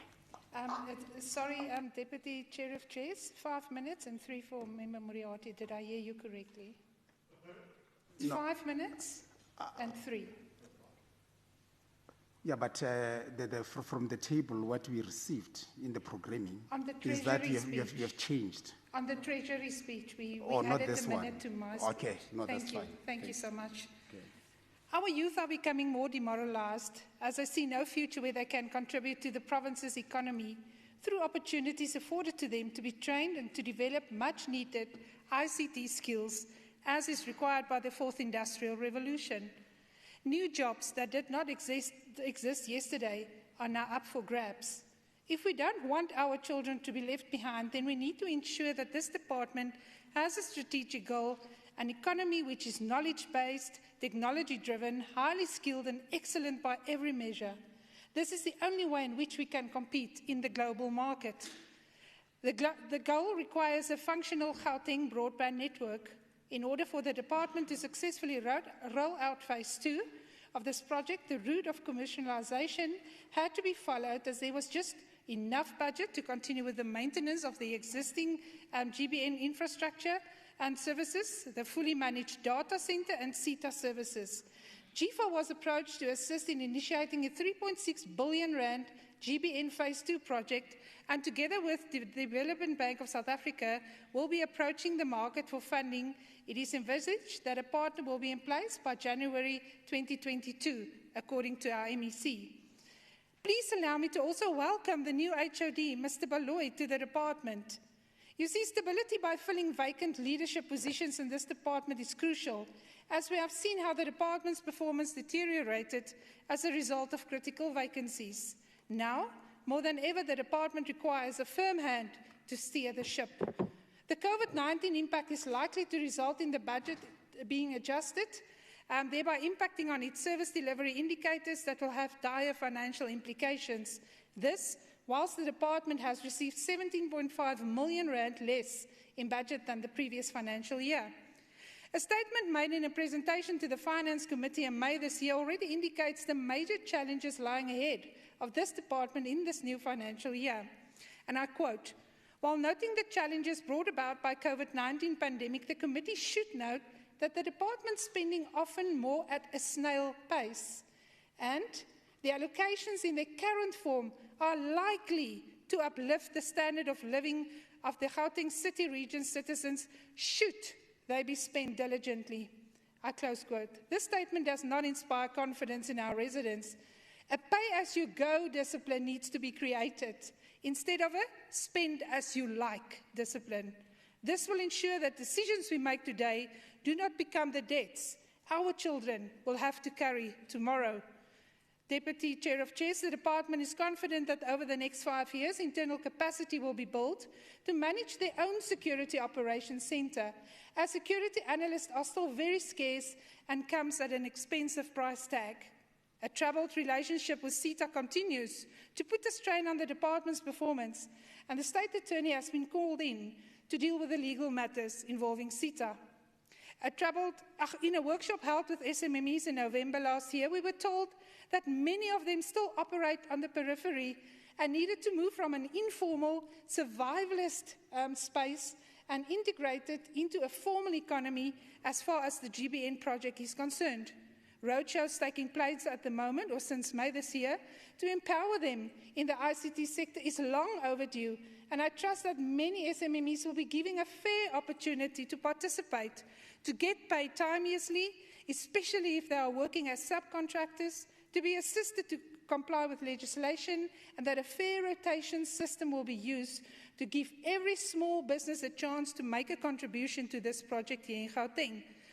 In closing, today we need to build on what has gone before, and for our children who will come after, not by making promises, but by making good on our promises, by delivering on commitments and having a sense of the future, of where we want to go, and the promises upon which we want to build. I thank you. Thank you, Honorable Macheke. Honorable Macheke.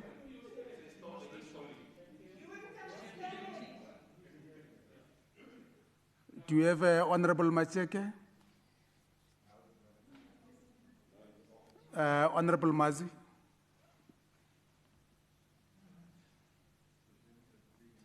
Okay, thank you, Stan. Hello, I'm audible. You are audible. Okay, the Gauteng Provincial Treasury has mandate to protect taxpayer money and to ensure the efficient and effective expenditure of government funds on programs designed to alleviate poverty, build a state capacity, and delivering quality services to the people of this province. The provincial treasury has been allocated a budget of 7.5 billion for this financial year compared to 8.7 million in the previous year. While the department is meant to provide the support and oversight over the Gauteng Provincial Government Department, it has failed to do so, as almost all departments have reported millions in under expenditure for the previous financial year. All provincial departments are failing to achieve planning targets, and there is a serious wastage of resources caused by a poor financial management of this department. Critical departments in the province that are essential for driving economic activities and safeguarding the health and lives of the people of Gauteng have reported millions in under expenditure, and yet the Treasury has done nothing about that. The Department of Health underspent over 900 million, roads and transport underspent by over 900 million, over 630 million. While social development and women's settlement under Lebohang Maile underspent over 400 million and 280 million respectively. The Treasury has failed dismally to protect taxpayer money by playing an oversight role over Gauteng provincial departments. Well, COVID-19, it cannot be used as a blanket accuse for the Gauteng provincial treasury and over a provincial departments not delivering on their mandate and ensure that programs are efficient funded. The department has failed to ensure the realization and implementation of economic freedom in our lifetime. GIFA has proven to be an incapable structure in supporting infrastructure projects throughout the province, it has continually failing to provide annual increase in the transfer of funds to GIFA over the next 3 years from 604 billion in 2021-2022 financial year. Gauteng province is not interested in fiscal accountability from entities which further feeds into the corruption in Gauteng. It continue budget allocation for GIFA is providing to be, just a minute, is provided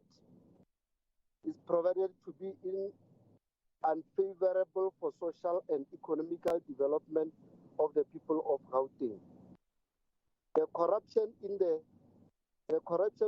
public procurement processes in a clear indication of the absence of prioritizing the marginalized and poverty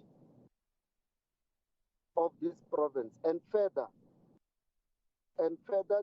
deprived them of the much needed sources of improving their lives. The open tender system that the department is claiming to be implementing as a measure of promoting governance and all provincial department is very unclear about how these processes will operate and guiding the principles of how it will be different from our tender processes that existed in the past. The fact that the department has prioritizing funds to the Honorable Mazwi, the time is over. We are rejecting Honorable Mazwi. Thank you. Hello. Thank you. The time is over. Honorable Alberts, you're on the floor. Thank you. Bye. Thank you. Honorable Alberts. Thank you, Deputy Chair of Chairs. Can you hear me? Yeah, we can hear you. Thank you. I'll continue. Like the Health and Education departments, this department has joined the feast of maladministration and cronyism prevalent in ANC governments. In fact, in MEC in Komoro-Lehoko, this e-government department was the very first to embark on COVID-19 maladministration on the eve of the COVID-19 disaster by issuing a 30 million rand IT security tender to a company popular among ANC cadres, namely Intuit Technologies, in just 2 business hours. After we submitted the matter to the Public Protector for investigation, a finding was made confirming our suspicions that the e-government department did indeed award a tender without following proper procurement processes. MEC in Komoro-Lehoko, you must now implement the Public Protector's finding and provide a plan to ensure that this is not repeated. We are awaiting your reaction in this regard. Thank you. Honorable Adams.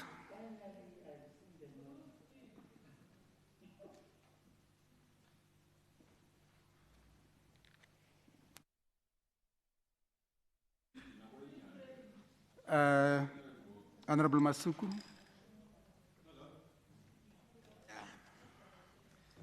Okay, just hold on.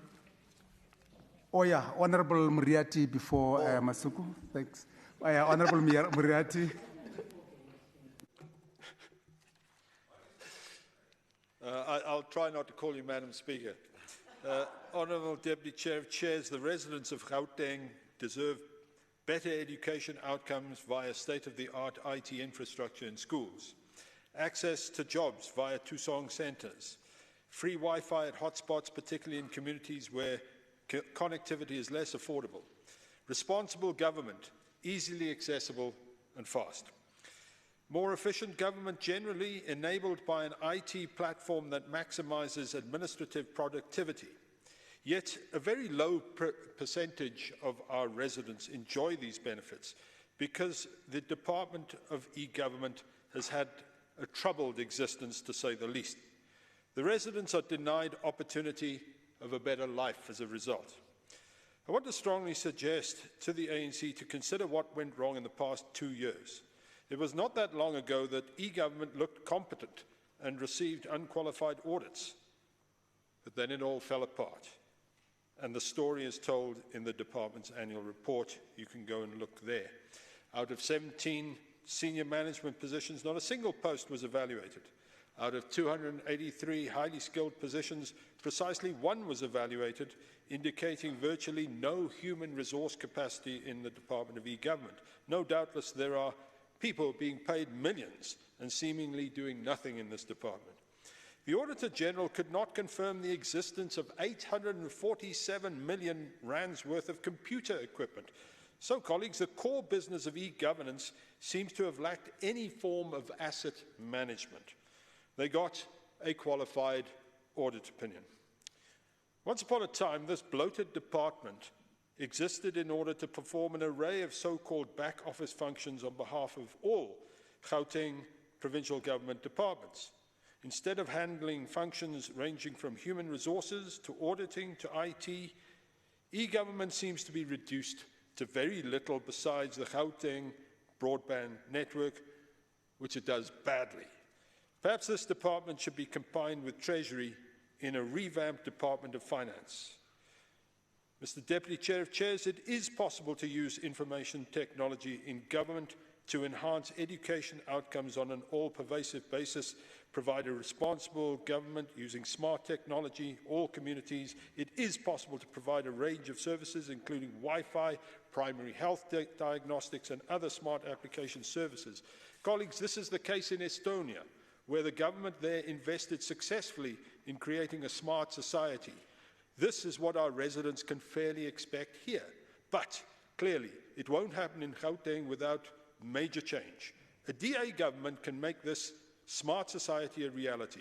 All it needs is for the residents of this province to come together and vote for change. Thank you.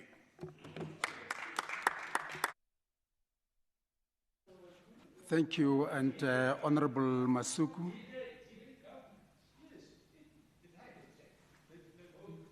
MEC Mamabulu, maybe the issue is that the DA leader must first go to school. Maybe the first thing is that the leader of the DA must first at least understand the usage of a computer and go to school. But it's important, Deputy Chairs of Chairs, I would like to appreciate the issue that we are debating today as the province is gripped with COVID-19, the third wave, which is something that we had been expecting and something that we have been preparing for and hoping that the citizens of Gauteng will also take knowledge to the messaging that we have been given in terms of protecting themselves and also avoiding crowded spaces and also avoiding crowds where it's possible. The other issues that we are debating today, 45 years after the June 16, 1976 uprising, these two events or these two nominal epochs actually indicate to us and put an enormous pressure and urgency for us as a province to accelerate in advancing the delivery of the ICT and the fourth industrial revolution innovations in the province. We are dealing with Gauteng. Gauteng is a smart city, is a smart province, and we should be able to leverage on the number of things that we have in the province. We also want to say that the COVID-19, I quote a nominal township poet known as a rapper, Tupac Aku, who we are also celebrating his birthday yesterday, which he actually said, I quote, "Things will never be the same, and that's the way it is," close quote. So this is the agency that COVID-19 and the June 16, 1976 anniversary actually keeps us and give us the agency. With COVID-19, this is what we expect from eGov being the center of our development and also the center of what becomes the new normal. On COVID-19, the healthcare system should be able to make sure we accelerate the implementation of the health information system, making sure that the PACS, which is the pictorial archival system, to be done in our clinics, also making sure that we also distribute and make sure that the portable monitoring devices are actually delivered and be made accessible to many. And also make sure that we utilize social media in terms of increasing our capacity for health promotion and also our capacity for health education. On education, the MEC of Education have been very clear on this, and this is one of the ways that education is advancing and is transforming, talking about one learner, one tablet, one teacher, one laptop, one classroom, one smart board. That's what we were talking about, and this is what the eGov, this is what the eGov should be the one and be the center of our development and of the acceleration, and also taking us out of the economic doldrums that we find ourselves due to COVID. On the economy, it is important that we also note the role of the eGov in terms of skills development, particularly the new skills, the new set of skills that our young people should be having in terms of fourth industrial revolution and in terms of the ICT. And it's also important that the eGov will open up some form of entrepreneurial opportunities for those that are playing in that space of economic development. So eGov becomes the center that holds, the nucleus that holds everything together. In terms of fighting crime, MEC Faith Mazibuko, also Honorable Faith Mazibuko, also spoke about how we're going to fight crime using how the smart way of fighting crime, using drones, using all the other systems that are put into place. We also want to see how the eGov would have actually played a role in making sure that the data center that is being developed and coordinated is actually implemented. In terms of connectivity, it's important that we leverage on all the connectivity that exists within the province, utilizing even the state broadcaster, using the other connective broadcasters, that this bandwidth that we have in the province, we utilize it and just plug it in and make sure that we don't utilize a lot of money. In closing, it's important that we welcome the new HOD and making sure that the improvement that we have been noted, particularly in the last financial year, continues to accelerate. This is a young department, but it's also an important department to holding us together and holding us in terms of all the other provinces and in all the other departments in the province. We hope that as we support this budget vote, that the good work that is done by eGov will be commended. Thank you.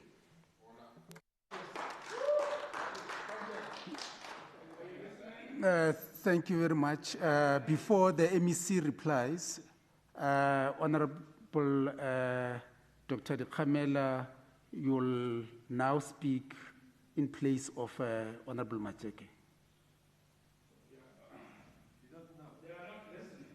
Yeah, but if he doesn't know, then let me go to the MEC, because it looks like the information I have, it's not in order. Honorable MEC, reply to the debate.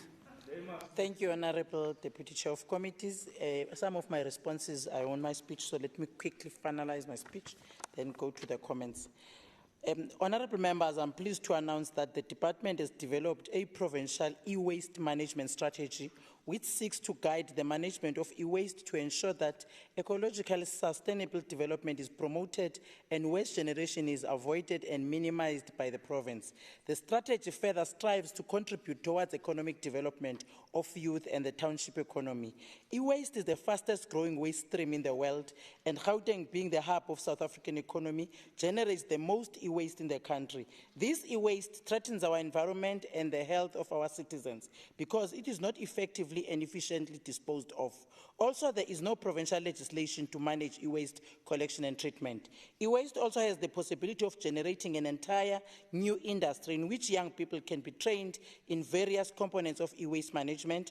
Through the strategy, the department will facilitate training to provide support to entrepreneurs, e-waste management practices, which will result in job creation and poverty alleviation. We will be following Kenya in the whole region, because it's only Kenya that have that, and now we're following as Gauteng Not even national government have started that process, but we are working with them. So the strategy therefore seeks to guide the management of e-waste to ensure that ecologically sustainable development is promoted, waste generation is avoided and minimized by our province. Honorable Deputy Chair of Committees, the e-government department is taking a lead in ensuring that GPG is working very closely and partnering with the national department and other GPG departments and other provincial governments, your local government, industry leaders, academia and civil society to create and implement the Gauteng growth and digitalization strategy so that it fits within the national strategy.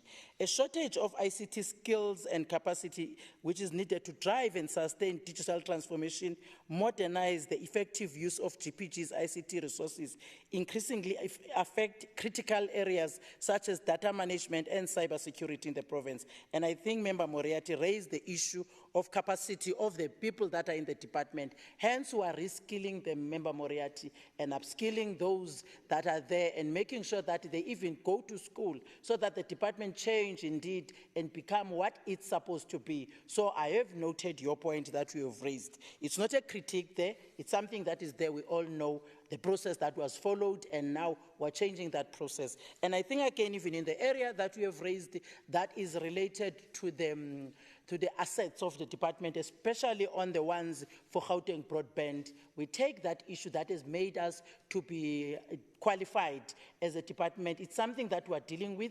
I think we will be presenting to yourselves the plans now in terms of all the assets that we have received and the one that we have disposed to the committee, and we really note that point. We are not proud that we had to reverse. Hence, we believe that as a committee, you are helping us to improve in some of the specific issues, especially this one on the assets management of the department, and that some of the assets have been stolen, but we went into detail when we meet with yourselves and explain exactly what is it now that we have done to mitigate that problem that is there, that was there before. And again, the department, in partnership with institutions of higher learning and other partners, we continue to facilitate the skills development programs. And already, Deputy Chair of Committees, we are partnering with all the TVET colleges. We have signed a memorandum with them. Wits University, Truth Simulokong, and UJ already. Everyone agrees that let's bring in more young people, more other elderly people that need to be trained on the skills, including other training programs that we have and that we're doing as a department, because we need to ensure that knowledge and competencies are required by the 4IR strategy and the implementation of our the new e-waste strategy that now goes to the cabinet for the approval to the Premier and the cabinet. To achieve this outcome, the department will implement again the Gauteng ICT skills development strategy to provide training to young people and government employees, as I've already indicated. This will ensure that township-based ICT entrepreneurs are supported and that staff are fully capable to utilize the existing technology more efficiently and effectively to provide efficient government services to the citizens of the province. This will be done in collaboration with those partners, including the higher education, in the road shows that we are doing all over the province.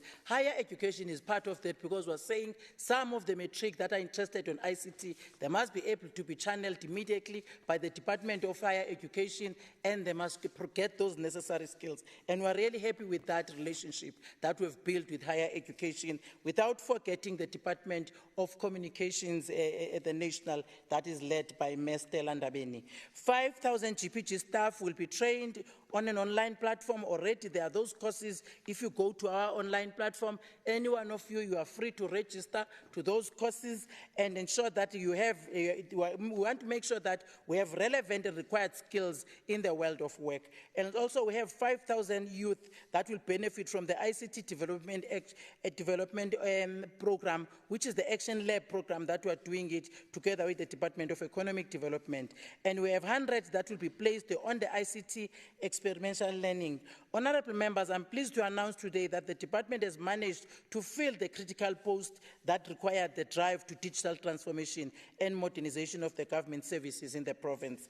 Honorable members, the Gauteng Department of eGov has been allocated an amount of 1.4 billion for the 2021-2022 financial year towards realizing its mandate. In this financial year, the department will ensure that the email security, remediation, continuation, and achieving services guarantees of the GPG email services are provided, as email is critical to perform day-to-day government operations. When it comes to the protection of GPG against global cyber threats, perhaps no area is more critical than email. The key communication tool keeps GPG operation running. It is also the number of tools for cybersecurity attacks. The dynamic nature of the email-borne threats combined with the sheer volume of emails that must be inspected mandate a solution that is agile and intelligent and scalable as a method deployed by those who seek to do GPG harm. And the following some of the strategic cost drivers that are included in the 2020-2021 financial year budget is this one in 2021-2022. We have software licenses and new GPG services, fully managed data. The amounts are there, Chair. Colleagues will see them when they look into my speech. GPG system application product enterprise and resource planning services, basic accounting systems and personal access for GPG, design and valuation centers for SMME support, and youth empowerment and e-services testing. In conclusion, I would like to wish all young people in the province a fruitful and empowering month, and further encourage them to take advantage of all opportunities presented by the 4IR, all programs that department will be engaging. And let me also thank our Premier, Ubab Makura, and colleagues in the Cabinet for the continued advice and support. I also want to thank members of the committee led by Honorable Mpisi for their contribution and continuous support. Lastly, my sincere gratitude goes to HOD Cyril Baloy and the new entire eGov staff for your hard work and dedication. Sometimes you work under very trying circumstances. The 4IR panel and the subcommittee, I want to thank you dearly for your positive contribution in ensuring that we shape this department.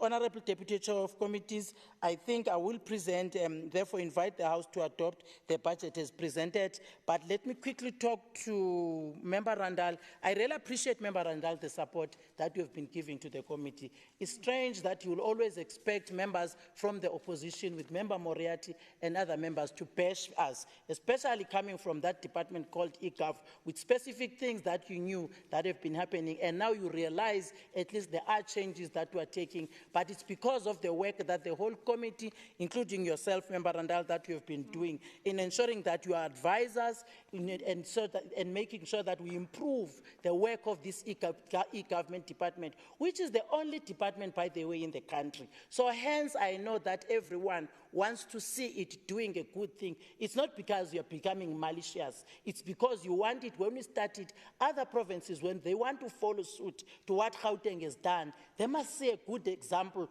of what they will learn upon. And I really appreciate that since I have arrived, indeed, things have changed in the department. It's no longer the battle that used to be called at some stage, which I always tell you in the committee. And thank you so much for even highlighting the issues that you know are close to my heart, the support on the SMMEs, support on women, support on youth. Even when I ask you and say, I will go to Treasury to ask for more money, you supported me in that initiative. I really appreciate that.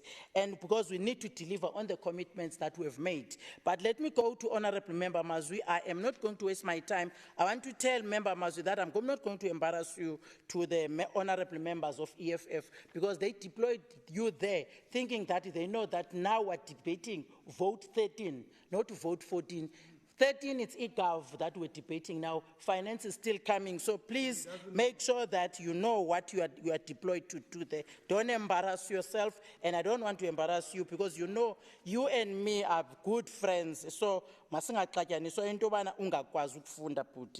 don't like it. Honorable Albert, I've been looking around for this mole that went to public protector. Now I know that it's you. And I'm very disappointed, because I think you knew exactly what happened in relation to the issue of cybersecurity. But I know that we have handlers that are pushing you to go there to public protector, to go wherever you want to go. The report is not going to be provided by me. The report will come from the Premier, because it's the Premier that was responsible for the investigations. All investigations, the SIU and the outcomes of public protector goes directly to the Premier. You had your copy as a complainant, because thatha ikopi yakho uyise wherever you want to say, go wherever uyothatha into otshoyo ngama-recommendations. But one thing I know, which I want to tell the Gauteng citizens, which I did even last year, there was no contract that was signed on cyber security.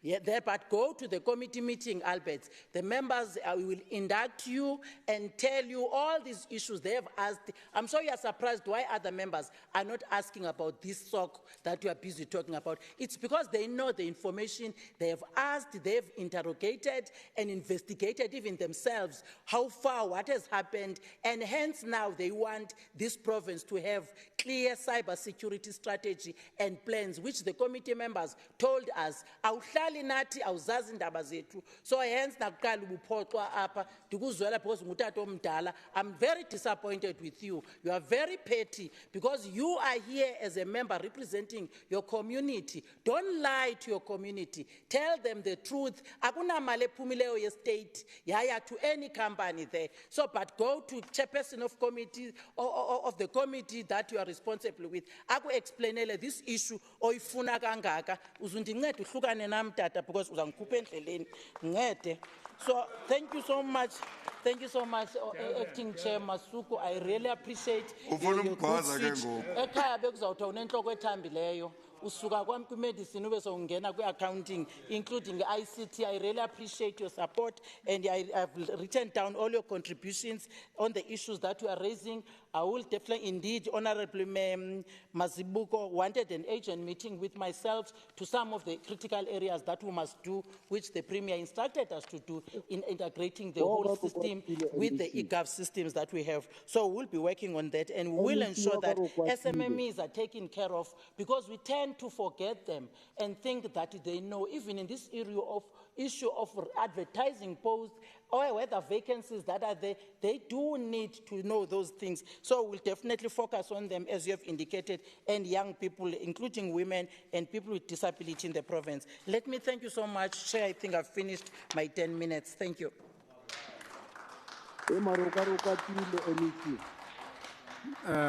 Thank you very much. Secretary, read the next order. Thank you, Honorable Deputy Chair of Chairs. The next order of the day is consideration of the Finance Portfolio Committee's oversight report on the detail of the Gauteng Provincial Treasury Budget Vote 14 of the Gauteng Provincial Appropriation Bill J001 of 2021 for the year 2021-2022 financial year. Thank you. Let me call upon the Honorable Masuku to present the report. This is the last.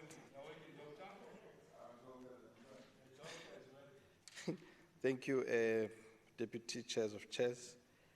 The purpose of the Finance Committee Oversight Report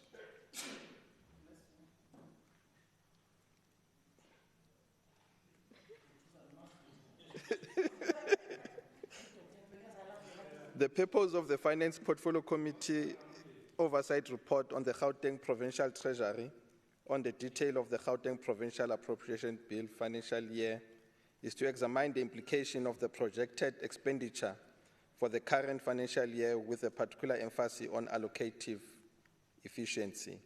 The first budget of the sixth political administration, which assumed office in 2019, was greeted March with fanfare as it undertook to resource the growing Gauteng Together strategy by increasing job creation, lessening poverty and inequality. However, it was interfered with by the advent of COVID-19 pandemic, coupled with the dwindling economic growth and the looming prospects of South Africa being downgraded to junk status. The 2021 medium-term expenditure framework budget is marked by fiscal consolidation and concerted effort towards the reconstruction and recovery of the economy of the Gauteng City region due to the COVID-19 pandemic. To this effect, GPT performed reprioritization to identify savings that will be used to fund the spending plan over the medium-term expenditure framework. GPT reprioritized 12.9 million from compensation of employees in Gauteng audit services towards the committed outsourced specialized audits. GPT undertook to continue implementing more cost-effective ways to render administrative services. While it is clear that the budget allocation is intended for the current financial year, which increases in the outer year of MTF, GPD needs to continue to provide quality support to the Gauteng provincial government departments and entities on a continuous basis to ensure capacity building is conducted. The budget is allocated to the following programs: 161 for administration, 164 for sustainable fiscal resource management, 140 for financial governance, 105 for provincial supply chain management, 66 for municipal financial governance, Gauteng audit services, 116 for the current financial year, and those are in millions. With regard to economic classification, the budget for compensation for employees grows in 2021 MTF period from 622 in the year 21-22 to 670 in 2023-24. The rationale behind the increase is for the implementation of the new organizational structure approved by the Department of Public Service and Administration. The goods and services budget reflect an increase from 69 million in the current financial year to it's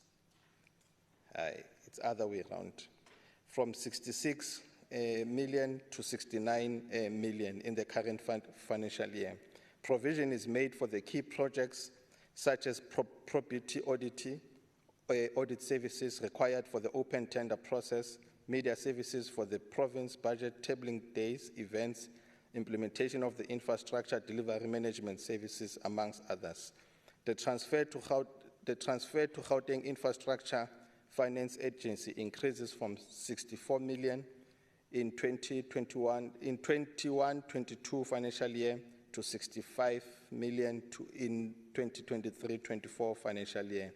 Transfer to household provides for injury on duty, leave, gratuity payments, and bursaries. It receives 695,000 in 2021-22 financial year, decreasing to 478,000 in the outer year. Whilst capital assets funding tools of trade ranges from 444,000 to 5 million in the MTF period. To this effect, the Portfolio Committee will play an important role in conducting oversight over GPT, its government components, in order to ensure that plans outlined by GPT in the current financial year are achieved. Focus of the Portfolio Committee during the in-year monitoring process will be the service delivery imperative associated, amongst others, infrastructure rollout, capacity building, strengthening corporate governance at municipality and provincial departments through tailored support and modernization. The Portfolio Committee is concerned about the continued funding of GIFA in the view of the latter struggling to perform on its core mandate, epitomized by the most projects struggling to reach their logical conclusion and yield positive socio-economic spin-off as intended. After assessing the detailed scheduled appropriation bill, the Portfolio Committee recommends the following and requests for response by the 15th July 2021, that the Gauteng Provincial Treasury, in conjunction with GIFA, should draft and submit a detailed business value proposition of GIFA highlighting the value that the latter adds in terms of the service delivery to the province to justify its continued funding. The cooperation of the committee wishes to thank the cooperation of the MEC for Finance, MEC, I nearly said Noma Corona,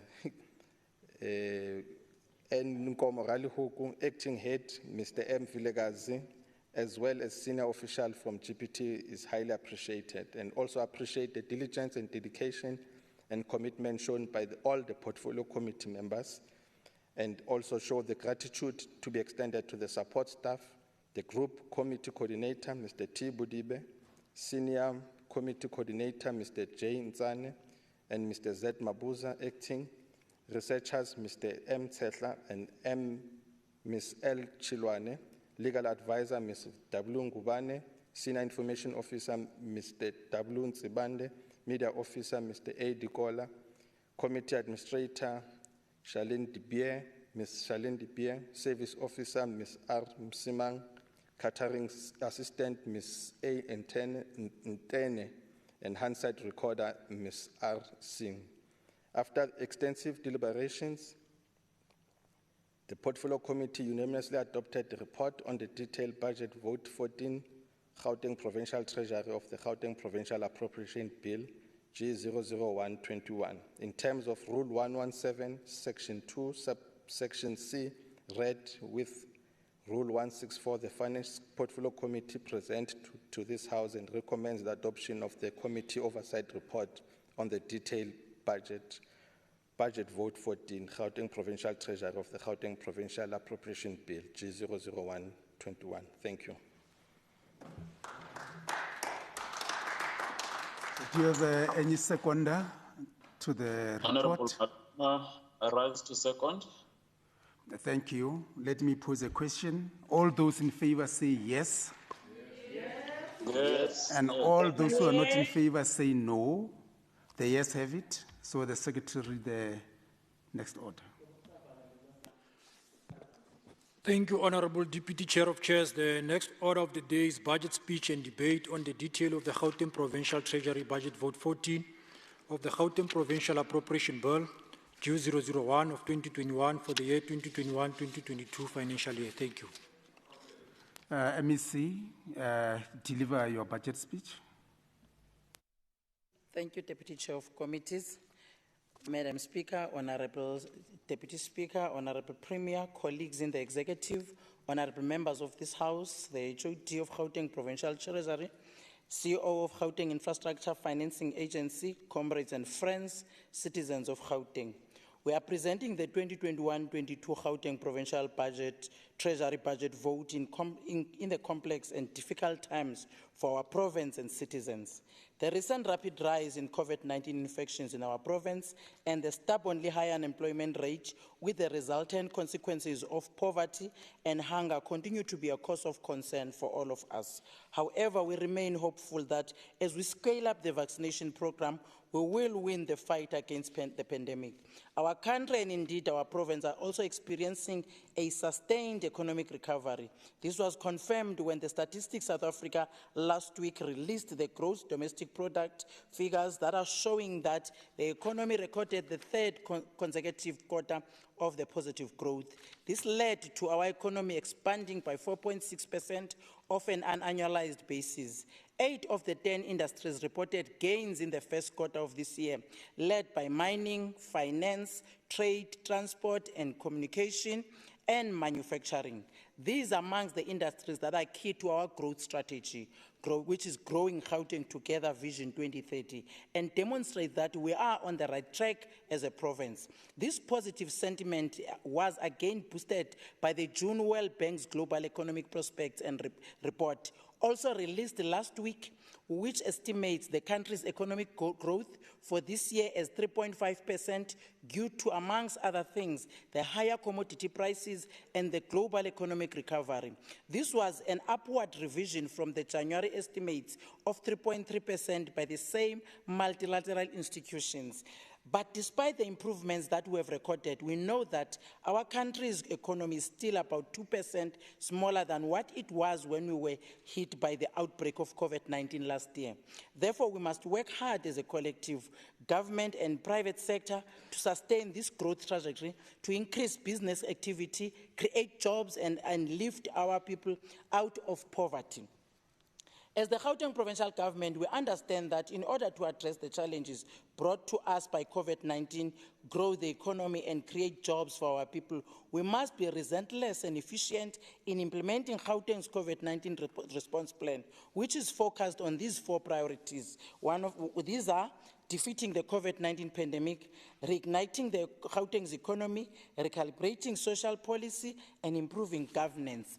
Honorable members, the roles and functions of a Gauteng Provincial Government Treasury are enshrined in the Constitution of the Republic of South Africa, which is the Public Finance Management Act and the Municipal Finance Management Act. Our primary task is to be good stewards of scarce public resource and ensure that it is efficiently and effectively effectively spent with the net of benefit of citizens. It is the duty of Gauteng Provincial Treasury to ensure that provincial budgets and budgetary processes promote transparency, promote accountability, and the effective financial management of the economy. The processes of resource allocation through the budget is elaborative, interactive, and culmination of several stages, with the ultimate aim of determining how best to allocate limited resources to unlimited objectives. This mandate means the assumption of oversight, reporting, and leadership role in managing finances in respect of provincial departments, public entities, as well as local government. In broad terms, this implies that Gauteng Provincial Treasury must discharge its responsibilities to facilitate a process whereby the state creates an enabling environment for inclusive economic growth and job creation that will not only allow businesses to thrive, but also ensure services are effectively delivered to citizens. It is for this reason that, Deputy Chair of Committees, there is a general recognition, even in our Constitution, that Gauteng Provincial Treasury's function are central to building a well-functional developmental state. Therefore, Treasury must always have the necessary authority and capacity in terms of human capital to ensure that the government system is fully functional and its service delivery mechanisms funded to respond to the needs of the citizens. Since the beginning of this financial year, we have been engaged in a process of enhancing the capacity of Gauteng Provincial Treasury to effectively deliver on its mandate, and we are doing this through the implementation of a configured organizational structure to align it to the generic structures of the provincial treasuries as approved by the Department of Public Service Administration. Honorable members, it is our firm belief that enhancing the capacity of Gauteng Provincial Treasury is a structured and a deliberate manner which enable us to use the 754 million budget allocated to us to support the departments in implementing 2021-2022 provincial priorities. We will do this through, amongst other things, ensuring the effective and efficient administration of provincial and fiscal resources and obtain value for money. The second issue will be implementing our own revenue enhancement strategy in GPG. The third one will be contributing to youth employment and skills development through learnership programs that promote skills development and workplace experimental learning.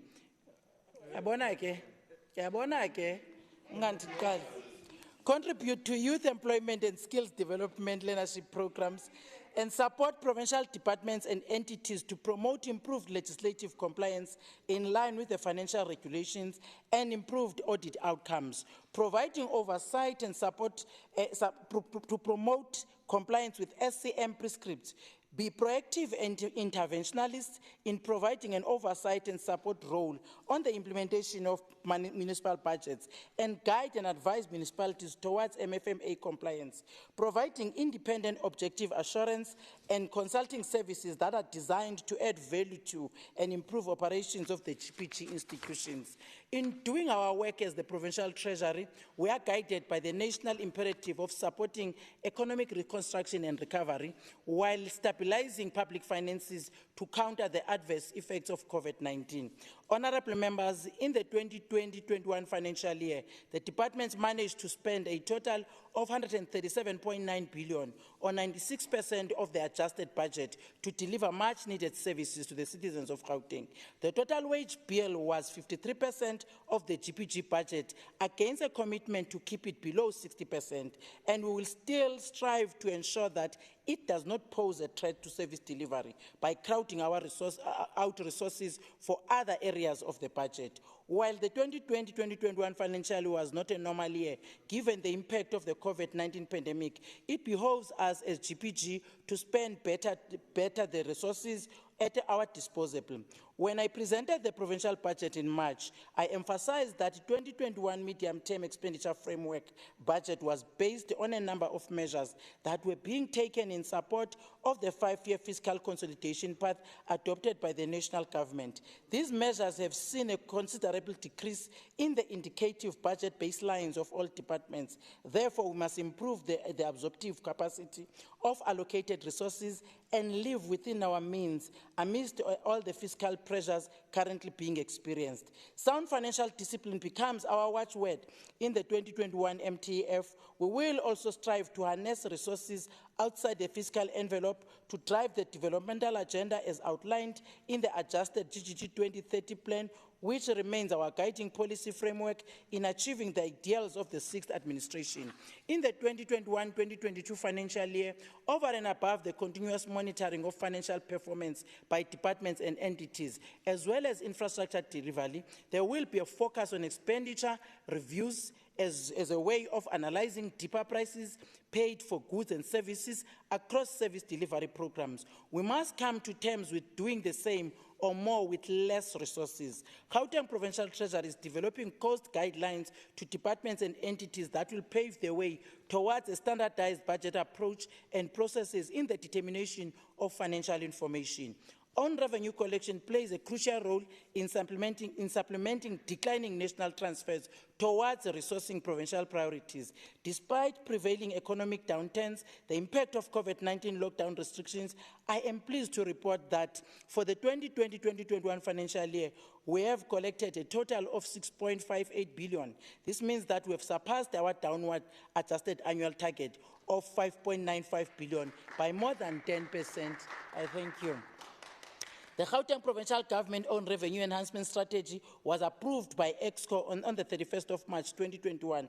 The overall aim is to supplement the available financial resources towards resourcing Growing Gauteng Together 2030 plan. GPT will lead the rollout of the implementation plan and ensure that relevant provincial departments and public entities remain committed to mainstream the full implementation of the identified activities towards optimal revenue collection. The impact of the COVID-19 pandemic, as well as envisaged future implications of lockdown regulations, have been taken into consideration in terms of the scheduling of activities, timeframes, and achievement of milestones. The Sustainable Financial Resource Management branch is allocated an amount of 164 million in the 2021-22 financial year towards realizing the objective of enforcing the effective and efficient administration of fiscal resources province-wide.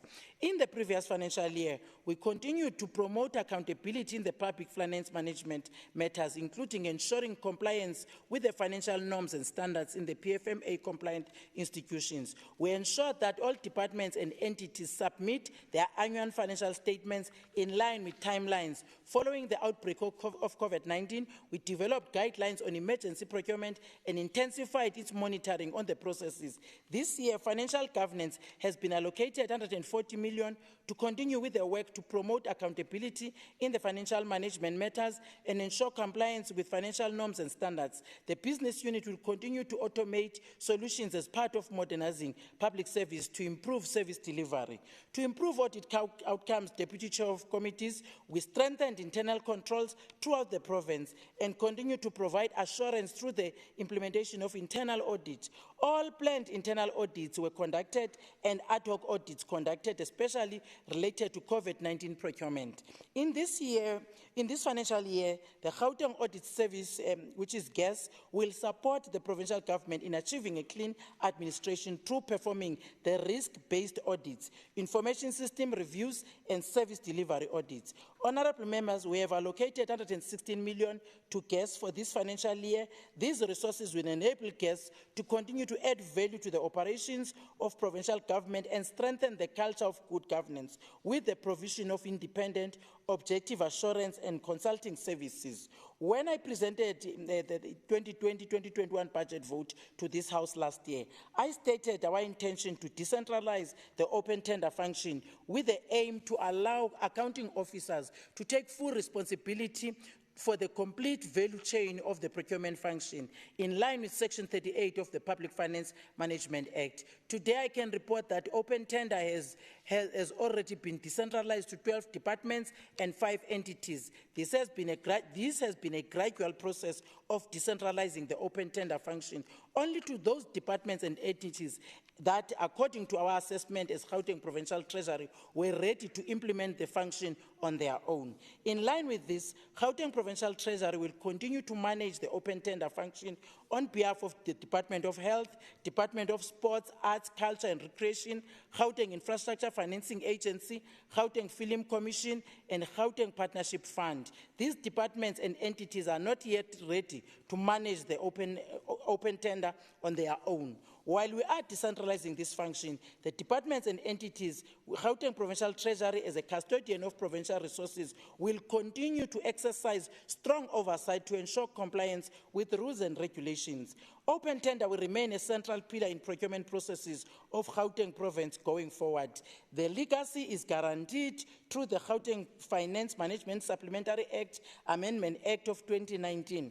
This act is aligned to our objective of transforming the state and governance through measures that promote and enforce transparency and effective management in contracting for goods and services. To accelerate economic transformation and inclusion, in particular on township enterprises, Gauteng Provincial Treasury has been visiting various communities to register suppliers on the central supply database. The suppliers also registered on the e-invoicing platform to facilitate faster payment for services that they render to GPG.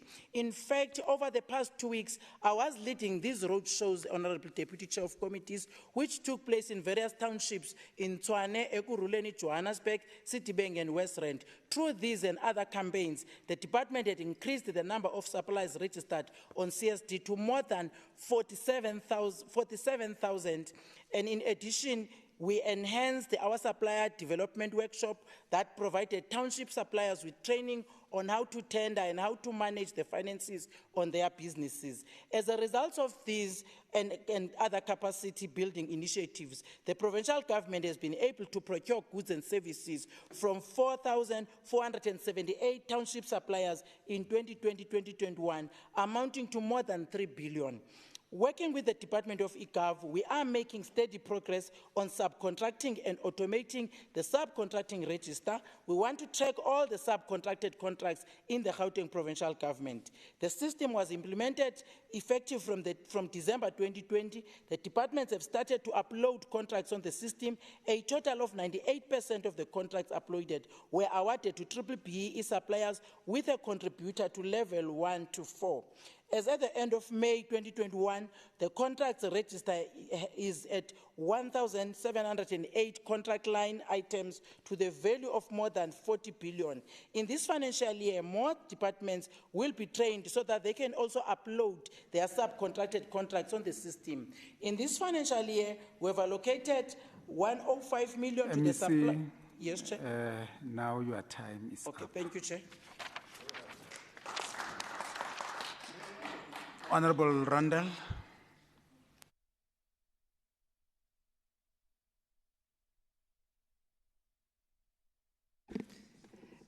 Deputy Chair of Committees, this is where I get the additional minute that we've arranged with Speaker. So it's 5 minutes, please. Can I start? Yeah, start. No, it's 3 minutes 41 now. Please, can they correct it for me before I start?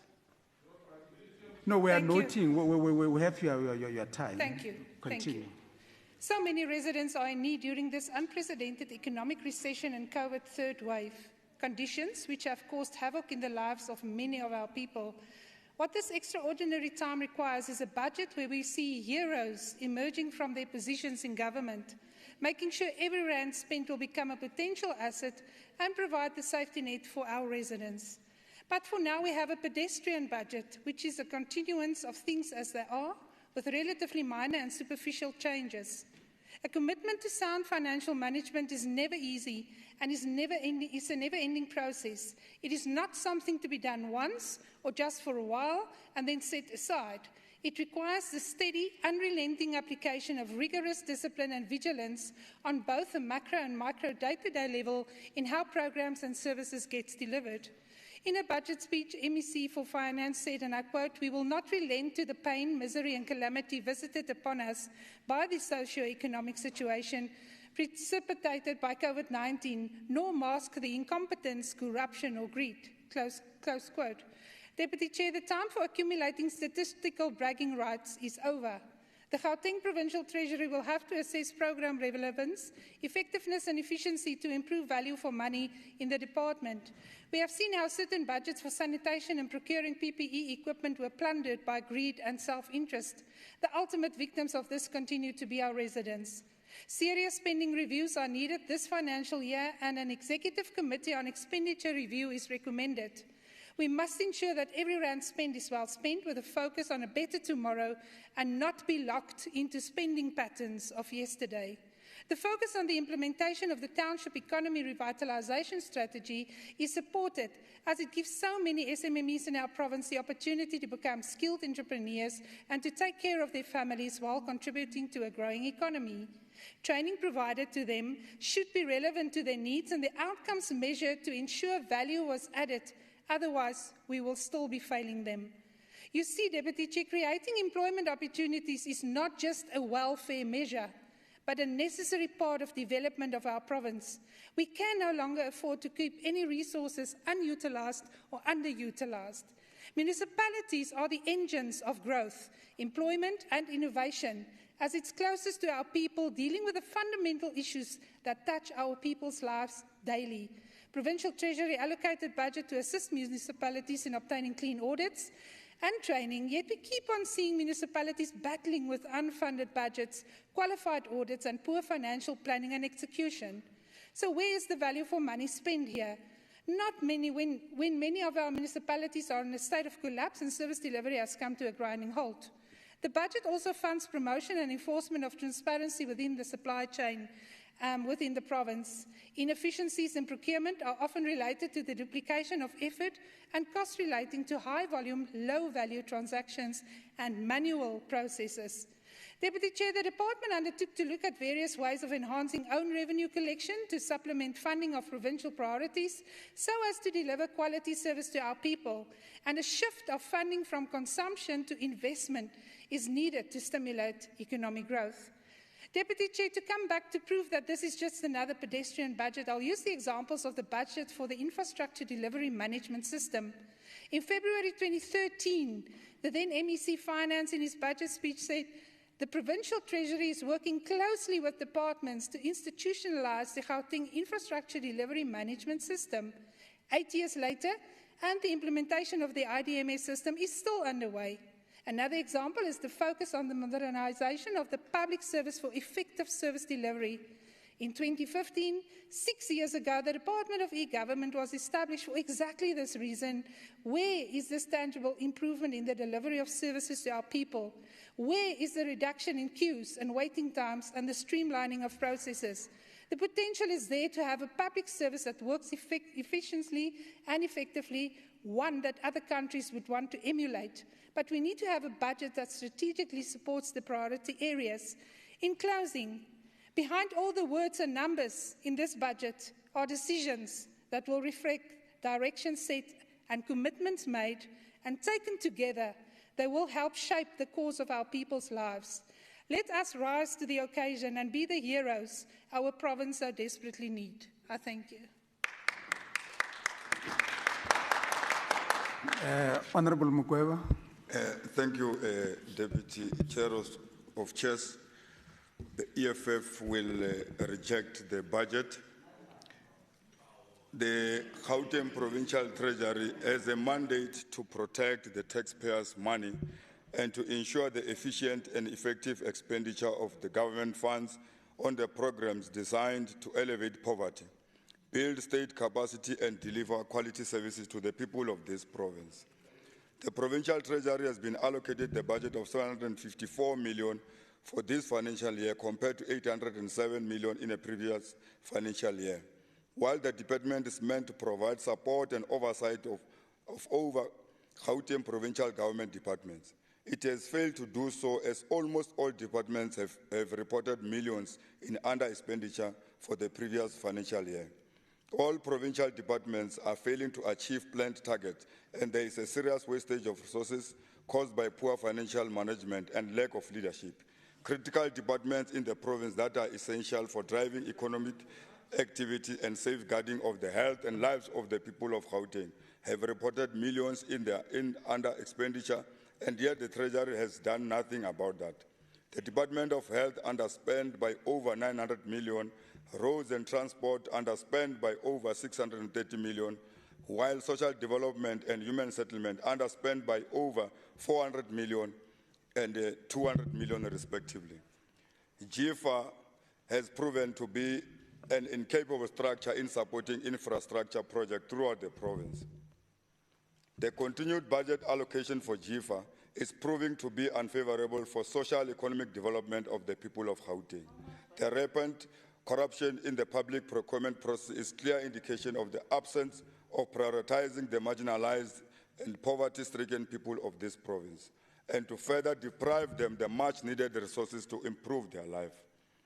GIFA allegedly signed a memorandum of understanding with the Lesedi local municipality in 2019 for the construction of a drone project, with a project of value of 7 billion, which was earmarked to create job opportunities for local and major construction, especially those involved in aeronautics. People living around in Heidelberg and neighboring areas were also targeted for job opportunities. Don't forget, this was supposed to happen in a disadvantaged region under the ANC government, where we're expecting our people to get jobs, more especially the youth who are not receiving jobs in this government of the ANC. This is certainly not in line with enhancing sound financial oversight in this province. The Treasury has failed this month to protect taxpayers' money by planning an oversight role of all Gauteng provincial government, provincial department. While COVID-19 is a worldwide pandemic, it cannot be used as blanket excuse for the Gauteng provincial treasury and other provincial departments not delivering on their mandate and ensure that programs are efficiently funded. In a nutshell, the department has failed to ensure and realization the implementation of economic freedom in our lifetime. The open tender system that the department is claiming to be implementing as a measure of promoting clean governance and transparency across the provincial departments is very unclear about how this process will operate. The fact that the department has reprioritized the funds to a tune of 12 million for outsourcing auditing services for this open tender system shows how the ANC government is not capacitated enough to manage tender processes and open government funds for looting and corruption. The open tender system by the department is claiming to be implementing as a measure of promoting clean governance and transparency across the provincial department. It's very unclear about how this process will operate and guiding principles of how it will be different from other tender processes that existed in the past. The fact that the department can't take responsibility and own up on what has been happening, while the MEC, the budget you always require to us. You want us to support your budget. We can't do so because your departments, they are not held accountable on what they've been doing in the previous financial year. The EFF will not accept this treasury budget for as long as it makes an allowance for the open tender system and does not seek to allocate funds for the government to capacitate itself. The EFF rejects this budget. I thank you, Deputy Chairs of Chairs. Thank you very much. Honorable Alberts.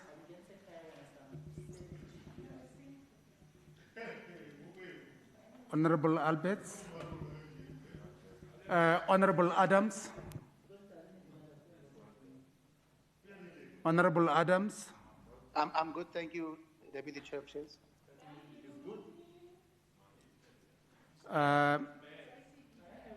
Honorable Muriati.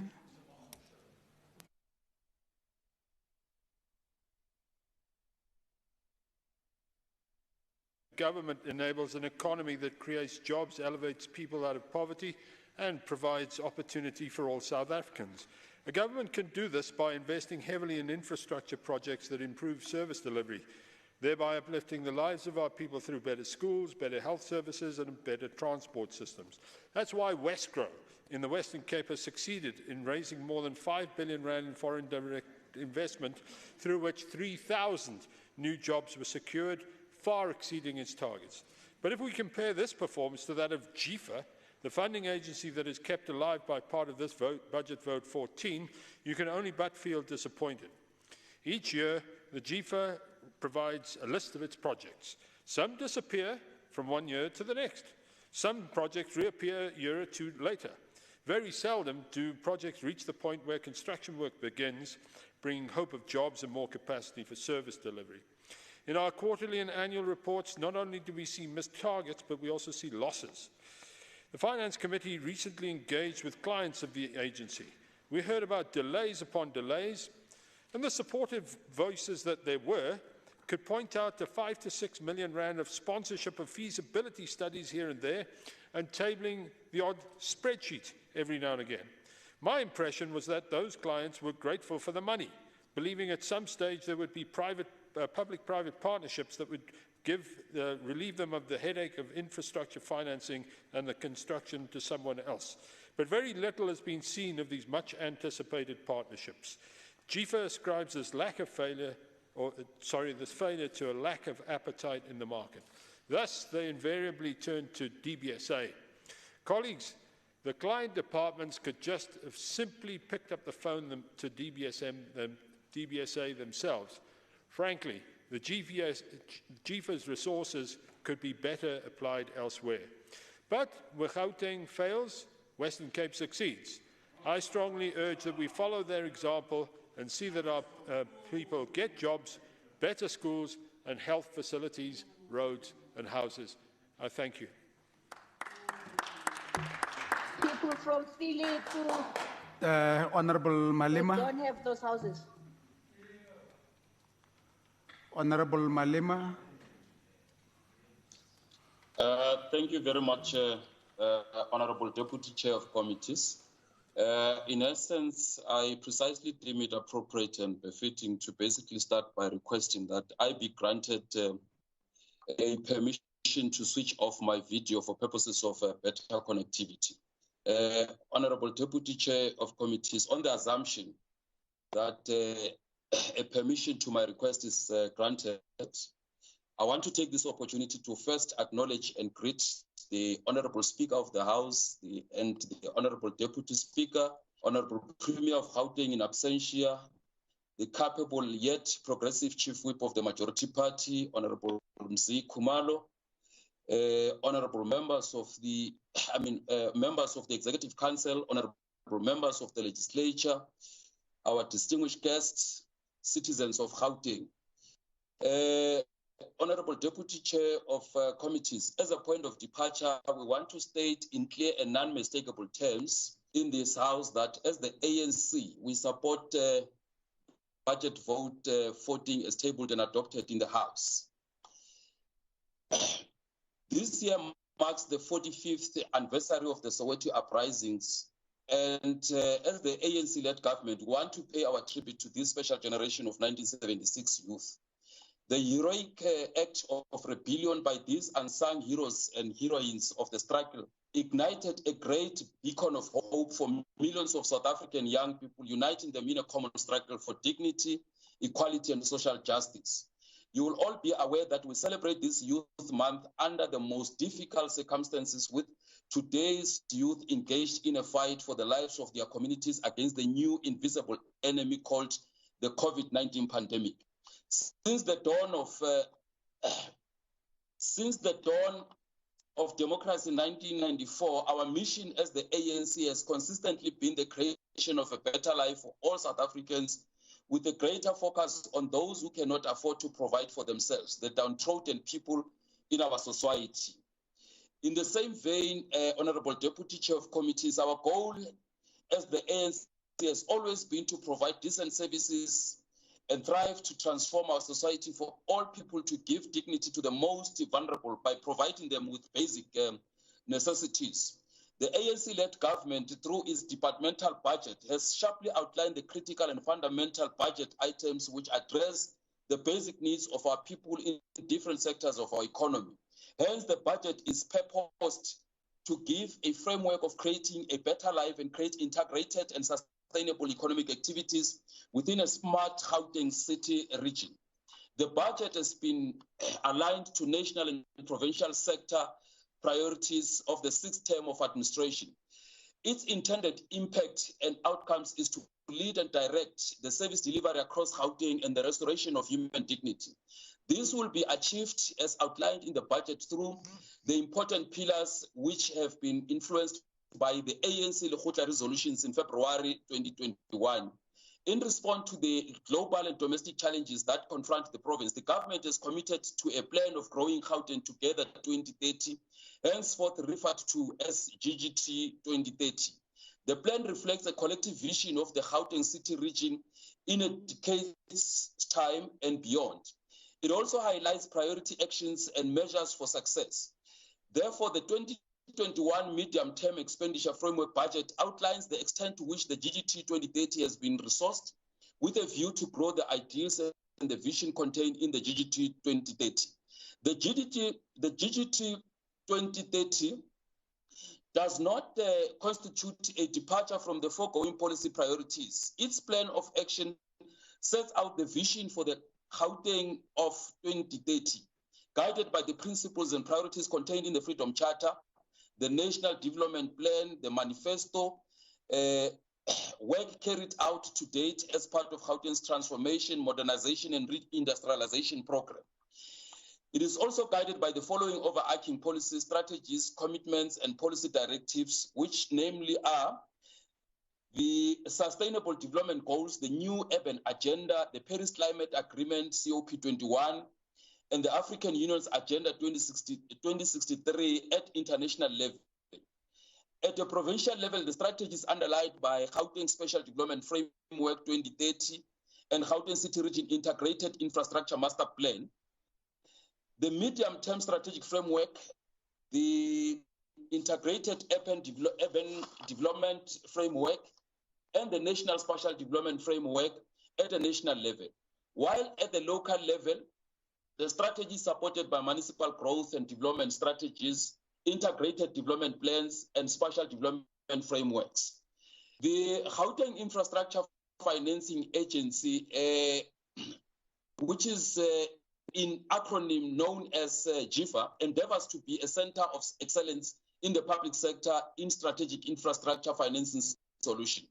It also places emphasis on sound corporate governance in the Gauteng Fund Project Office in respect of effective and efficient resource management services. It also secure alternative finance sources such as the creation of new revenue streams, thereby ensuring cost efficiencies and consolidating resources of economies of scale to implement the mandate of the ANC of economic reconstruction.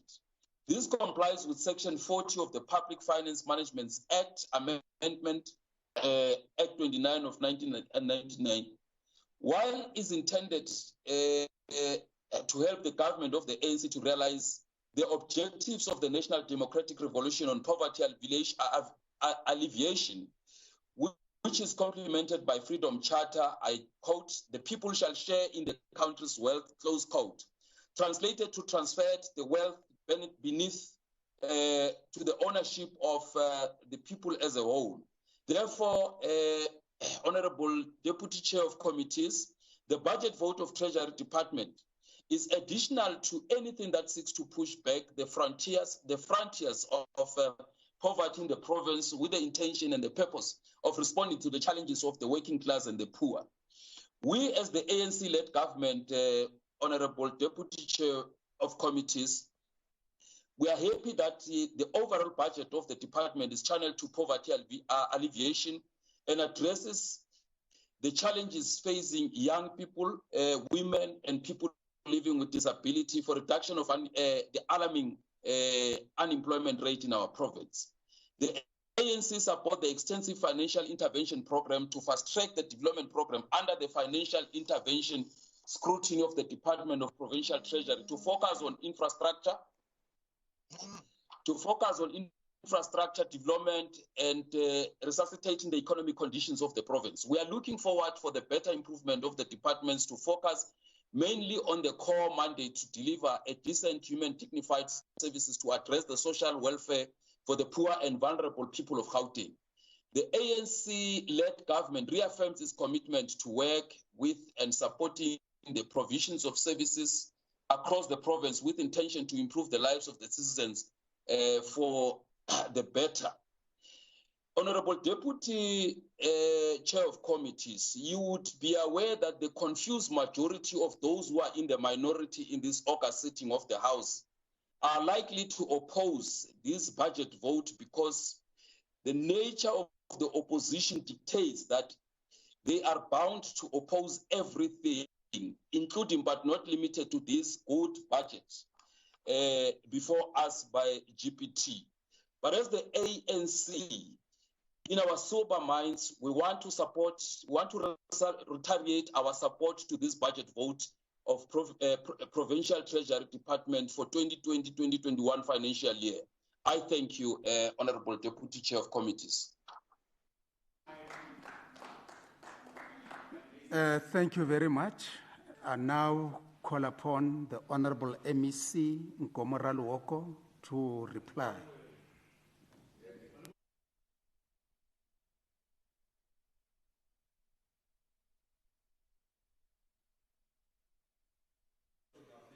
Before Chair, let me finish my speech because this is ugly. In this financial year, we've allocated 105 million to Provincial Supply Chain Management Business Unit to promote and enforce transparency and effective supply chain management. Honourable members, most of our municipalities in the province continue to face severe financial constraints, and this was worsened by the outbreak of the COVID-19 pandemic. As Gauteng Provincial Treasury, we remain committed to support our local government sphere to strengthen financial management practices and sustainability during the tough economic times. We will continue with our training initiatives to conduct intergovernmental shareholder engagements, still on capacity building issues, and I'm pleased, Chair, to inform this House that we will soon hold a graduation ceremony to award 52 officials from the various municipalities with certificates for completing the country's first supply chain management learnership program, focusing on public sector. SCM is a critical area in public finance management area and must be capacitated by qualified officials to function effectively and efficiently.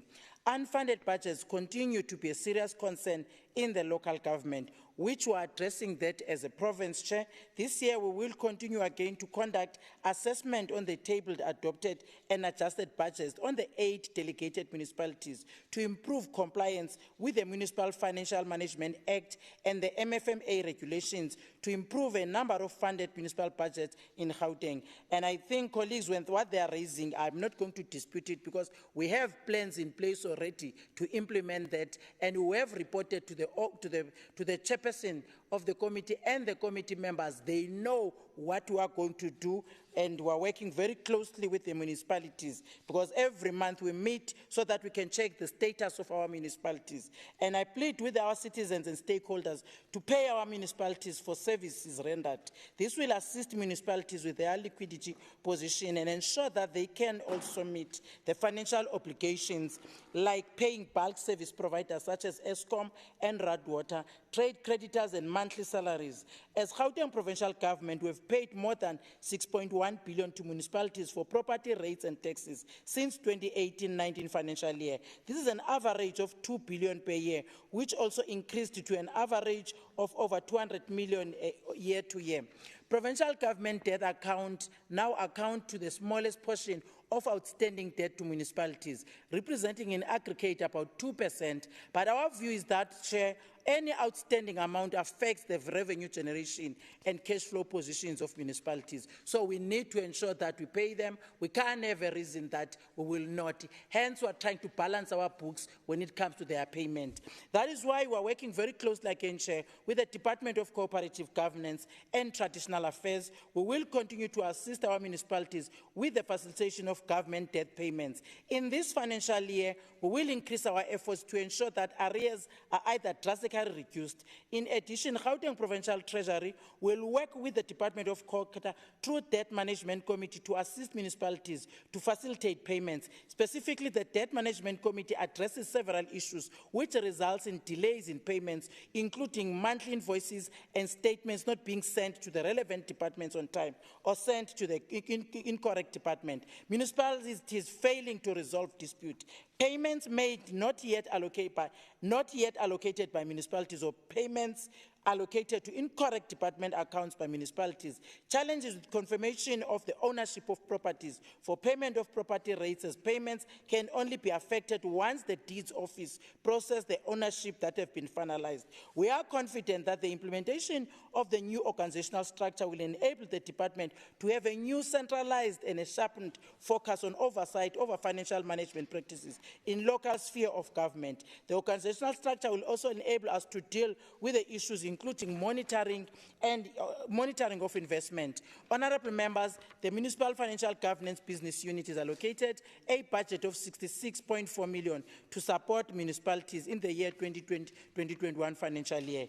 Gauteng Infrastructure Financing Agency continues to source strategic infrastructure projects and develop them to attract alternative funding. GFA's project pipeline has increased to at least 35 projects with an estimated value of more than 45 billion. We will continue to develop these projects to a bankable stage to attract private first sector funding over the medium-term period. Following other updates on the milestone on key achievements of GFA, we have the selection process of contractors for Kopanong Precinct at an advanced stage now. We will appoint preferred contractors by the end of September this year, and construction is expected to start once contractors for the 4 clusters have been concluded. The project will be delivered to a PPP to ensure delivery of well-maintained government buildings in a cost-effective manner, and the GPG will ensure a safe and conducive working environment for GPG employees. National Treasury has approved SANSA, which is South African National Space Agency, application to enter into a 10-year lease agreement as an anchor tenant with the Innovation Hub. The space planning designs to stable accommodation, SANSA, will be completed by the end of June 2021. The private party will complete contractual arrangements with SANSA by September 2020. The rooftop solar PV, which is phase 1 project at the advanced stage 2 of final closure, the finalization of connectivity agreements with municipalities is in progress, and this will be followed by obtaining the generation license from the National Electricity Regulator, which is NERSA.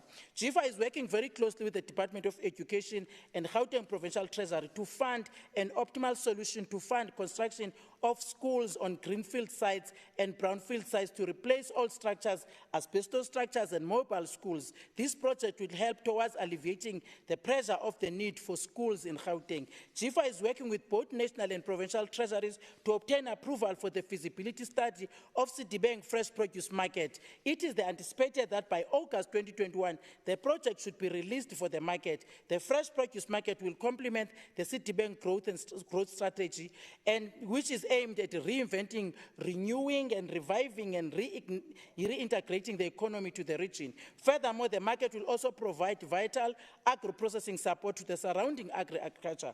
GFA will continue sourcing strategic infrastructure projects, Chair, from provincial departments and municipalities. We have developed stringent project identification, the selection tools to ensure the projects are funded through GFA's project preparation facility, and they have been tested for bankability. GFA is working very closely with the Office of the Premier, Department of Infrastructure, Department of Economic Development, and Gauteng Management Agency to develop the Gauteng Investment Book, which is primary made of government and infrastructure-led projects that must be delivered off balance sheet and private sector-led. Finally, GFA continues to work with various stakeholders at the provincial level to remove obstacles that have been impeding progress on GFA projects. GFA has been allocated, I don't know, it's only 64 million this financial year to fund its operations.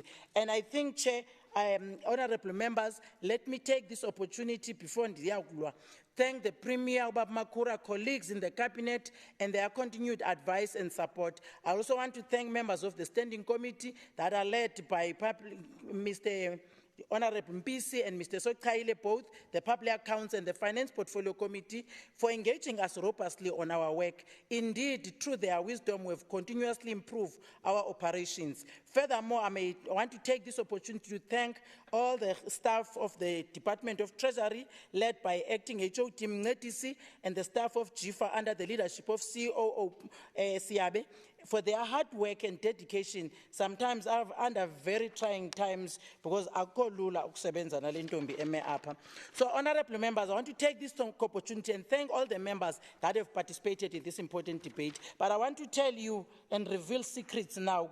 kukhupha ama-file. Western Cape is one of the provinces that are asking us to share our model here, JIFA, to work with us. They have asked even ASISA to work and ensure that we share the lessons learned, because we have all these projects, Chair. I have a list of the projects that I can forward to you, Chair, of what we have done since JIFA has been there, that are some are bankable now, but some are operating, Chair. But not a single member understands that. You know what I say, Chair, to members? I say JIFA for me, I have 3 children. I have Treasury, I have eGov, and JIFA is the 3rd one. Unfortunately, JIFA is a stepchild that I brought to this marriage. So unfortunately, that child is always being beaten by everyone in the family.